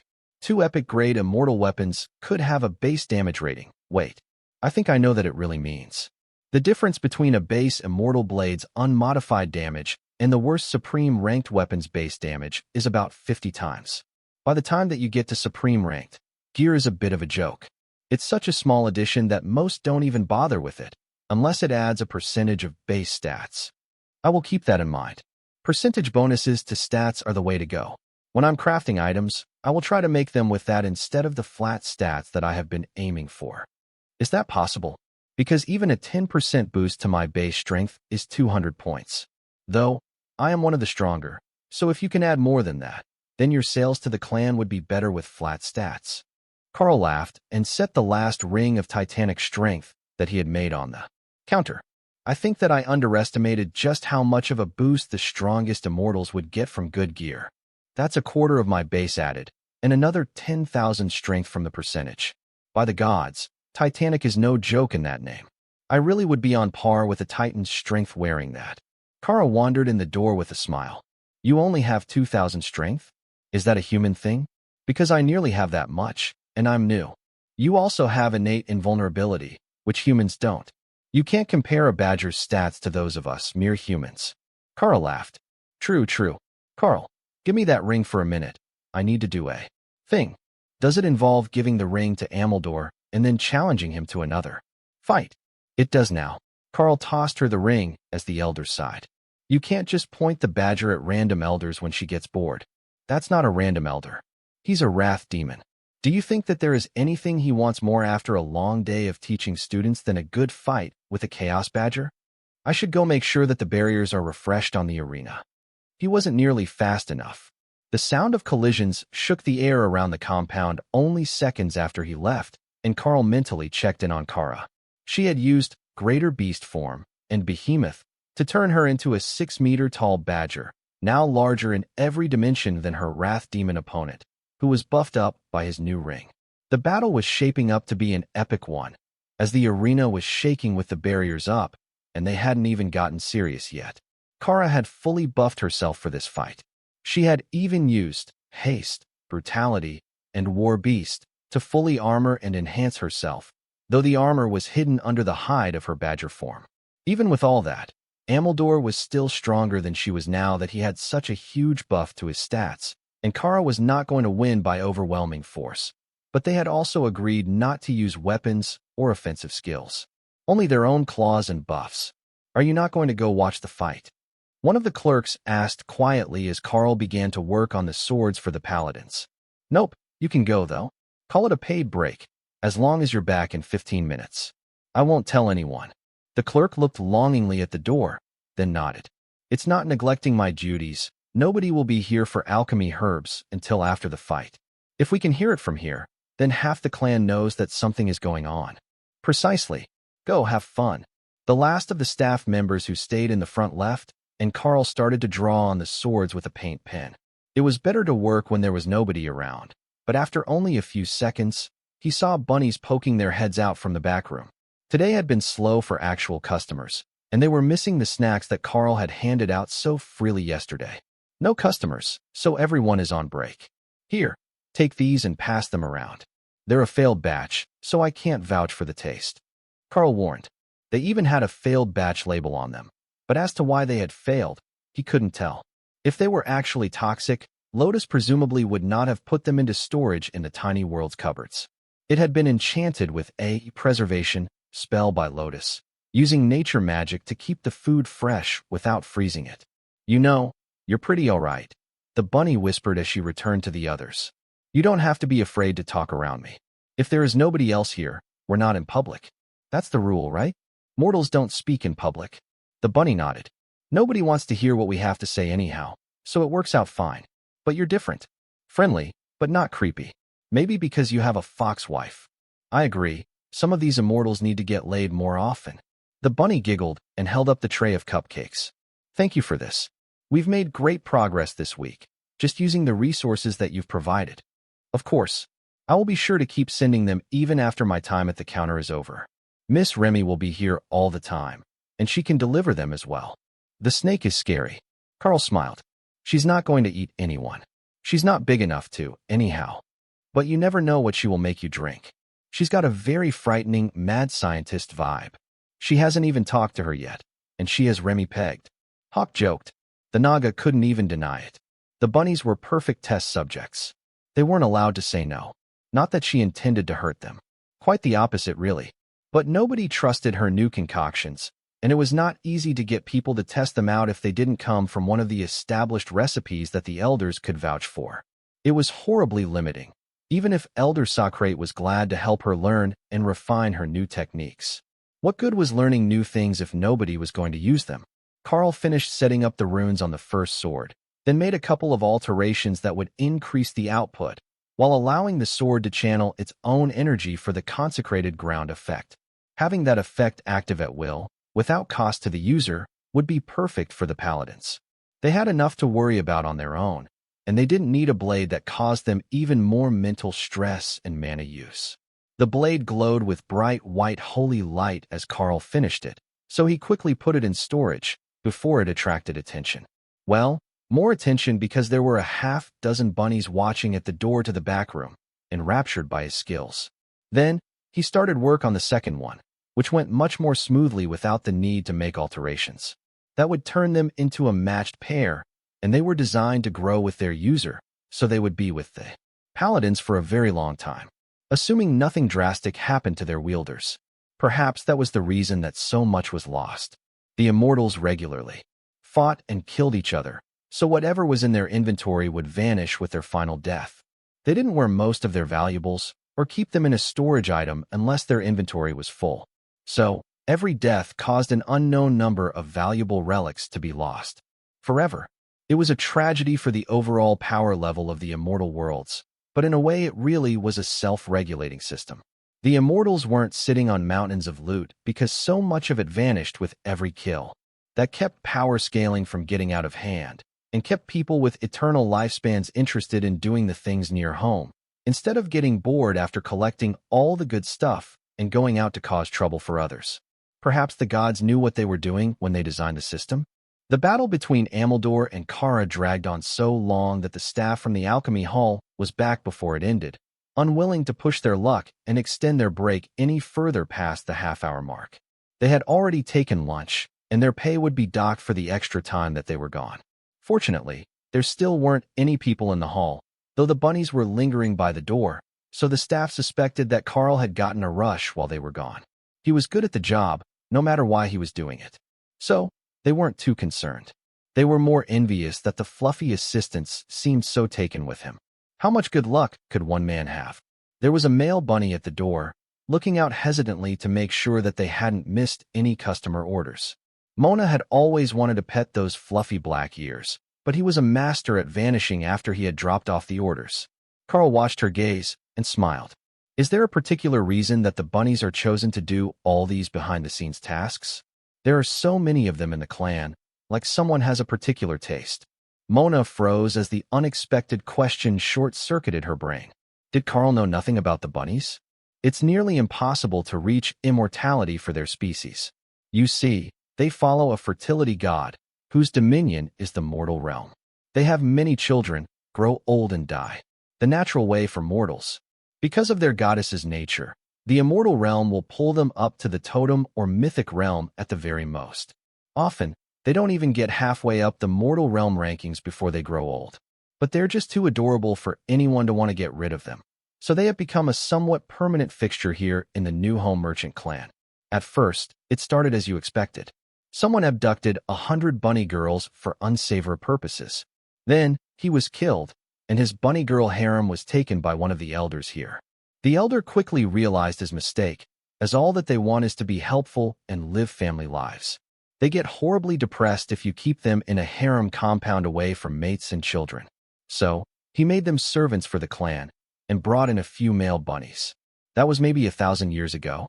Now, we've got enough bunnies that they run all the behind-the-scenes operations within the clan. They don't get enough recognition for their contributions. There isn't anything that they're not doing to keep the clan running. The only positions they don't hold are the senior ones.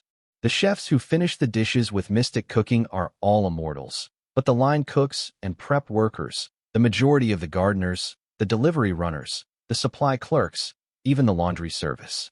It's all bunnies. So, if it's not public interactions, it's them. I get it now. And I also understand how appealing fluffy ears can be. However, that particular bit of fluff is off limits. He's married. Karl joked with a pointed look at the man standing by the door. Mona looked offended. What sort of thing are you thinking of me? You know I have a foxskin wife, right? The other staff members giggled. If anyone understood Mona's obsession with cute and fluffy ears, it was definitely Karl. Why don't I find you an available young man? I hear that there is a symbiotic growth technique in the immortal world which has become quite popular. Mona clapped her hand over his mouth. That's not the sort of thing that you speak of in public. Oh, so it's something naughty. I should have known that it would be a lewd technique. The immortals go all out when they think of new and fun ways to grow their powers. I had originally thought that it was like a short-term version of the soul bond that I share with Dana. Did your old world not have anything like it? I mean, not for power growth purposes. But we had developed quite a few lewd techniques. How do you think I got such a lovely wife? You are a menace to society. I've been told that many times in the past, yes. Fortunately, I have Kara to keep everyone's expectations in check. Their joking was cut short when the elder who had just commissioned the two blades rushed in with a pair of burly wrath demon paladins. Do you have the weapons ready yet? I know you said tomorrow night, but I also know how long it actually takes a runecrafter if they don't have to make a new plan for the layout. You're in a hurry, I see. Might I ask why? Jin's group was ambushed on the way back from their excursion. They're currently trapped in a clearing and don't have the power to defeat the sect. Attacking them. I can't go, as an elder. It would just lead to a fight with their sect's elders. So there are some rules. Common courtesy. We don't interfere with fights between the younger generation, unless it's an outstanding grudge or the deliberate targeting of a personal disciple. Now, do you have the weapons? I do, but I'm going with you. Give me 30 seconds to collect my... Oh, there she is. Elder, these are Ray and Dana. Kara is on her way over now that the fight with Ameldor has completed for the day. We will all go assist. You don't have your immortal spirit completely formed. The elder warned. Don't worry too much about that.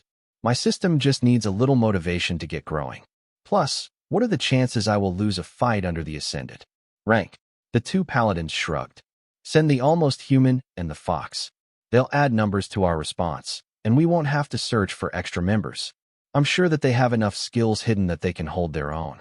Fine. I will open the portal now. It's 1 kilometer east to the location where our group is pinned down. Good luck. Ray smiled at the elder. What are the rules on bringing back trophies? Leave the bodies for their clan to collect if they can be resurrected. If they can't, you can keep them. That was excellent news. The portal opened, and Karl's group followed the pair of wrath demon paladins through. That was a strange thing to think, much less hear someone say out loud.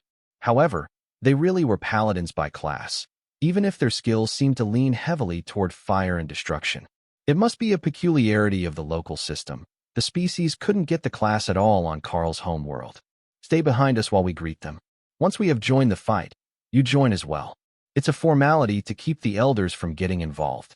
If they know that we're part of the same group, they have no business stopping us. Running through the woods with Hawk on his shoulder and Kara right behind him, Karl shifted left of the group, while Dana moved right. That put them in a fan-shaped position behind the enemies, who were surrounding Alicia, the half-elemental berserker, and Jean, who looked much worse for wear. Just turn it over, and we let you live. Don't be stupid. It's too valuable to be lost entirely. The man was demanding. Jean smiled at him. I will scour it in the holy fire of the afterlife before I hand it over. As you wish. That was the paladin's cue, and the two demons roared, while Karl and Dana both called for support. Karl called Dark Elven High Priestesses as his epic golems, while Dana called Dark Elven Kings, who were fighters instead of healers. Then, Karl and Ray both called on Spectral Knights, and a small army of skeleton warriors for backup using undead minions. Karl had to try not to laugh as he realized that all his skeleton warriors were skeletal hounds with metal teeth. That wasn't a normal use of the spell, he assumed. But he also hadn't specified. You think that you can rescue your friends from us? Well, then you can die with them. The arrogant young man in vibrant yellow robes declared with a grand gesture for his underlings to attack. There were 50 of them, to the 2 surviving members of the other group, and the 6 members of the rescue team. The elder must have had great confidence in the paladins. Or, he didn't realize that nearly everyone in the other group was dead already. That seemed more likely. Karl sent the priestesses to bring back who they could with a mass resurrection spell and some healing. That was the primary reason for the choice. That, and the fact that they got along well with Ray's spider golems, who leapt over the battle with the priestesses on their back to deliver them to the necessary location. A large group of agile immortals wielding short twin blades came for Karl, giving him only a split second to see their interface. All the names were yellow, so rogue-type classes, he assumed, that he could deal with. Warbeast shifted Karl into a massive, armored world dragon that stopped the attackers for a split second, long enough that the undead had a chance to charge into combat.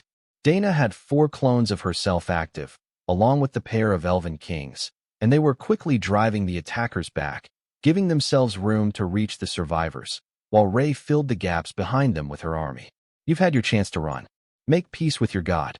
Karl taunted the attackers, right before he unleashed the breath of a world dragon on them, laced with randomize. He had no clue what was going to happen, but Kara was absolutely certain that it was going to be entertaining.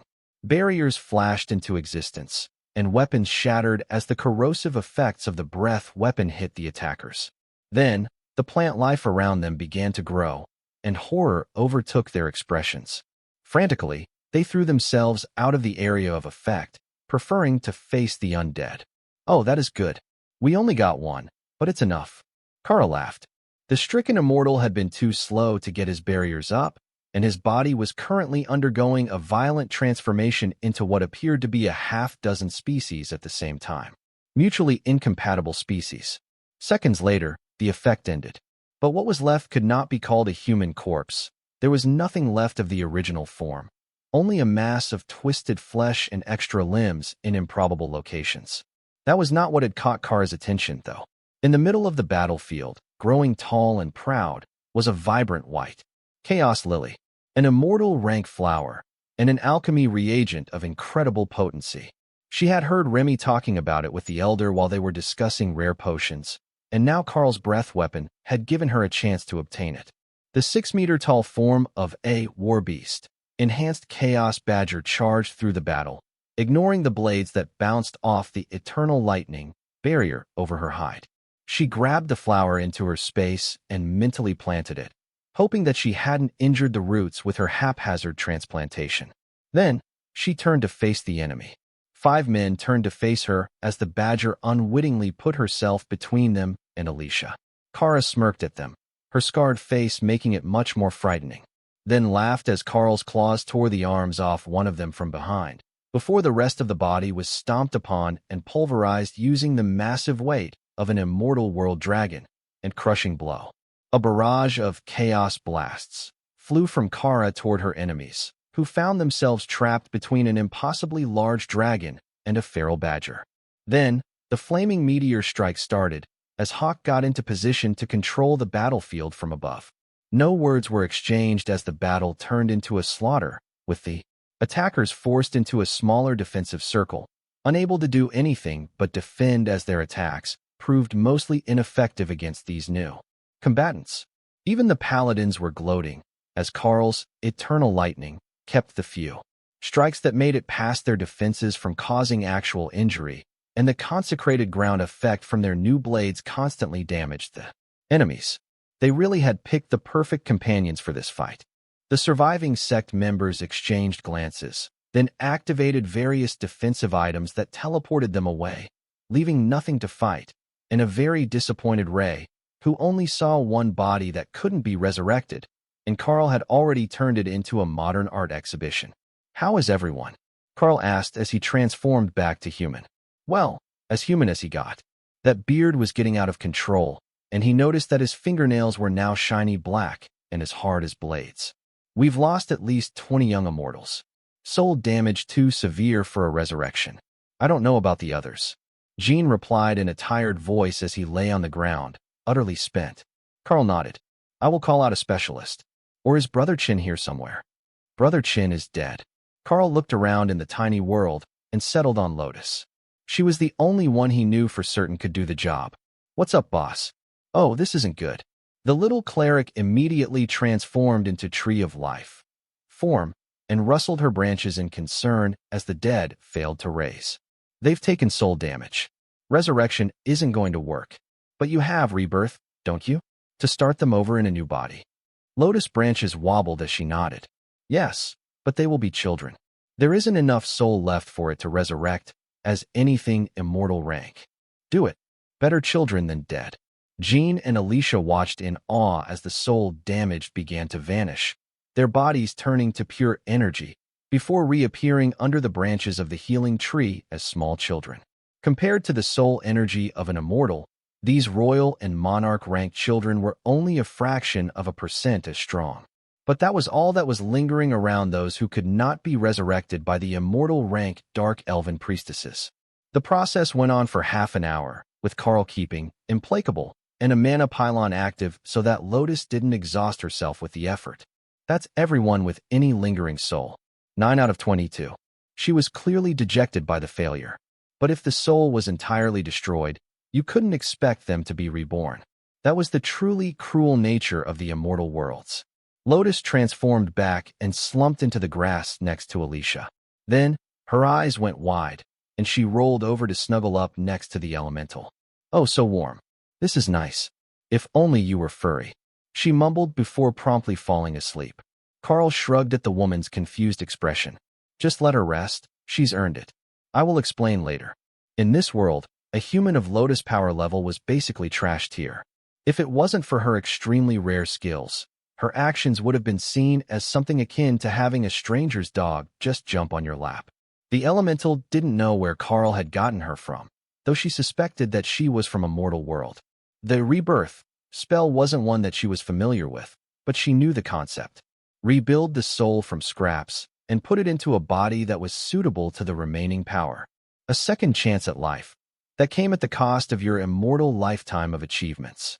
Some particularly paranoid sorts would actually set up necromantic magic of the same sort, where they trapped a portion of their soul and created an automatic array to have it recreate them if the rest of their soul was destroyed. It also gave them a better link to the world, so they could be resurrected a much longer time after they had died. Creepy, but effective. We need to get moving. Their elders of that sect are going to be here soon to get the bodies. They will have felt the deaths, and we need to be somewhere that is not here, just in case someone's personal disciple is among the dead. Not intervening in the fight definitely wasn't going to stop them from wiping out the whole group if someone tried to stop them from rescuing their protege. Or worse, if Soul Siphon had killed them permanently. The Blade of Champions was happy to take the vital energy of immortals and mortals alike. So, there were definitely going to be some who were difficult to resurrect. I will move Lotus back to her own bed, and we can go. It's better that I don't bring her to the clan as a mortal. She can come visit when she reaches immortality. She's still young and from a mortal world, but she will get there. Alicia smiled as she had an epiphany. She's a green dragon cleric, isn't she? The way that she immediately gravitated to the warm spot to nap, she has to be. A green dragon cleric. Right in one. The elemental giggled. Green dragon clerics are always funny. Absolutely unhinged, even when they're not stoned out of their minds. You haven't lived until you have tried their unique blend of relaxing incense. There is nothing quite like it. Karl nodded. The incense isn't quite as potent as their so-called meditation-inducing cigarettes. But it's not bad. It actually keeps the house smelling rather fresh. Then he opened a portal back to the clan, located directly in front of the Alchemy Hall steps. Why are we going to the Alchemy Hall? Alicia whispered. Because I don't know where the Healer's Hall is. I have enough healing and regeneration magic of my own that I haven't seen a need to visit it. The elemental rolled her eyes, but before they could go anywhere, a group of elders and white-robed healers were rushing over. They had been informed that the group was carrying bodies back and intended to save as many as possible, not realizing that Karl's group had already done most of what they would be able to. Clear the way, clear the way. Wait, why are there children? Is that Brother Chin? Why is he tiny? The white dragon in question flapped up to Karl's shoulder so he could answer without looking up. Soul damage. But Karl found a green dragon cleric to cast rebirth. Now, I am small again. Does that mean I get to go to school? The other healer laughed. And terrorize the other children with your demands for perfection? I think not. Brother Chin laughed, a squeaky noise from a half-meter-long dragon whelp. But it will be glorious. Think how much more motivated they will be when they've got an outperforming peer to challenge them. You dare call yourself their peer? You're nearly 200 years old. Scan me. That's not what my body age says. The healer looked to Karl for assistance, but he just shrugged. I don't see the issue here. I've got a baby dragon. Chin laughed hysterically, and a wave of magic that felt like divine amusement rumbled through the clouds, making everyone who was caught by surprise put up defensive barriers. What did you do? The gods rarely notice anything we do, but that's the second time since you arrived that they have responded to your actions. Karl shrugged. Well, I am an avatar of the world dragon. That makes me a bit closer to the gods than most, right? The healer looked skeptical. Karl wasn't even a cleric. How strong could his faith be? Karl felt a poke on his back, and a young man in black robes handed him a note. You know, I don't even have to open this to know what it says. Karl joked. Really? Yep. See, it says that Wait, I thought that this was a message from the Black Dragon's avatar. Never mind, carry on. The boy ran off while Karl read through the letter. It seems that the elders have awarded us clan credits for the rescue. That was faster than expected. 50 points, split evenly between the 4 members of the rescue team, for managing to recover so many of the immortals from a dire situation without provoking an ongoing conflict. Apparently, the other sect's elders have already been to the battlefield and have collected their dead. Karl explained to everyone watching. 12.5 each? That's quite the reward. Not that you haven't earned it. Most of these rescue missions are 3 to 5 credits per person, and that's already a fairly significant sum to trade for necessities. One of the young immortals they had resurrected noted. Jean nodded. The goods that we got from the mission, other than the one that got us ambushed, sell for an average of about 2 credits per person. What did you even find that provoked that sort of response, anyhow? Ironically, nothing even as good as what Kara found when you came to rescue us. She is the one that plucked the Chaos Lily, right? It didn't go to one of the dead immortals from that sect? She got it. Karl agreed, with a motion for the dragon to continue. We got a fire lotus, another elemental flower used in alchemical creations. It sells to the clan for 50 credits, so it's certainly a valuable resource. But don't make the mistake of thinking that they would have actually let us leave if we turned it over. We would just die poor. That's the natural order of things. The dead don't need their loot. I'm glad that you made it through. Now, I wonder if there were casualties that I might have known. I assume that there will be funerals to attend.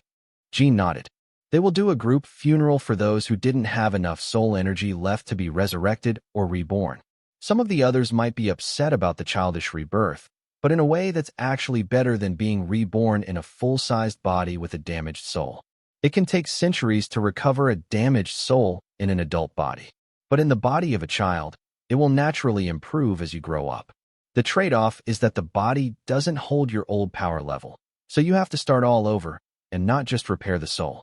Everyone will gather for the funeral ceremony at midnight tonight if you wish to attend. However, I think that the ones you have met are actually all alive.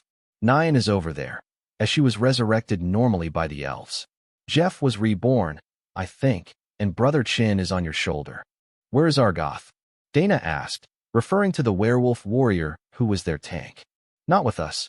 He was delayed in the trial ground, so he wasn't involved in the incident and may still be fine. The elders have gone looking for him. Dana let out a sigh of relief. At least they hadn't lost anyone familiar this time, though that was only because they didn't know more than a half-dozen of the nearly 50 members of the group.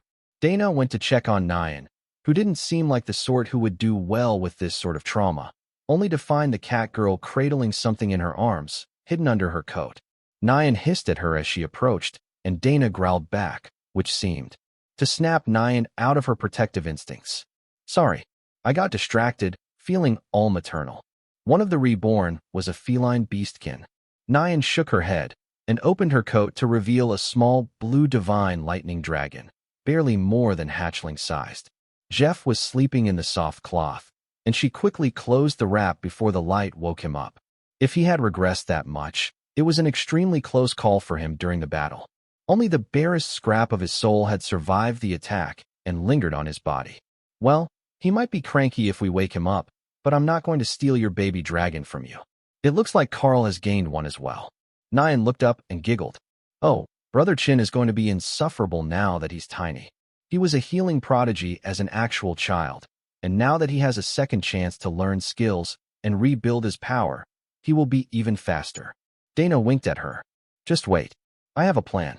Now that they're starting from nothing again, we can influence the system to give them an improved class. We can make a bigger, better Jeff and an even more proud Chin. Wait, you have a way to influence class selections? Nyan asked, catching the attention of everyone nearby. Of course, there is a trick to it. If you have certain skills when it comes to the breakpoints where you want to advance, you just need an opportunity that will let you advance. For dragons, they should just have to go to an advancement trial in a dragon god temple to get a chance to upgrade their class. Just go to an advancement trial at the temple. One of the dragons muttered sarcastically. Oh, is there not one at your temple? Talk to Karl, he can make one. He is an avatar of the world dragon, after all. If anyone can influence the system, it's him. Dana retorted. Karl didn't know why everyone was suddenly looking at him. They must want him to make gear again. What? I already told you that there is a waiting list for gear. The elders laughed at Karl's annoyed tone, and the head healer placed a hand on Karl's shoulder. It's not like that. Your Dana mage informed us that you have the skill to create a class advancement trial at the Dragon God's Temple. That is what everyone is getting excited about, because while immortal rank classes might be better than the ones in the mortal realm, if you just compare the skills, a base class is still a base class. The warriors are still hyper-focused on their combat abilities. A base immortal cleric only really knows how to heal. So, the chance to make an advancement in their class is a huge opportunity for them, and the World Dragon is in charge of this world system. As his avatar, you are the logical choice to help us out. Ah, that makes sense.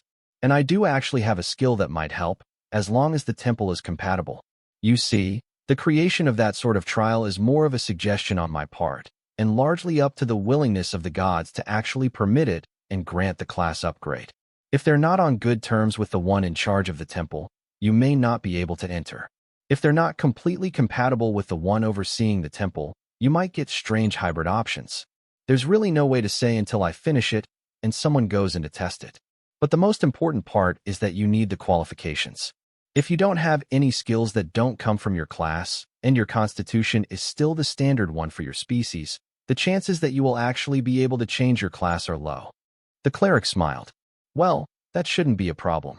We do have the skill library here, so most of the older immortals have added a half-dozen specialty skills to support their desired combat style beyond what their base class gives them. If having those skills will help them get a class more in line with their desires, that is even better. The guidance of the skills would only reinforce their strengths, and that is precisely what they are hoping for from a new class. So, if you would be so kind as to go to the World Dragon Temple and see if you can add an advancement trial to the system stones, we would greatly appreciate it. And compensate you appropriately, of course. Karl nodded slowly. If they had system stones, they shouldn't need a trial. However, it was quite possible that they were partially inactive and nobody had the right skills or knowledge to turn them back on. That seemed to be a running theme with the system. It was great news for Karl. They would give him all sorts of rewards for turning back on a function that was already there, and he wouldn't have to spend days and days making an entirely new trial instance. Or so he thought. When the cleric dragged him to the temple, Karl realized that it was not an active temple to the world dragon, but a historical relic, preserved with magic. The temple was in ruins, nobody ever set foot in it, and the system stones were at least half destroyed by whatever battle had shattered the temple. So, not only was he going to have to make a trial instance, he might just have to get permission to repair the clan's relic in the process so that the location was right. First things first, I need to see if there is still enough lingering holy magic from the temple to activate the spell. Karl warned. He focused on the system stones, checking to see how much of their magic was still intact. But what he found was that they were not only entirely different than the ones that he knew, they weren't even written in the same runic language. The rune crafting of the immortal realm was not the same as that of the mortal realm. The potency was on an entirely different level, and he had simply been making do with the runes that he knew. Making a system trial for immortals would require extensive research into the runic language of the immortal worlds, and then he would be able to start and pray that it was enough. However, there were dozens of other temples around the clan compound. Tens of thousands of immortals lived here, and they worshipped a wide variety of deities, so they had constructed small shrines and temples all over the city, as well as in many of the homes. The vast majority of them were to the dragon gods, or the human gods. However, there were a few more niche ones, as well as a spider goddess. Temple in one corner of the city. Those small shrines seemed to have formed a network of divine favor that Karl could sense when he interacted with what was left of the system stones. Perhaps he only had to make the trial and let the existing infrastructure do the heavy lifting? It was worth a shot. I will start by building a basic trial ground with what I know, and then we can test it. I have never done this in the immortal worlds before, so I can't guarantee that the version I know is going to be strong enough to let all of you advance. If necessary, I will put in the research and make an improved version. I trust the clan to have the resources. The cleric laughed. Oh, I suppose that we do. With a legacy as long as ours, even if our power is low, we do have quite a bit of esoteric knowledge collected. Is there a preferred spot? I didn't know that the World Dragon Temple was a protected relic of the clan, and I wouldn't want to disturb the grounds. If there is a good spot nearby, it might work just as well as in the old temple itself. The white dragon frowned. I think it's better that you do it at the temple. You can repair it if you would like, assuming that you can step through the barrier. None of us can. It was set by a supreme-ranked disciple of the World Dragon. So, it's not a clan barrier to protect the temple? Yes and no. He was formerly the clan leader, but he has moved on after his successor rose in power and took over the duties. Karl frowned. That sounded like a very sanitized version of events that most likely included a coup or rebellion within the clan. If it was a peaceful transition, why did the disciple leave a ruined temple in a protective barrier that nobody else could break? Or was it that they were unwilling to, after he was gone? Karl decided that the history lesson could wait for later and took a step toward the barrier, intending to test its response to his presence. Everyone held their breath and waited, each expecting some sort of reaction from the barrier, which let Karl through as if it didn't exist. He walked over to the temple compound and began to inspect the rubble. There were signs of divine energy here, but not the same sort as what he would expect in a temple. It was more likely that this place had been attacked by a demigod. Look there on your right. The altar is still intact, Tion noted. Karl moved a bit of rubble and revealed what looked like a stone coffin with a dragon design on the top, along with a shield whose emblem looked like a dragonkin flanked by a human and a lamia on a black and white background. Karl thought back to his theology lessons and didn't recall anything of that nature in his lessons. It must be related to whoever's sarcophagus this was. The black and white split background was the symbol of the Darklight host, which gave Karl a good feeling about this place, even if he didn't recognize the personal heraldry. If this temple was built as a memorial to a member of the Darklight host, who was a strong follower of the World Dragon, there might be even more treasures hidden here for him to uncover. The mention of loot woke Kara up from her post-battle nap, and she eagerly began to survey their new acquisition. It was a good place, lots of magic, plenty of system influence on everything, and it was covered in runes that she didn't recognize. That must mean that it was extra valuable and worth trying to rebuild, just to see where all the runes went. Broken loot was just broken loot, after all. It would never be as good as intact loot. Karl tried not to laugh at the badger's train of thought as he explored the ruins. It looked like nothing had been touched since it was abandoned, as he could see scraps of cloth and paper under the fallen stone. Then, he saw the book sitting next to the ruins of the podium that had been behind the altar. That must be a holy book of some sort. Carefully, he lifted the ancient manuscript from the ruins and blew the dust from the cover. For a moment, he just stared at the cover, and then the runes began to shift in front of his eyes. System translation function updated, language pack unlocked, immortal worlds. Karl felt Dana gasp as she got the same message, and he began to read the title. Ceremonial Hymns, Volume 1. Well, it might not be a religious text in the strictest sense of the word, but the prayers of the Red Dragons were often battle chants and songs, so it might be incredibly valuable. as well as educating. Carefully, he opened the cover and read through the first song, which was a red dragon battle chant that he was already familiar with. It was one of Thor and Tessa's favorites because it was about crushing your enemies underfoot. He flipped the page and found that the texture of the paper changed. The first one had been fine vellum, as expected of a hymnal. This one was glossy paper, inferior in quality, and covered in pictures. Erotic pictures. Someone had removed the pages of the hymnal and replaced the contents with a collection of lewd comics. Karl laughed hysterically as she envisioned the scene. Someone had been sitting in these pews, most likely with their back to the wall, flipping dutifully through the hymnal, but actually reading smut. That was just too good. Give me that book. I want it. For reasons. Opal demanded. Seriously, it's soaked in holy magic. Karl shrugged and passed her the book. He could see more with the same cover under the stones, so they had likely been stored in the podium between sermons. Perhaps the next one would be intact? Before opening the next, Karl turned the book to check the paper. This one was all the same delicate pages, and when he slowly flipped through it, the whole thing was various church songs, mostly in common, but with some intended to be sung in draconic or demonic languages. Now that was an interesting development. Who would have thought that the world dragon's temple sang in demonic? He was a dragon god, and while his system did extend to them, Karl wouldn't have expected his temple to cater to their languages. Karl put one of the intact books in his inventory as well, to read later, and continued his search through the rubble. The back rooms would more likely have valuable tomes than the front, unless there had been books stored in the pews. But those were likely to be the same songbooks that he already had. The back of the temple looked like it had taken much heavier damage than the front. The blocks were mostly shattered, and not just collapsed, while there were signs of burning as well. That might be secondary damage, the result of a lamp or fireplace being active when the building was destroyed. But it also looked like more attention had been paid to this area, and someone had cleaned it out of valuables before the barrier was erected.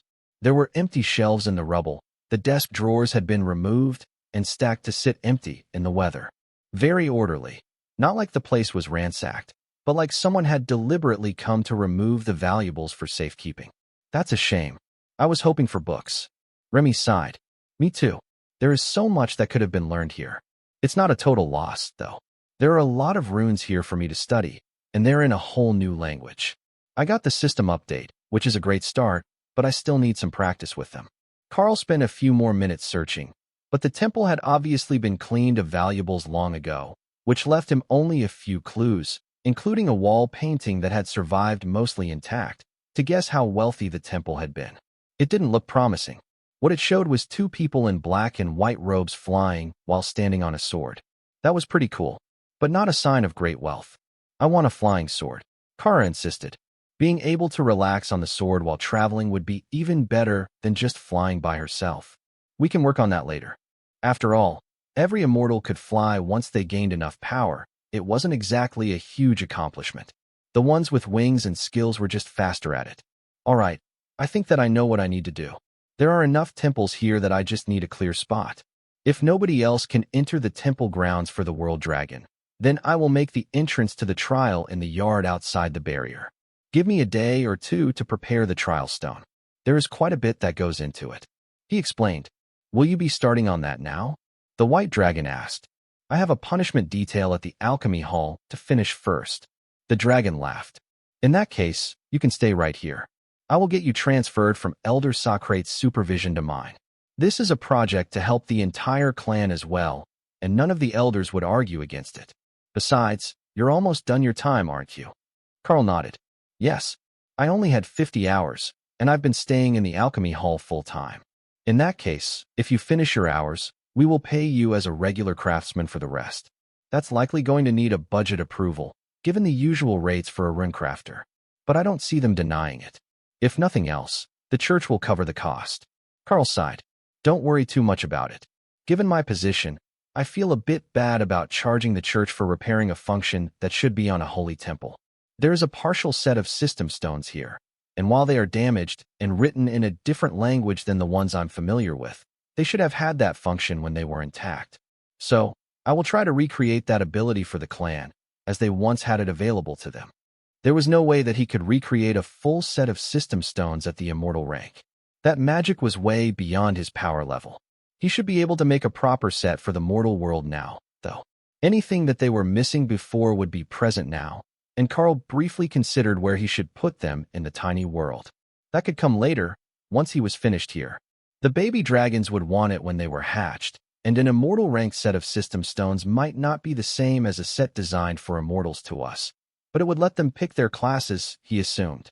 All right, while I'm certain that the ladies of the alchemy hall will be upset, I will start on the project here first, and anyone who wanted to place a custom equipment order can come to me and wait for my work to be finished.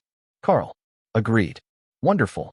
The clan will be overjoyed to learn that there is a chance for advanced immortal grade class options. Karl nodded and sat down next to the ruins of the system stones, then sent Dana a mental message. What's all this with an immortal grade class? Did your skills change when you advanced? Of course. There is a whole separate section for whether I'm casting them with immortal energy or mortal mana. Do you not see that on your skills? Nope. I don't even get real damage output listings for most of them. They just scale with power input. But then most of my class skills are buffs with defined details, and the shared skills from the beasts are the ones that come with minimal details. So, it might not be a class-related issue, but one related to the fact that I am technically borrowing the abilities. Well, your class is strange anyhow. If they started trying to define the damage limits and abilities of Kara and Ray, it would just turn into a wall of text, so it's likely better that they didn't. Ray laughed at the thought. The mathematical calculations for how much her skills did at every stack and stage of predation would fill a whole textbook. It was better to just accept that the damage level was yes and go stab something. I'd love to hear from you. Thanks so much for watching. Did you enjoy this video? If you did, make sure to hit that notification bell so you never miss an update. And don't forget to subscribe and give this video a big thumbs up. Your support means the world to me, and I can't wait to see you in the next one. Thank you.